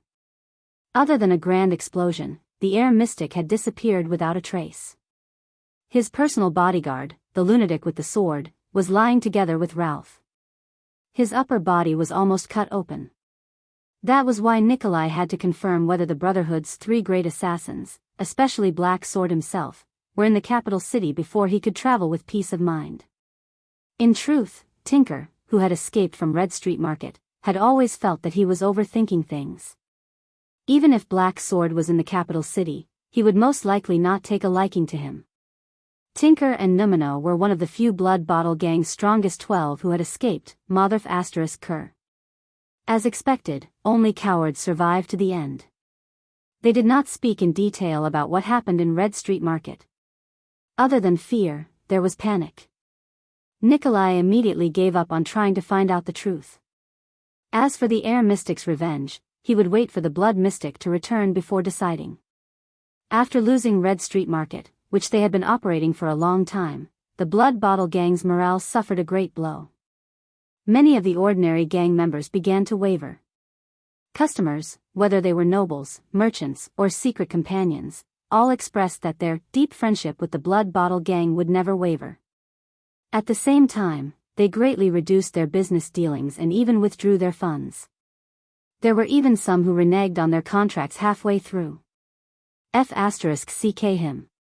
Calm down. You must calm down. The debt of blood will be repaid. In the other districts of the capital city, the Blood Bottle Gang's morale was low. In the face of the Brotherhood's lower-class people, they retreated step by step.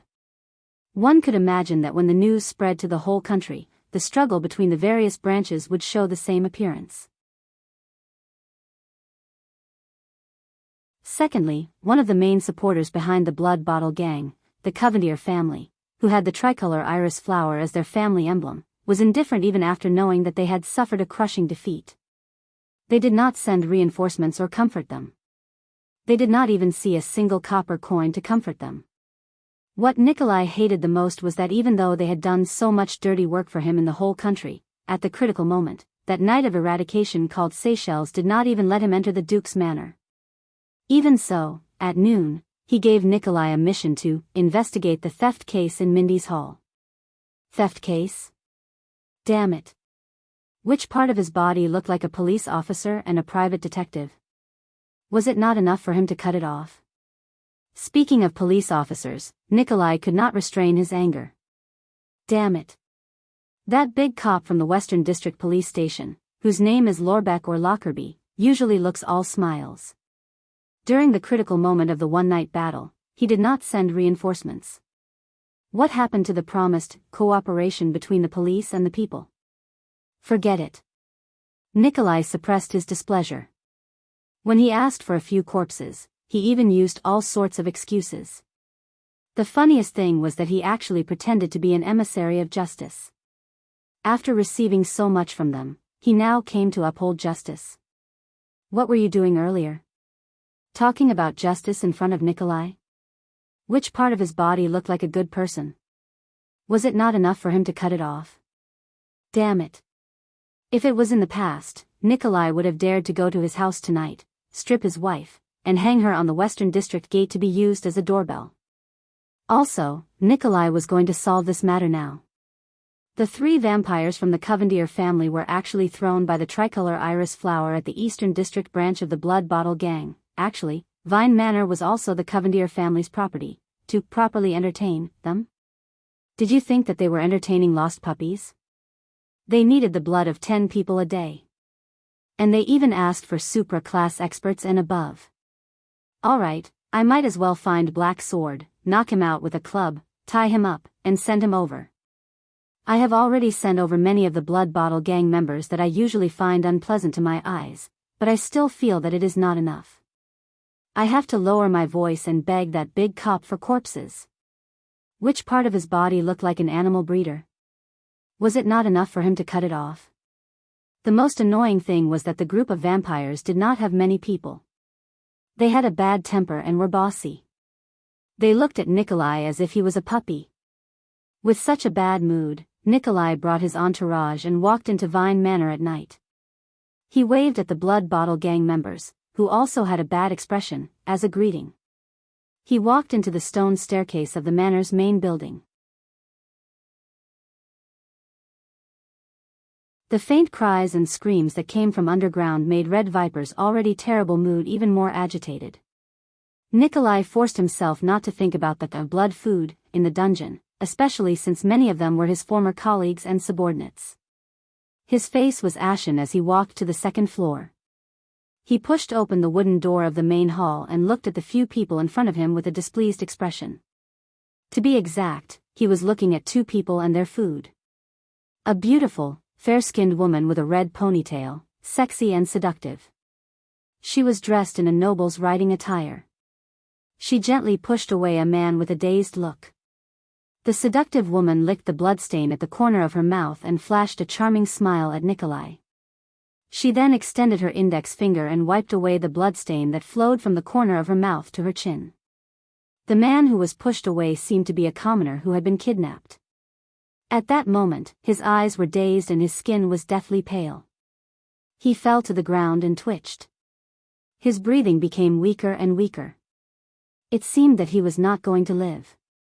There were at least 7 or 8 corpses in the hall that had died from excessive blood loss. Dried blood was everywhere. Fresh blood dripped on the floor and on the table. It was incomparably terrifying.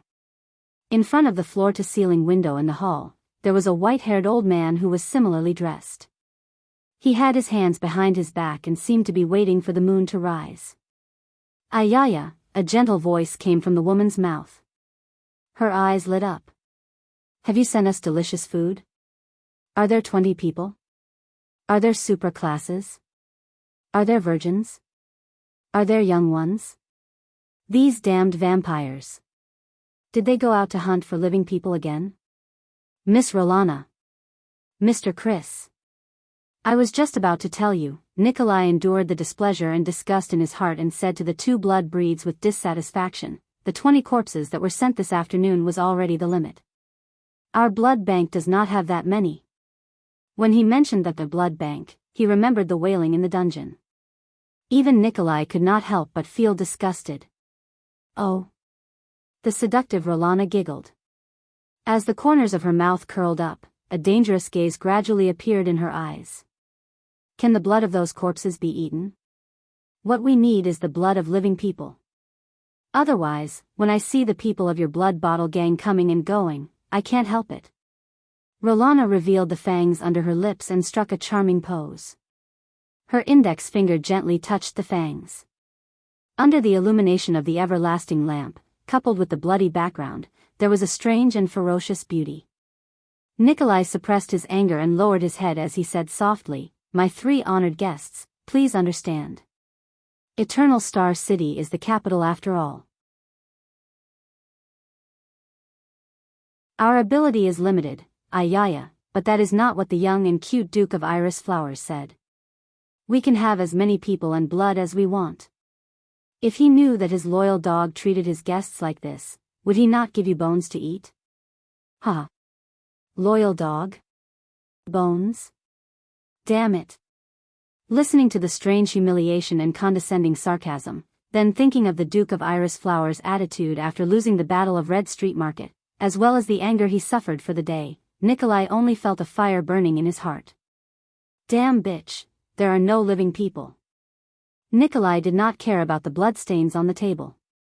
He fiercely slammed his palm on the table and roared uncontrollably. Don't think that I don't know. You vampires only need the blood of the dead to live. You don't need the blood of the living at all. It is not like 500 years ago anymore. I have risked my life to send so many living people and corpses here. There is even a supra class among them. And I have not F***king messaged enough. If you want to eat, eat. If you don't, get lost. I'm not that easily intimidated. At most, we will just split up.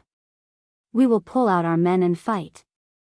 We are Constellation's blood bottle gang, the blood debt must be paid gang. We are not some Covendier who died for his friend's gang. There was silence. Only the Red Viper's angry panting could be heard in the hall.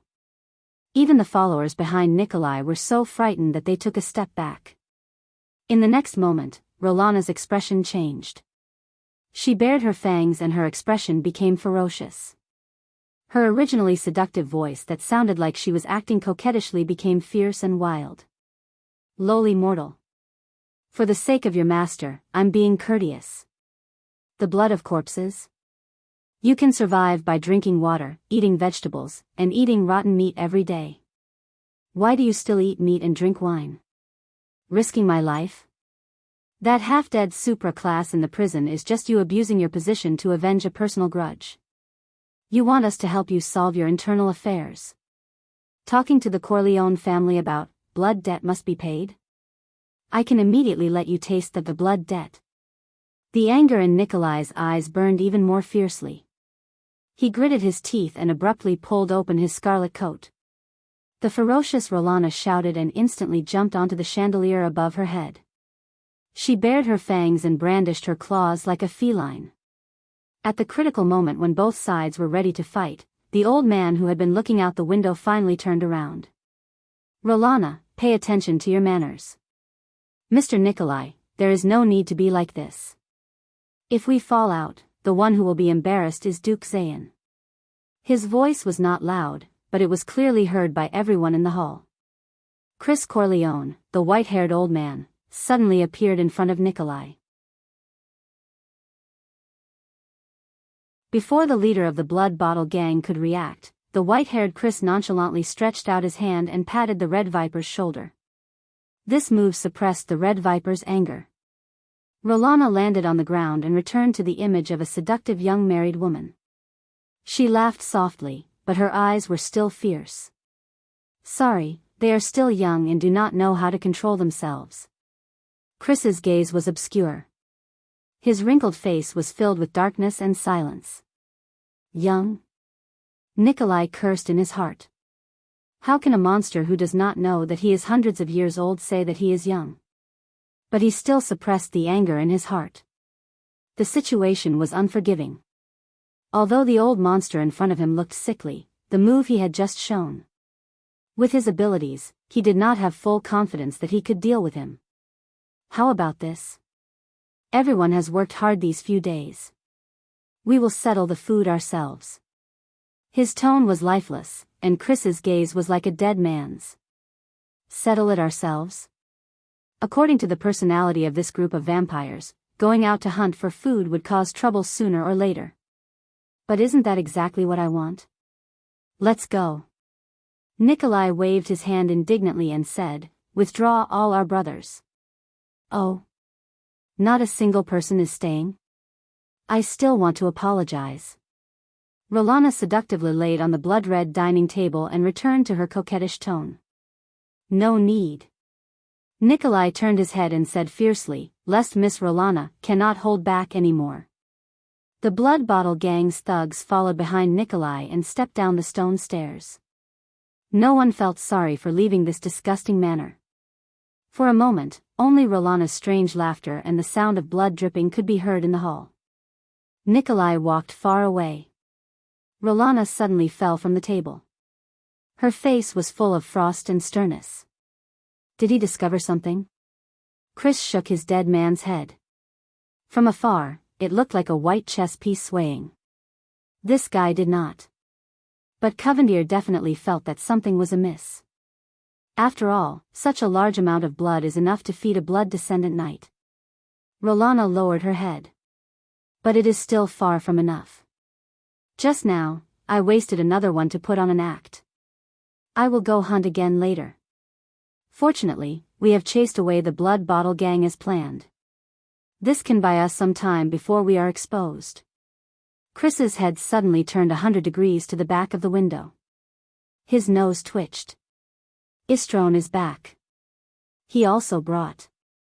Ah, this smell is really fragrant. It is a blood source of superior quality and above. His figure reappeared in front of the window. The moon was out. Nikolai led the Blood Bottle Gang members out of the manor angrily. These damned vampires. That pretty boy vampire is back. Didn't he go to Mindy's hall with the mercenaries in the afternoon to look for the secret treasure? So, they also know how to walk and go through the main entrance? Nikolai thought that the Blood Clan's method of traveling was the same as what he saw before. They would turn into a pool of blood and then whiz around. That pretty boy also brought a little one with him? Damn it, did he also go hunting?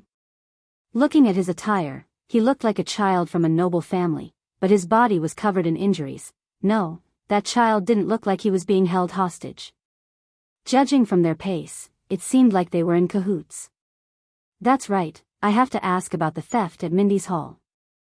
While Nikolai was still thinking, Istron and Thales walked side by side into the manor. The prince saw the group of Blood Bottle gang members walking out from afar. Thinking about the iris flower flag above his head, Thales knew that things were not going well. But he also knew that he had to remain calm at this moment in order to find a chance of survival in this narrow road. Istron looked straight ahead, as if he did not care about the Blood Bottle gang members beside him at all. Nikolai waved his hand and the Blood Bottle gang members stopped in their tracks, waiting for Istron to come over. However, the handsome blonde Blood Clan member only snorted softly through his nose. He turned his head to the side and walked past the Red Viper without the slightest intention of talking. However, the blonde Blood Clan member was displeased to find that the human brat beside him, who was not even as tall as his waist, also walked with his head held high. He snorted and turned his head to the side at the same time as him. Then, he walked past Nikolai with his nostrils raised. What's going on? A dog relying on its master's power? Istron decided that when he returned, he would properly deal with this brat who liked to pretend to be ignorant. Only Thales knew that at this moment, he was forcefully suppressing his heartbeat and pretending to be calm. Nikolai's anger surged again. Hey! Pretty boy. The Red Viper blocked Istron's path in annoyance. Have you done what the Duke ordered you to do? Nikolai looked at the handsome Blood Clan member in front of him with an unfriendly tone. The Duke? Thales cursed inwardly. Istron raised his eyes and looked at the human who blocked his path with disgust. The stolen treasures of Mindy's hall. Do you still remember? You even took away 4 teams of mercenaries. Feeling Istron's gaze, Nikolai was filled with anger. He walked in front of Istron's nose and said loudly, You should have gotten something, right, pretty boy? Pretty boy? Damned mortal. Anger surged in Istron's heart. His original plan was to trick the 20 mercenaries out, then split up and kill them one by one. He would then bring them back to the manor as a source of high-quality blood. Who would have thought that they would all die in the hands of the strange masked man in Mindy's hall? But the theft at Mindy's hall. After all, it was the Duke of Tricolor Iris Flowers who requested it. I still have to say something. Istron turned his head towards Thales. No one knew that Thales' heart at this moment was as cold as ice. What should I do? What should I do? What should I do? Calm down. The prince said to himself, I have to save myself. His brain was spinning madly. Information and elements flashed back and reorganized at lightning speed. Istron lowered his head and looked at the prince, thinking about how to speak to Nikolai so that he would not embarrass himself in replying to this damned mortal. Nikolai looked at Istron's arrogant head in annoyance. He also followed the latter's gaze and turned towards the little boy beside him. Hey, kid. Istron said indifferently. Everyone looked towards Thales. At that moment, Thales took a deep breath. According to that Shinibu, I am the man who wants to change the world. How can I die here? Then. Everyone present saw the 7 or 8-year-old boy's expression turn cold. Before Istron could say his next sentence, he shouted, Yes, sir. Yes, sir. Istron was stunned for a moment. Why is this brat so respectful? But before he could react, the situation in front of him changed again. Thales took a step forward without hesitation, and like a loyal guard, he stood between Istron and Nikolai. Then, under the bright moonlight, everyone heard the little boy with the irritating expression shout at the leader of the Blood Bottle gang, the red viper Nikolai in a childish voice. He was the leader of the 8 psionic warriors, and he was filled with disgust and disgust. Red viper. Get lost. A lowly mortal. The noble Lord Istron Corleone does not need a lowly stray dog like you to meddle in his affairs. It was a large chapter of 8,000 words. It was not good to cut it anywhere, so he decided not to cut it and posted it all.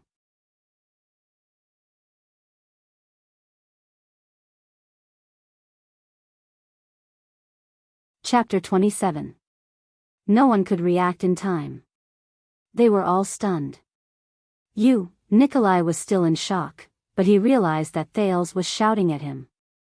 Wild dog. The red viper's expression changed from puzzlement to shock, and finally to embarrassment and anger. What did you say? Damn little bastard. One of the Blood Bottle gang members poked his colleague beside him and made an expression that said, things are not good. The handsome Istron reacted to the situation. His expression became very interesting and rich. Twitching and trembling flew at the same time. His expression was one of embarrassment. This little bastard can really act. Is he a character in a play in Dark Knight Temple? Nikolai clenched his fists. He could feel his subordinates exchanging glances with each other. Their boss was humiliated by a child under the command of a vampire. This bastard.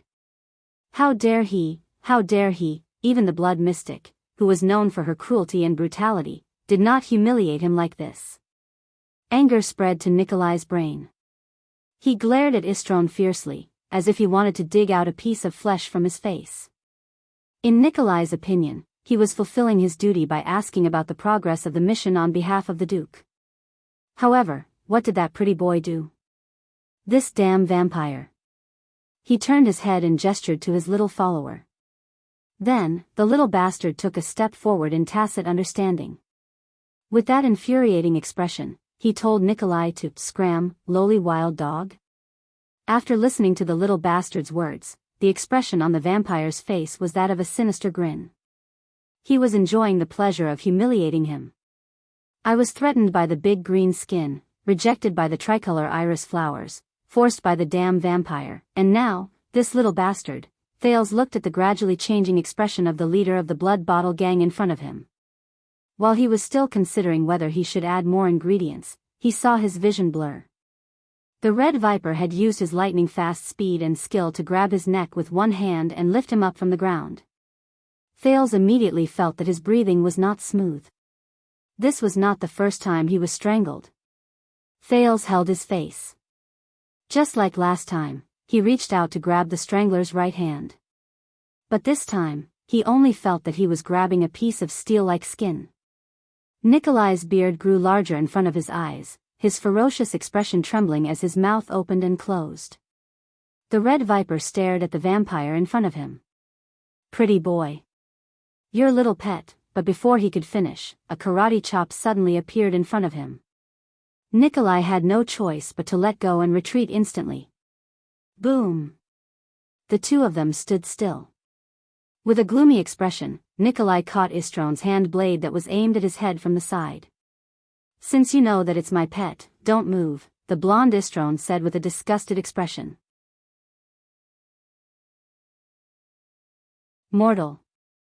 Thales fell to the ground out of thin air. Out of habit? He began to cough dryly. He swore to himself that he would never let anyone choke him again. That feeling was too painful. The Blood Bottle gang members around them became nervous. Many of them had unfriendly expressions as they placed their hands on the weapons at their waists. Pretty boy. Nikolai's face was already expressionless, but Thales could feel his gloomy mood slowly rising. The red viper let go of the blood clansman's hand and slowly enunciated each word clearly. Why don't you try calling me that again? This mortal isn't fast, but his combat instincts and experience aren't bad. He actually managed to grab my right hand. Even if I can suppress him in terms of speed, I still need to be more cautious when dealing with such a person. I can't tell that he's already an elite close to supreme class. Istron's heart sank as he thought about his next move. What's with that unhappy expression? Istron's gaze sharpened. Did I say something wrong? You, in the next second, the blonde noble suddenly shouted angrily. Mortal. Before he could finish speaking, Nikolai's fist and Istron's palm met in the air. In Thales's eyes, the world seemed to have stopped the moment the fist and palm met. But in the next moment, the sound and the air seemed to ripple at the same time. Asterisk bang. Asterisk when time seemed to flow again, the gust of wind brought about by their fight suddenly blew past Thales's face, forcing him to close his eyes. Asterisk bang. Bang. Asterisk another 2 gusts of wind blew past him. Thales rolled with his eyes closed and moved a few meters back to avoid the gust of wind around Istron and Nikolai. You're using this kind of speed? The blonde blood clansman laughed strangely and moved again. Knowing that he was not fast enough, Nikolai clenched his teeth and threw his next punch. Istron's figure moved like a ghost, moving from one fixed frame to the next. Nikolai's figure was like a continuous mechanical wheel, moving at high speed and becoming increasingly fierce. Both of them looked fanatical and exchanged 6 blows in an instant. The gust of wind brought about by their fists and palms forced the Blood Bottle Gang members around them to raise their arms to block. They were unable to intervene. Thales remembered the fight between Jayla and Ralph when they were moving at extreme speeds. However, that was a battle of agility and dexterity. The opponent before him now was more like a battle of explosiveness and strength. Istron's figure moved a step back while Nikolai's left foot moved a step back. They stared at each other fiercely. That's not right. Why is this mortal from the gang moving faster and faster? In the end, he actually managed to keep up with my speed? This was Istron frowning. Humph. What a slippery vampire. My next move will make you fall. This was Nikolai with a ferocious expression. At that moment, both of them had solemn expressions. They could feel the difficulty and tenacity of their opponent. The next exchange of blows came without warning. Vampire. Nikolai roared furiously. His red coat fell to the ground and his body rotated evenly. As the blood vessels in his right arm bulged, he threw his right fist, which was equally bold and fast, at the blood clansman's chest. Mortal. Istron snorted in disdain. Immediately after, he bared his fangs furiously and a bloody mist appeared around his body. His figure flickered between reality and illusion. The fingers of his right hand turned into visible sharp claws. He opened his palm and sliced through the air to grab Nikolai's throat. Thales felt a chill in his heart. Imitating the actions of the Blood Bottle Gang members around him, he quickly raised his arms in front of his body to block. He was prepared to receive the next blow, which could also be the most powerful gust of wind. Both parties' attacks, which had accumulated their strength, intersected in the air. Thales shut his eyes tightly.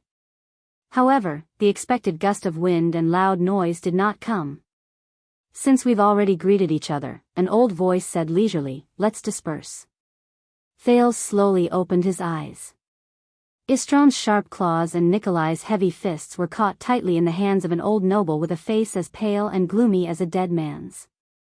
The strength and energy from before seemed to have dissipated silently in the old man's palm just like that.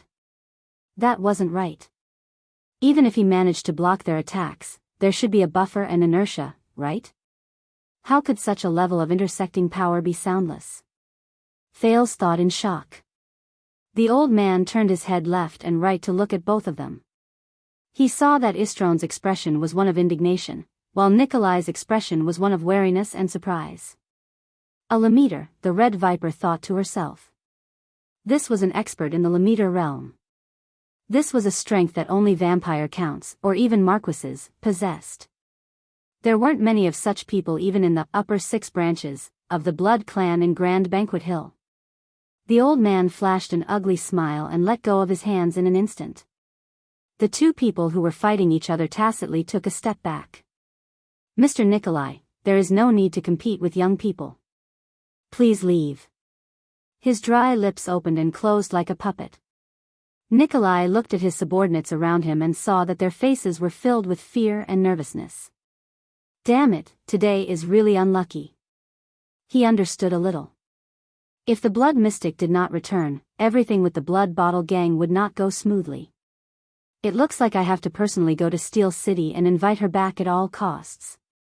Nikolai snorted fiercely. He looked at the old man, then at Istron, who was still provoking him with his gaze. He gritted his teeth and said, "Good, good, good. I hope that the Duke and his Knights of Eradication will be as good-tempered as I am." The redness on Nikolai's face had not disappeared, but he did not say anything else. He waved his hand and left with the others. "Little bastard, when they suck all the blood in your body." When Nikolai walked out of the manor, he turned around and glared at Thales. His tone was full of viciousness. "Don't scream too miserably." He took the jacket handed to him by his subordinate and put it on. The people from the blood bottle gang left the manor. Thales quietly exhaled in his heart. He had muddled through. He had muddled through the matter at Mindy's Hall. He was temporarily safe. However, the strange old man's next words made Thales' heart rise again. "So, young friend. I guess you should be related to their mission at Mindy's Hall, right?" Chris Corleone turned his head around like a puppet. His wrinkled lips parted and he smiled. Tricolor iris flowers and blood bottle gang seem to be very interested in you. "So, you are saying that on the second day after you brought him here? You, Count Gilbert Casso, His Majesty's most trusted attendant, the former Foreign Affairs Minister, the leader and signatory of the Fortress Treaty, and you, His Majesty's most reliable secret protector, the nameless man, Yodel Kato, whose background even I do not know." This was a mature female voice. After the sun had set, it rang from the roof of Mindy's Hall. Just like that, His Majesty's only child and heir was lost. Gilbert and Yodel lowered their heads slightly in front of this mature and steady 40-year-old black-haired, charming woman who was dressed in the standard green and blue uniform of a first-class female official. Even though I was prepared for this person's arrival, I really did not expect to meet her under such circumstances, Gilbert thought to himself. Once he thought of her special and awkward identity, Gilbert felt a headache. It was probably the same for Yodel, who was beside him. "Yes, Madame Gines," Gilbert said quietly. His tone was full of hatred and regret. Yodel did not make a sound, but he slowly clenched his left fist. "You have been searching around for an hour, and you did not find any clues?" "Yes, Madame Gines," Gilbert said in shame. The gears on Yodel's mask turned. "Then, the only thing we can rely on." Madame Gines pointed at the lamp in her hand. With a sarcastic and angry tone, she said unhurriedly, "Is this broken lamp and the small tinder in Yodel's arms?" "Yes, Madame Gines." It was still the pitiful Gilbert. Gines did not say anything else. She stared at them with a displeased expression for a very long time. Gilbert's heart sank further. After a long while, Gines finally spoke through her nose. "Humph." She closed her eyes and slowly said, "His Majesty's 48th birthday is near. His Majesty's 48th birthday is just around the corner. I'm sure that the 6 great clans are going all out. They want to force His Majesty to agree to appoint a crown prince from among the nobles, be it in the form of adopting a son or adopting a son. And that child is our only hope in the darkness." Gines took a deep breath, opened her eyes, and enunciated each word clearly. "In the end, all of you made him throw away." Gilbert and Yodel lowered their heads even more. Men are really unreliable. Gines placed the bloodline lamp on the ceiling of the hall and exhaled in disdain. "Come, mobilize everyone. We will start searching from the scene of the child's disappearance. Even if that child is really as smart as you say, we cannot just wait for that lamp. This will only prove our incompetence and cowardice." Under the night sky, the charming and mature female official suddenly turned her head around and roared angrily in a reprimanding tone. "Why are you still standing there?"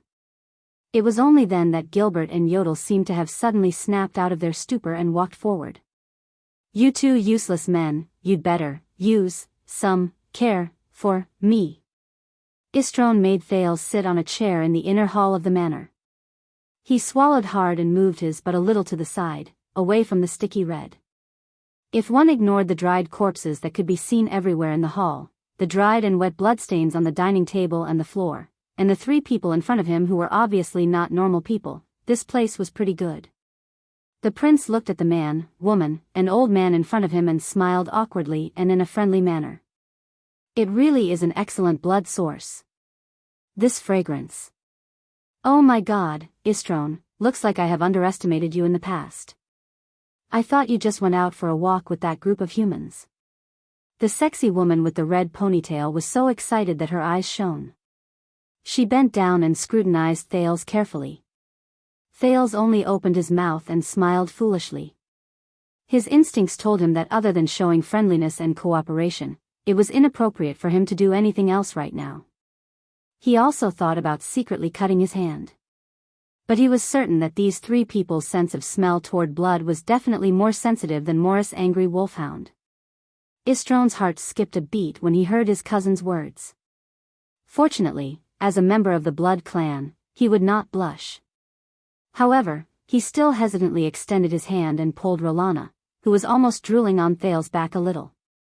In his heart, he had already raised the level of suspicion and danger of that brat to the same level as the merfolk in Crystal Wall City and the priestess of Sunrise Temple. Rolana, be careful. There's something wrong with this brat. It's best not to talk too much with him. If it were up to me, we should just connect the blood extractor and the feeding tube and lock him in a coffin, the golden-haired blood clansman said awkwardly. The target that the Duke of Iris Flowers deliberately pursued lives in the heavily guarded property of the royal family. He orders the first-class blood clan knights of the Corleone family around without even realizing it, the deathly still old man said quietly. Beside him, Istron turned his face away awkwardly. Of course there's something wrong with this brat. At the very least, we have to dig out the secrets from his mouth.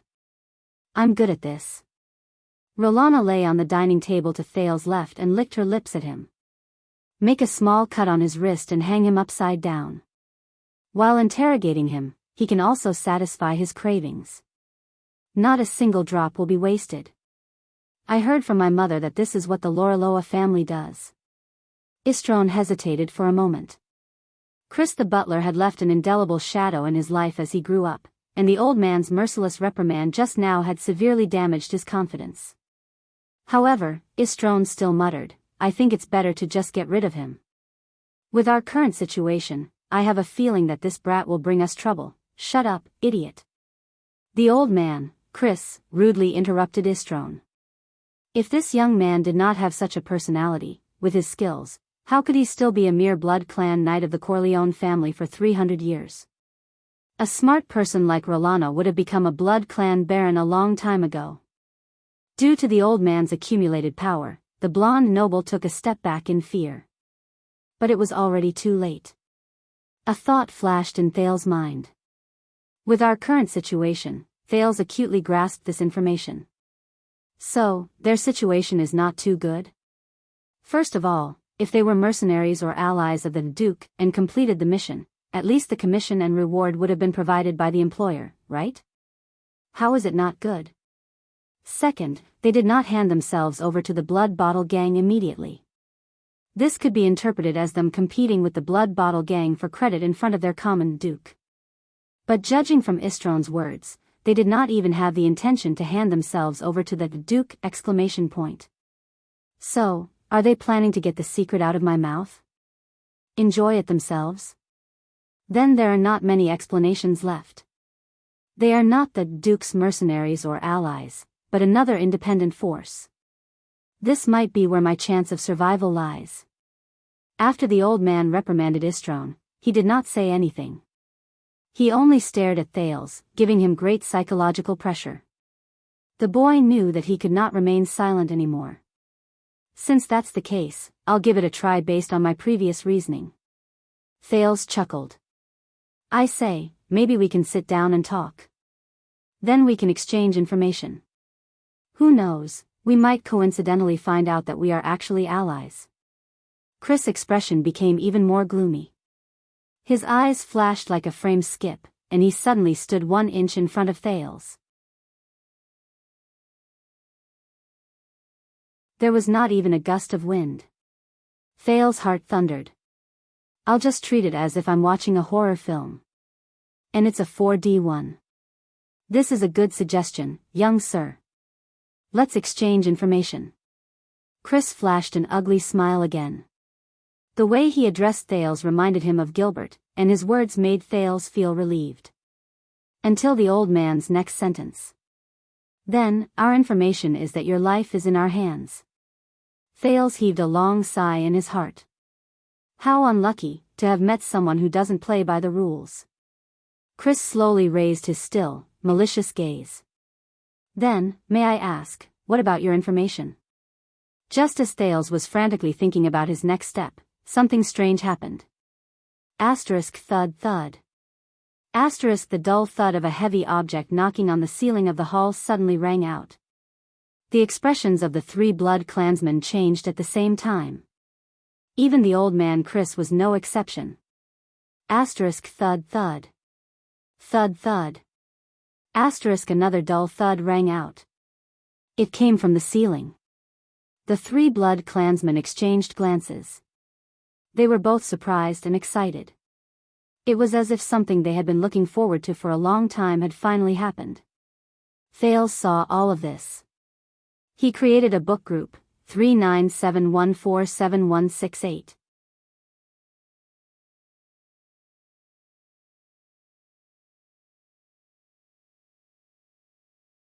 Chapter 28.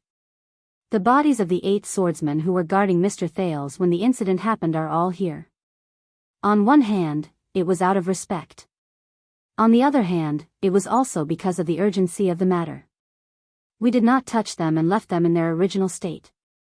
Gilbert stood in the corridor on the 3rd floor of Mindy's hall and looked at the 8 bodies in front of him as he spoke to Gines, who had a grim expression on her face. Yodel stood quietly at the side. 6 ordinary class swordsmen with outstanding skills, rich combat experience, and hope to break through to super class, as well as 2 genuine super class elites. All of them had their carotid arteries slashed by an irregular sharp weapon.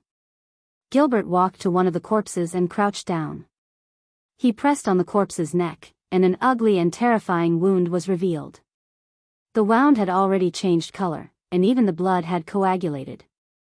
Based on our initial estimates, the opponent might be a Lemeter powerhouse.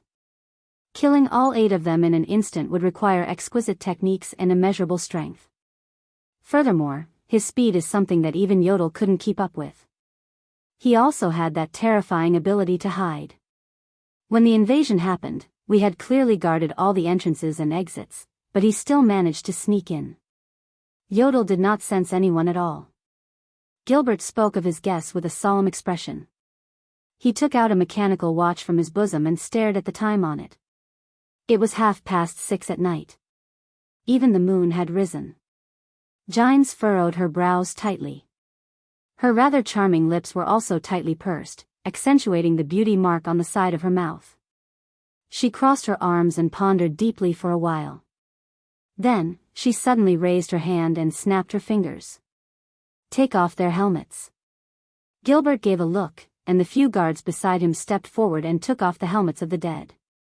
Gines stepped forward and stepped on the elegant high-heeled female official boots. She knelt down on one knee and carefully observed each person's face.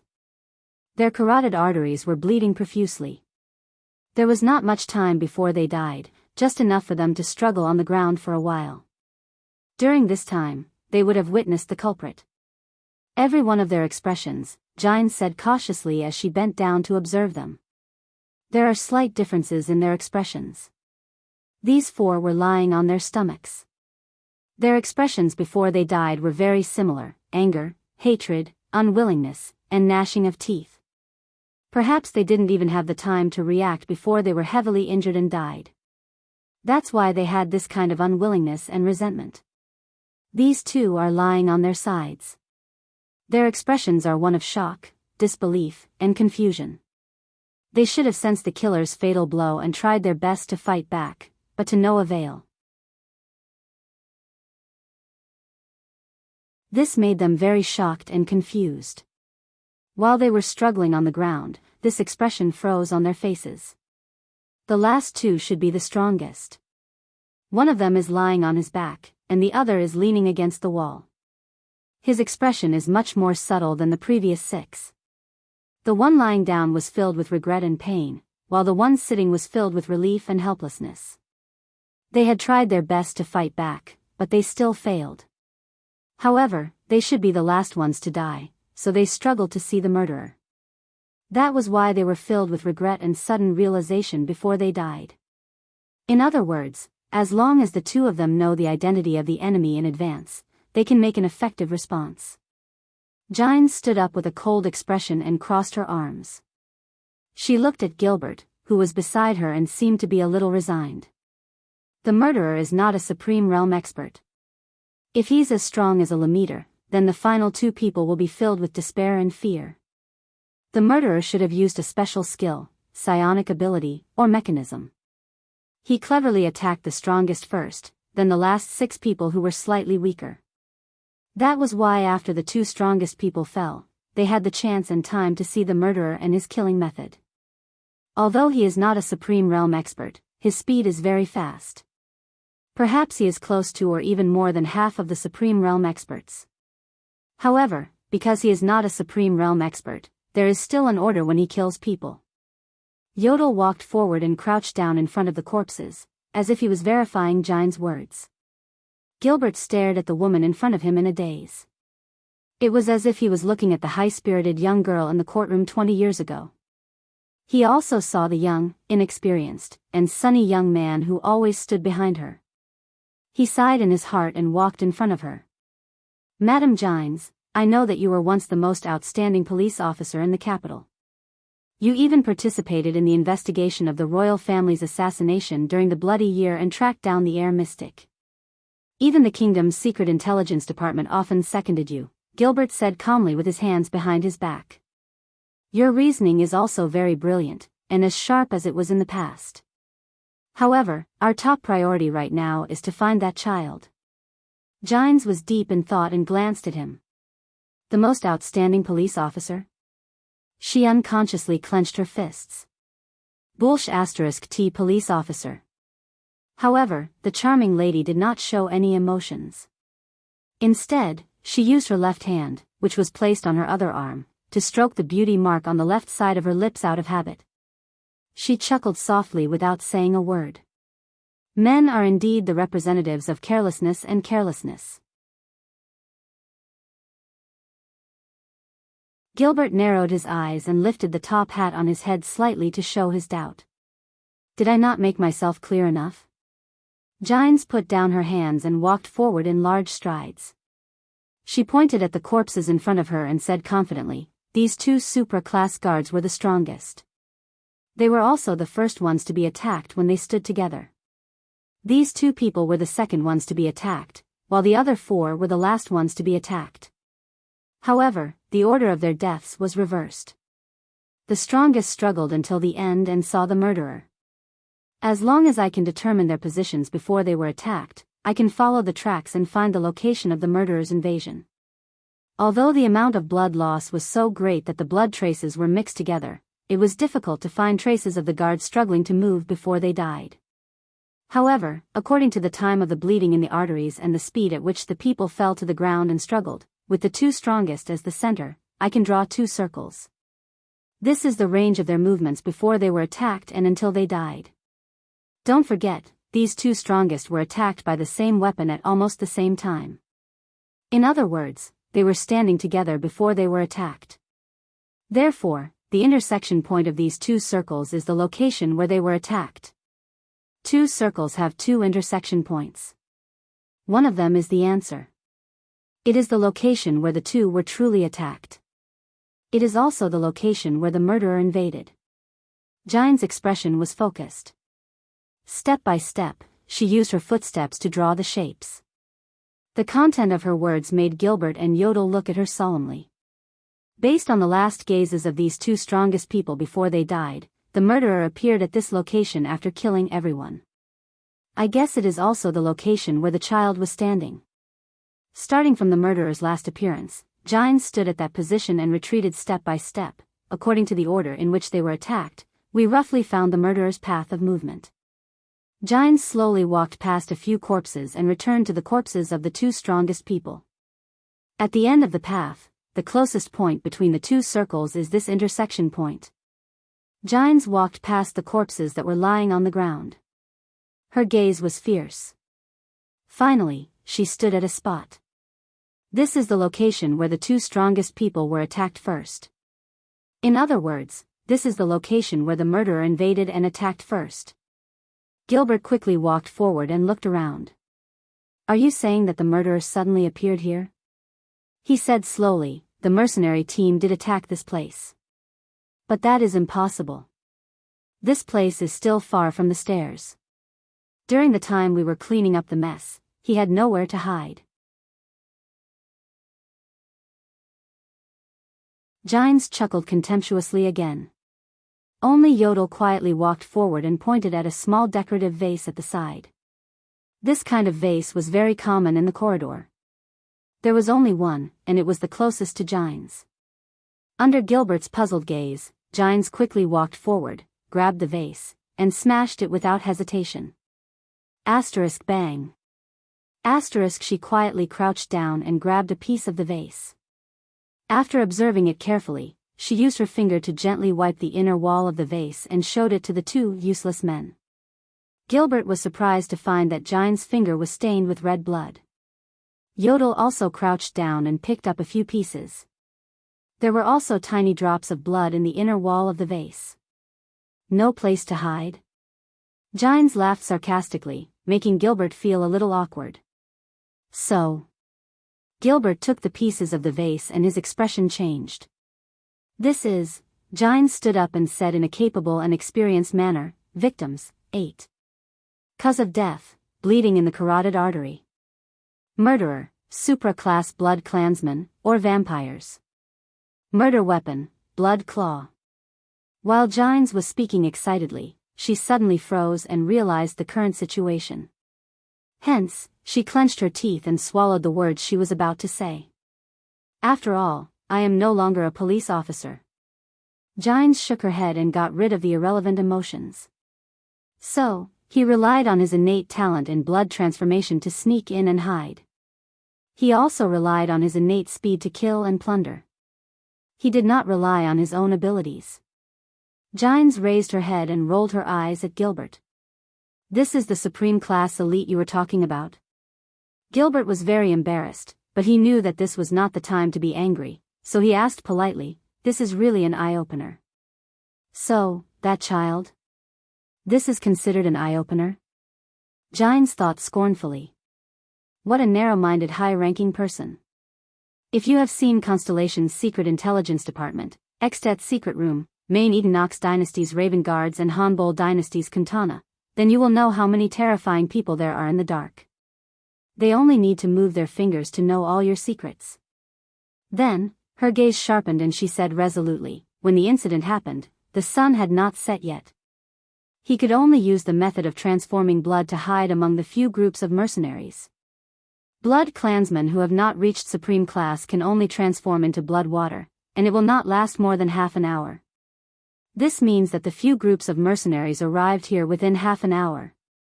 A group of mercenaries traveling at full speed would only take half an hour to reach Twilight District in the Eastern District, which is filled with noble manners, the Morning Star District, which is where the City Hall and business gathers, and the Central District, where Renaissance Palace is located. Giants exhaled. The mature beauty ended her reasoning. She habitually extended her hand to the back of her waist, but she did not manage to grab anything. She was stunned again, then laughed bitterly in her heart. Yes, I am no longer a police officer. Even my addiction to smoking has long since been quitted. The intern who used to follow behind me and pass me the fire has long since become another person, hasn't he? She sighed. The shrewd lady stopped reminiscing and looked at Gilbert. Make your decision, Your Grace. Gilbert took a deep breath. The ones who sent people to test us are definitely nobles. The area of the Eastern District is not small, and the manors are the most suitable places to hide blood clansmen. Although there are many manors there, Yodel's figure flashed and disappeared. Gilbert was choked by his colleague's rude action. He could only sigh. All right, at least we have narrowed down the search area. Gilbert looked at Gines and nodded slightly at her. She only snorted softly. Gilbert did not disobey. Instead, he called out the people again. Open the backup armory. Everyone, get ready and change into the silver exorcism sword. Pick 30 of your best men and follow me out. Target, Eastern District. Take that lamp with you. Asterisk thud. Thud. Thud. Thud. Asterisk the muffled sounds from the ceiling continued, and they became more urgent. Chris turned around abruptly and showed a slightly anxious expression for the first time. He looked at Thales with an unfriendly gaze and ordered Istrone, send him back to the dungeon. Lock him up properly. Then, before Istrone and Thales could react, the old man and Rolana disappeared before their eyes. Istrone also had a pleasantly surprised expression. He lifted Thales up, ignoring the latter's struggles and shouts, Hey, what's going on? Didn't we want to exchange information? Sir Istrone? Thales, and shot towards the stone stairs. In the next second, before the dizziness passed, Thales fell headfirst on the wet stone floor. Asterisk thud. Asterisk he grimaced in pain. Little brat. Stay there properly. No matter what you do, we can hear you. After the crisp sound of the lock and Istrone's anxious message, the surroundings became quiet. Thales then got up in annoyance and relief. Istrone had already disappeared. So, he quietly extended his hand to his leg and pretended to scratch an itch. He inadvertently made a cut on the police officer's dagger that was tied to him. Pain came. His blood dripped to the ground. It's here. Thales took a deep breath and welcomed the burning sensation all over his body. This way, Gilbert and Yodel will know where I am, right? He exhaled softly and completely relaxed. His whole body was suddenly hit by a sense of fatigue.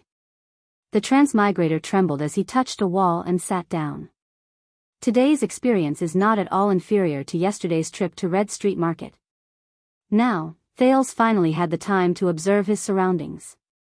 The dim light came from 2 small torches. The stone floor was damp, cold, and hard. The mottled walls were covered with countless scratches and carvings. There was a narrow metal fence and a large lock as thick as an arm. He kicked a rusty chain beside his feet and it made a ringing sound. Thales sighed and lay down on the cold ground. Without a doubt, this was a prison cell. It was damp, murky, and bloody. Bloody? Thales smelled the salty fishy smell in the air. It was the same smell as the one he smelled at Red Street Market last night, except that it was thicker. As his heart tightened, terrifying screams and moans suddenly came from outside the prison cell. Thales stood up in fright. In his previous life, the transmigrator did not have much tolerance for horror movies. It was always the late-stage Chinibu who forced him to watch them. It was called training one's courage. Under the stimulation of goosebumps, Thales' brain started to work on its own again. Dungeon. Blood. Blood clan. Screams and moans. Thales suddenly knew where he was. It was the Blood clan's food cabinet. A wave of nausea came. Thales sighed again. The amount of sighs he made over the past 2 days was probably more than the amount of water he drank. But just as he was about to sit down, a faint and rough panting sound suddenly came from beside him. Huff, huff, he was so frightened that he crawled a few steps in the opposite direction. Can you stop scaring me? Thales patted his chest in fright. Only then did he realize that his prison cell was not a luxurious single room. Thales slowly approached that direction. In his dim vision, a human body wearing heavy shackles and panting painfully on the ground appeared. Ugh, in the darkness, the prisoner seemed to be unable to speak. He could only gasp continuously, and his voice was filled with pain and suffering. There seemed to be a tube connected to his wrists that were locked tightly in the shackles, and it was connected to the outside of the prison cell. Thales knew what that was. If it were up to me, just connect the blood collection device and the blood transfusion tube and lock him in the coffin. This was what Istron had said before. It seems that this is the blood collection device. Sigh. Thales lowered his head and exhaled again helplessly. He's probably a pitiful person who was abducted by the Blood Clan and brought here to become their food source. Ugh, as if he sensed the arrival of the person, the prisoner struggled and moaned. Thales felt another wave of nausea. This wave of nausea made him decide that he had to do something. I'm sorry, it might hurt a little. Please bear with it for a while, he said softly to the poor prisoner. The transmigrator extended his hand and touched the prisoner's wrist. He rubbed the crude blood collection device and pulled out a needle that was a few inches deep into the prisoner's blood vessel with force. Ugh, the prisoner struggled and moaned even harder, but he still made incomprehensible sounds like a mute. Thales pressed on the wound on his wrist. Fortunately, there was not much blood. Of course, it was also possible that he did not have much HP left to begin with. Thales thought gloomily. Although Thales was nervous and fearful when he fought against the 3 blood clansmen earlier, he had never felt heavy-hearted.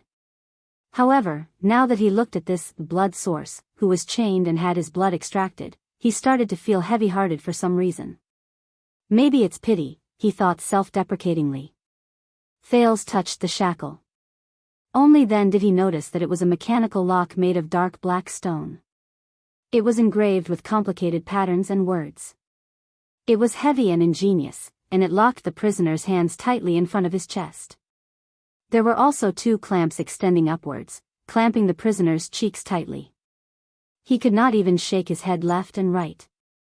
Thales pushed hard and found that this heavy mechanical stone lock seemed to be firmly fixed to the ground, or it was so heavy that it was no different from being fixed to the ground. It seemed to be a heavy lock specially prepared for elites. Thales touched the position of the shackle. It was made of a special metal. At this moment, the metal suddenly heated up, and a scorching heat came from the shackle. Ah! Thales could not help but cry out in pain and let go of the shackle. The transmigrator frowned and tried the shackle again. As long as someone touched it, it would explode with a high temperature. It seemed that he could not do anything to unlock it. The prisoner's struggles slowly decreased. Thales watched him struggle and suffer in pain. He felt extremely uncomfortable, but he could only silently retreat to the side and sit down against the wall. As he moved, the light from the torches outside the cell lost its cover and shone directly on the prisoner's face. Thales saw the poor man clearly. This was a person covered in scars. His gray clothes were torn and dirty. He was also disabled. Below his knees, there was nothing at all. What was more terrifying was his neck. The flesh there had clumped together, showing a horrifying purplish-black color, as if his throat had suffered a serious injury. It was probably because of this that he could not speak. Thales touched his throat and remembered the 2 times he was strangled. When he thought of the pain, he could not help but shudder. He looked at the prisoner and thought to himself, poor man. He is covered in injuries, but it is a miracle that he can live until now. The prisoner's expression was exaggerated. His facial features were contorted as he panted, as if he was enduring great pain. But he could only let out rough moans that sounded like a whimper. Short green hair covered half of his face. The other half of his face had a strange tattoo. Whimper. He continued to moan in pain. Wait. Thales was suddenly stunned. He recognized the tattoo on the prisoner's face. The transmigrator suddenly realized that the person who was in the same cell as him, panting and unable to speak, was actually an old friend. An old friend whom he and Jayla had just met at Red Street Market last night. Madeira Ralph. The leader of the Blood Bottle Gang's 12 strongest. A psionic who was good at controlling the wind. A supra-class expert.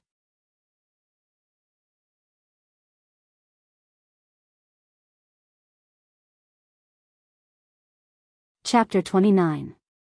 What does despair feel like? Ralph felt that he knew the answer to this question. The pain of his throat being crushed and torn by the female bartender from the Brotherhood, he still did not know Jayla's name, seemed to have happened just 5 minutes ago. After that, he felt as if he was enduring that pain every single moment. Blood flowed from his throat into his lungs.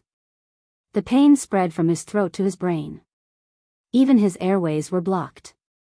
He could not speak. He could not breathe. He could not move. He was like a severely injured and dying wild dog that was casually abandoned on Red Street Market. Whether he died of pain, suffocation, or suffocation, he did not have long to live. Only his childhood experience of wandering around the Camus Union had forced him to live, and his desire to live was the only thing that kept him alive. He, the superpower user who could control the wind, used his superpower again and again.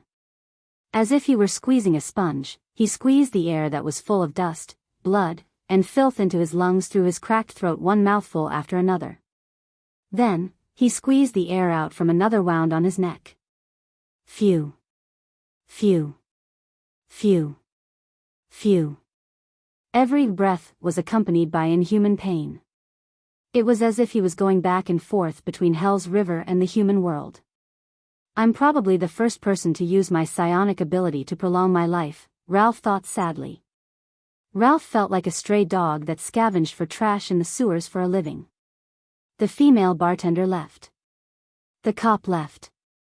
A few teams of thugs passed by his heavily injured and dying body. A spy flipped him over and checked his mouth and nose. An earth-shattering explosion reached his ears. Ralph did not care about it. He only instinctively used his psionic ability to breathe amidst the pain. Until dawn. Until Numino, who retreated in panic, carried his corpse. Numino, who was born as a hunter in the countryside, was recognized as a coward among the strongest 12. Ralph had always looked down on him. He mocked, humiliated, and bullied him in the gang. It was the Phantom Wind follower's hobby. The most ironic thing was that it was this coward whom he despised who had collected his corpse at the last moment. Ralph was woken up by the sharp pain in his legs. His hands were tightly bound. He opened his eyes in the police station's morgue. Then he saw Nikolai. The leader of Blood Bottle Gang's 8 cadres, he did not know that he had already lost 5 of them in Red Street Market, was the Red Viper Nikolai. But Nikolai only stared at him with a complicated expression, shaking his head in disgust and malevolence. You are one of the few survivors from the Blood Bottle Gang, Red Viper said faintly.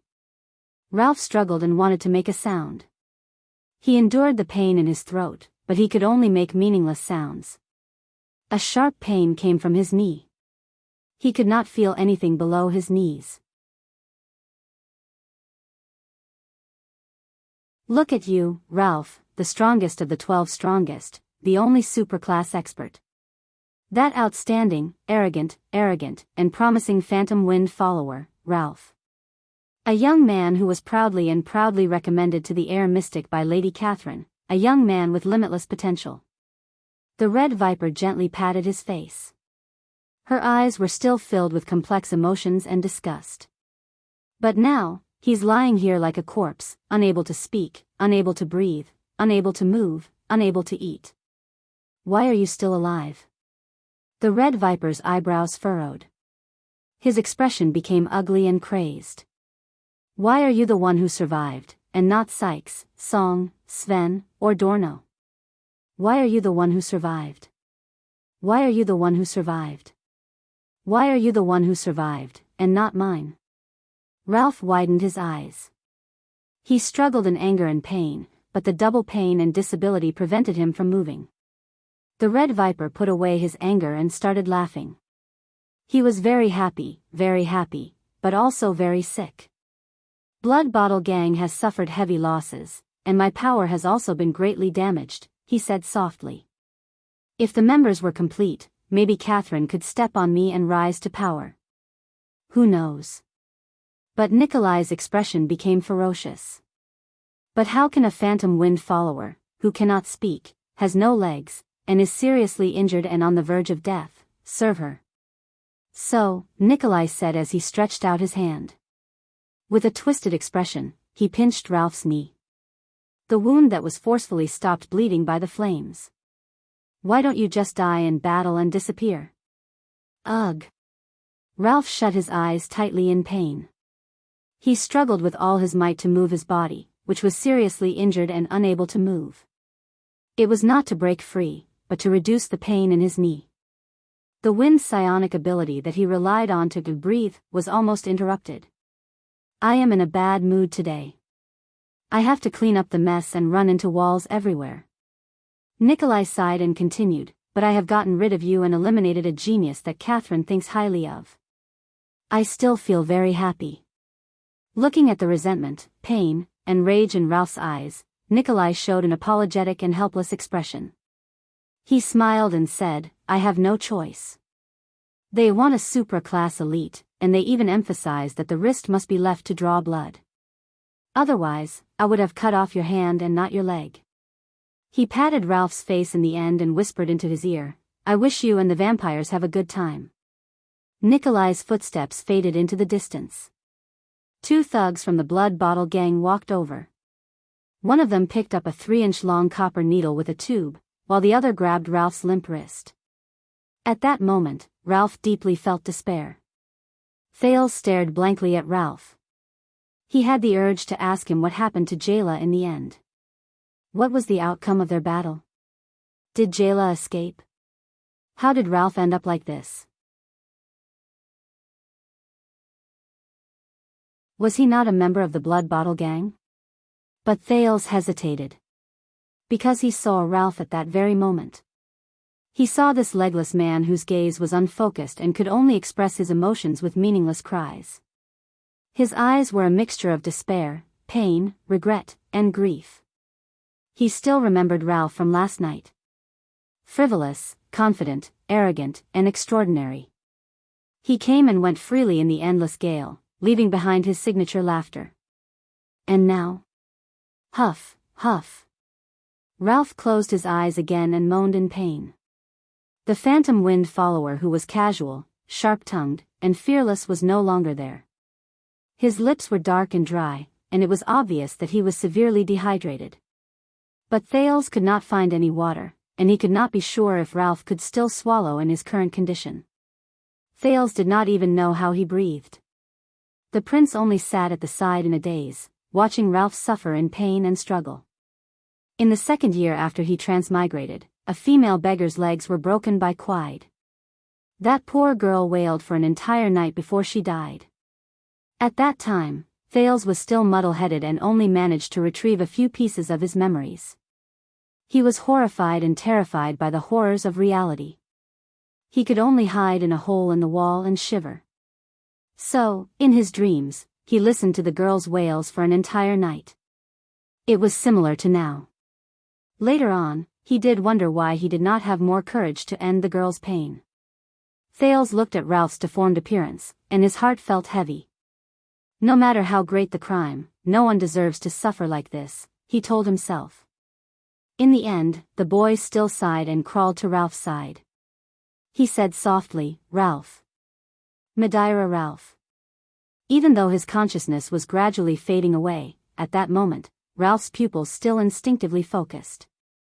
Who will remember me? A cripple like this, waiting for death? Thales gently pulled out JC's dagger and slowly pressed it against Ralph's neck. I know that you are in pain right now. You are enduring torment and suffering that ordinary people cannot imagine. And I can end your life and help you to free yourself from all of this. Ralph's breathing through his throat and psionic ability suddenly became disorderly. Torture. Suffering. Relief? But I must ask you solemnly and cautiously, Madeira Ralph. Are you willing to let me free you from your pain? If you are willing, blink your eyelids. If you are not willing, I will only ask this once. Thales had a solemn expression as he waited for Ralph's reaction. In the darkness, Ralph stared at the boy's blurry silhouette in front of him. Relief. Ralph felt the pain from his throat to his knees. Every breath tore open the wound in his throat. Every time he struggled, it affected the stump in his knees. He was thirsty, hungry, cold, in pain, and most terrifying of all, in despair. He remembered the feeling of the wind fluttering beside him. He remembered the first time he killed someone with his psionic ability, the first time he entered a gang, the first time he received a reward from the higher-ups, the first time he became a man with that frail girl's body, and the first time he met the air mystic as if he was on a pilgrimage. He remembered his enemy's fearful gazes, his companion's submissive gazes, her expression of admiration, and the smugness and satisfaction he felt when he heard the whispers about the strongest 12. That was the glory of the past. And he had lost all of it forever. Isn't it? In the next moment, Ralph's gaze was firm.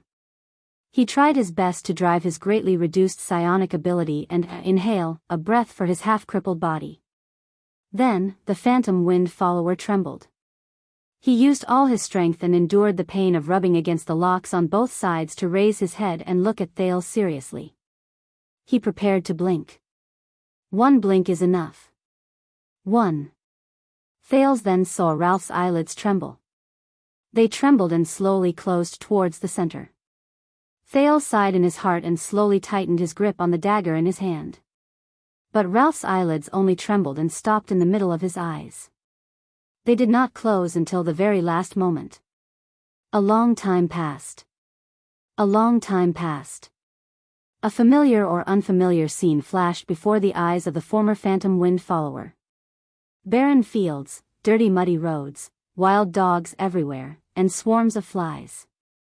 That was when he was young, struggling to survive in the countryside of Kemu Union. That time, he fought with a group of wild dogs for a piece of black bread that was almost finished by a swarm of flies. Those wild dogs are so fierce, Ralph thought quietly in the dungeon. Their deafening roars, their relentless biting, their insane strength, and yet. Ralph subconsciously licked his upper teeth. That bread tastes terrible. In Thales' eyes, Ralph's face trembled and twisted. His eyelids slowly relaxed, opened, and returned to their previous angle. Asterisk thud. Asterisk between the two locks, Ralph's head, which he had painstakingly propped up, suddenly fell backwards as if he had deflated. The back of his head hit the ground. In the end, he did not blink. Thales quietly exhaled and slowly put down the dagger in his hand. But Ralph was oblivious to the pain at the back of his head and the scratches on his cheeks. His twisted face, along with his head, began to tremble slightly. Asterisk sob. Sob, asterisk this was not a moan. Thales could not help but be stunned. He saw Ralph close his eyes in pain. His face trembled, and he allowed the transparent liquid to flow continuously from his eyes. Asterisk sob, asterisk his voice was very suppressed and sorrowful. He was crying. The phantom wind follower, the once powerful and glorious psionic, man, and warrior. He was actually crying. He did not know if he was crying for his own cowardice or the pain at the moment. He was like an ordinary person, a normal person, or even a slightly weak little citizen. As if he could not bear the burden. He cried. Thales could only watch in a daze. He watched this man who could not speak or breathe normally. After giving up the chance to be free, he fell to the ground and cried bitterly. Thales turned his head away dejectedly, but his grip on the dagger in his hand tightened. Ursula, Ned, Kellett. The child beggars who died in the 6th house and did not even have surnames appeared before his eyes one by one. He thought about his own situation, Gilbert, and Yodel. The prince furrowed his eyebrows and lowered his head to look at his hand. The new cut on it was as familiar as the burning sensation he felt earlier. At that moment, something seemed to fall from the bottom of his heart. Thales moved closer to Ralph's ear for the second time. I understand now, he said softly. Ralph was still crying uncontrollably. Then, are you willing to break free of these shackles? Ralph's crying paused for a moment. It did not stop, but it gradually became softer. The wailing little girl with a broken leg appeared before Thales' eyes. He thought of almost every child who died in the abandoned houses in the past 4 years. Screams and wails came from outside the prison. This F***ed up world. The boy did not know what was in the underground prison, but his gaze as he looked at Ralph became simpler and clearer. Then, the prince stared seriously at the phantom wind follower, who could no longer move with the wind, and continued speaking in a resolute and decisive manner. He continued to speak resolutely, break free of these shackles, and then, with this broken body, struggle to survive in this world. Let's see how cruel it can be. Are you willing? Ralph stopped crying. He could not move his head. He could only turn his gaze and stare at the boy beside him in a daze. The boy enunciated each word clearly. This may not be freedom. Perhaps the price will be great. You may even die immediately. And I am only doing this for myself. Thales lowered his head and said slowly, but I can try to give you a chance. But I can try to give you a chance to break free from these shackles and struggle one more time. Are you willing? Ralph's eyes were fixed on the boy's eyes. Even though there were still tears in his eyes, he suddenly wanted to laugh in his heart. He seemed to feel that the pain in his throat and knees were gradually becoming numb. Those wild dogs. Those wild dogs who fought with him for his bread. The fate of those stray dogs. Ralph forced himself to breathe, and a strange joy welled up in his heart. The fate of those dogs. How tragic. Ralph, who was lying on the ground, raised his trembling eyes and stared at Thales. In the next moment, the phantom wind follower slowly but clearly. He blinked once. Everyone blinked countless times in their lives. It was inconspicuous. But just now, Ralph blinked once. It was the most important blink of his life. Ralph slowly lowered his head. Thales smiled, dispersing the gloom in his heart. The prince nodded briskly. All right, I understand. I originally thought that His Highness had woken up ahead of time. But it doesn't seem to be the case now.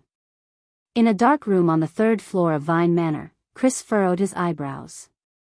In front of him was a huge brownish-black stone coffin that was connected to countless blood vessels. It had complicated patterns and was as tall as a person, 3 meters wide, and 6 meters long. At that moment, the huge coffin kept vibrating. I tried to connect to His Highness consciousness, but the feedback is still chaotic. There's only hunger and killing instincts. No matter how I pacify and communicate, it's the same. Chris put down a blood vessel in his hand. His expression became increasingly grim. If this continues, His Highness will only use up his remaining energy and blood in advance. Rolana's expression was horrified. The red-haired blood clansman said nervously, something must have agitated His Highness, but we didn't do anything. Chris' eyes sparkled. There was no trace of the deathly stillness and dryness from before. The old man said resolutely, it's not us. His Highness only had this reaction 5 minutes ago. At that time, Chris's expression changed. He suddenly turned around and shouted at Istrone, who had a solemn expression on his face, don't worry. He shouted at the solemn-looking Istrone, that whelp. We can smell the fragrance of his blood even from 2 floors away. With His Highness' sense of smell, it's even more obvious. Where's that whelp? The restless Istrone looked at the agitated Chris and answered subconsciously, he seemed to have accidentally cut himself just now. Then, he pulled out that half-crippled supra-class's blood vessel and said some strange things. I didn't listen carefully, then he. The expressionless Chris did not listen to Istrone's explanation. The suspicious coffin was still vibrating and making muffled sounds. The old man rudely and directly interrupted Istrone's words. Bring that whelp up. No, Isa, you stay here. Let Rolana do it. As he watched the huge coffin vibrate more frequently, an unusual spark flashed in Chris' eyes. His blood is what His Highness desires. This plan is very risky, Thales calmly stated to Ralph, who was on the ground.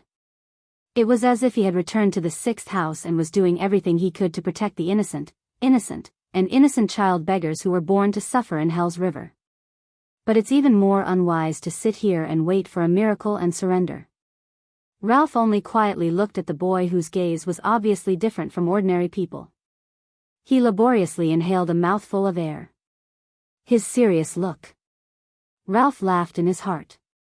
He's not any worse than Big Sister. The Phantom Wind follower did not realize that after experiencing the choice between life and death, he had already become much more at ease. Thales continued to explain calmly, as if he was not the one speaking. I don't know how much power you have left, but I estimate that it won't be a lot. Also, that old man's power, so, reckless risks and waiting passively are not suitable for the current situation. Our best timing is to wait for my reinforcements to arrive. The moment they break the door, you won't be able to wait for reinforcements, mortal whelp. A cold female voice interrupted Thales' words. Ralph's expression instantly tensed up. Thales was stunned for a moment. He turned his head around in disbelief and looked at the cell door. Outside the bars, Rolana Corleone, who was dressed in a playful riding outfit, used her slender and beautiful right index finger to seductively scratch her lips. At the same time, she used her left hand, which had turned into a terrifying claw, to violently open the cell door's lock. Istrone said it before, right? No matter what you do, we will be able to hear you. Young Mr. Istrone who played a trick on you. As if mocking him, Rolana chuckled and swayed her alluring, slender waist. Step by step, she gracefully and seductively entered the cell through the open cell door. What a pity. Perhaps if you were a few years older, even I would be bewitched by you. But now, you are about to become His Highness's fragrant and rich energy-filled beverage. Perhaps the adorable Rolana can even have a taste? Watching Rolana, who could suddenly appear at any time, Thales understood that she could subdue him at any time. The prince heaved a deep sigh. It was sincere and regretful. Ralph, he said flatly. There was not a hint of panic in his voice. I need 10 seconds. 10 seconds? Rolana suddenly felt uneasy. She thought of Istrone, who had been fooled. What other trump card could he have? That half-crippled supra-class mortal who was trapped in the Nightwing stone lock? But the cunning Rolana did not want to take the risk. Her expression became fierce and decisive in the blink of an eye. A deliberately mystifying brat. Her alluring figure flashed before Thales' eyes in an instant. Once His Highness has sucked you dry, you can still, but at this moment, a strange gust of wind suddenly rose up in the narrow prison cell. Asterisk whoosh. Asterisk the light from the fire flickered rapidly and dimmed. The gust of wind pushed Rolana 3 steps back. Shocked, she quickly grabbed the bars beside her and stood firmly. This is a psionic ability? Impossible. This child cannot be a psionic. That is. Rolana strenuously looked at the supra-class elite who was chained to the ground by the Nightwing stone lock beside Thales. It's him. He's already in this state, but he still has some strength left. It's useless. Rolana breathed a sigh of relief and thought happily.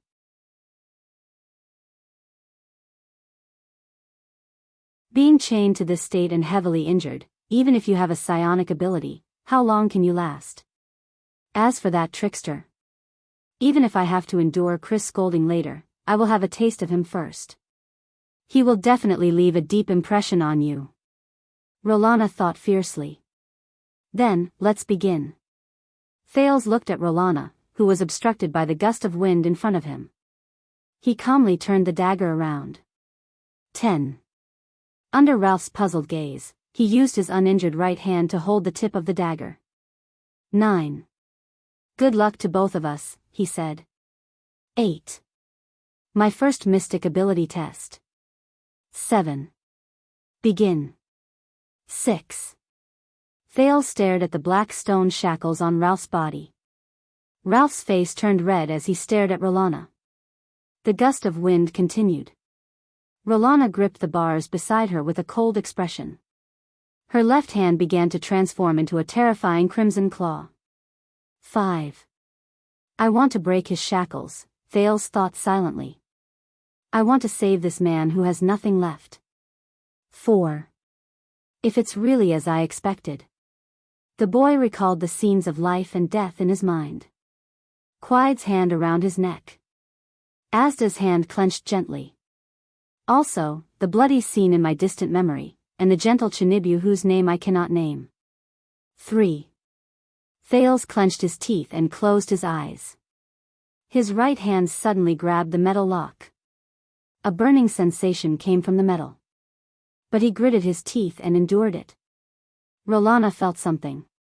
She turned her head in shock and found that the bars she was holding on to were vibrating. What's going on? The female blood clansman thought in panic. That half-crippled fellow. Does he have multiple psionic abilities? 2. Asterisk rip, asterisk the bars shattered into countless small pieces as Rolana's hand moved.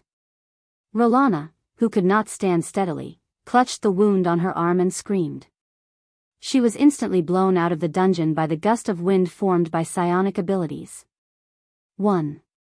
Rolana's shrill and crazy roars traveled into his ears. A burning sensation hit him. 0. Light. Thales thought as his consciousness blurred. So much light. In the room on the 3rd floor where the giant coffin was kept, Chris suddenly had a strange expression. What is Rolana trying to do? He asked coldly as he looked at the giant coffin that kept making muffled sounds. Perhaps she wants to try her mouth first, Istrone answered carefully. He felt the Lord's nervousness and continued, she has always been. No. They are. Istrone's words were interrupted by the outside world as the two of them looked at each other in shock. Asterisk boom. Asterisk a loud sound that sounded like an explosion came from underground. A cloud of dust blew in from outside the door. The expressions of the two blood clansmen, one old and one young, changed at the same time. They exchanged glances. Something happened in the dungeon. In the next moment, their figures appeared outside the manor.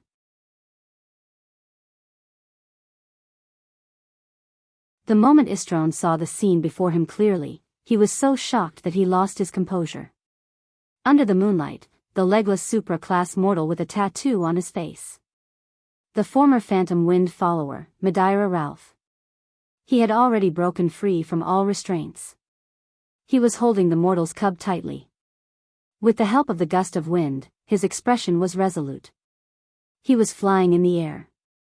Not far away, Gilbert's expression changed as he galloped on his horse with 30 swordsmen of eradication. Bloodline lamp, he said to the female official beside him in a low voice amidst the galloping wind. Gines, who was jolting on the horse, saw the lamp in Gilbert's arms with a solemn expression. The flame of the lamp turned red. It tilted to one side. That direction. Gilbert recalled for a while, and his expression was solemn. It is the Covendier family's Vine Manor. The female official roared angrily and lashed her horse with her whip. Who cares whose family it is? Even if it is the Walton family of Exted in front of us, we have to kill our way in. Gilbert nodded. Determination and fierceness appeared on his face. Everyone, follow me and turn. There is no need to conserve the horses. Speed up and advance. Prepare for battle. If this book is to your liking, there is no harm in liking it, recommending it, supporting the new author, and supporting niche fantasy novels other than killing monsters and leveling up. You're tuning in to the Biyao's Wuxia Chronicles YouTube channel. Don't forget to subscribe and join us on this journey to catch the most captivating stories.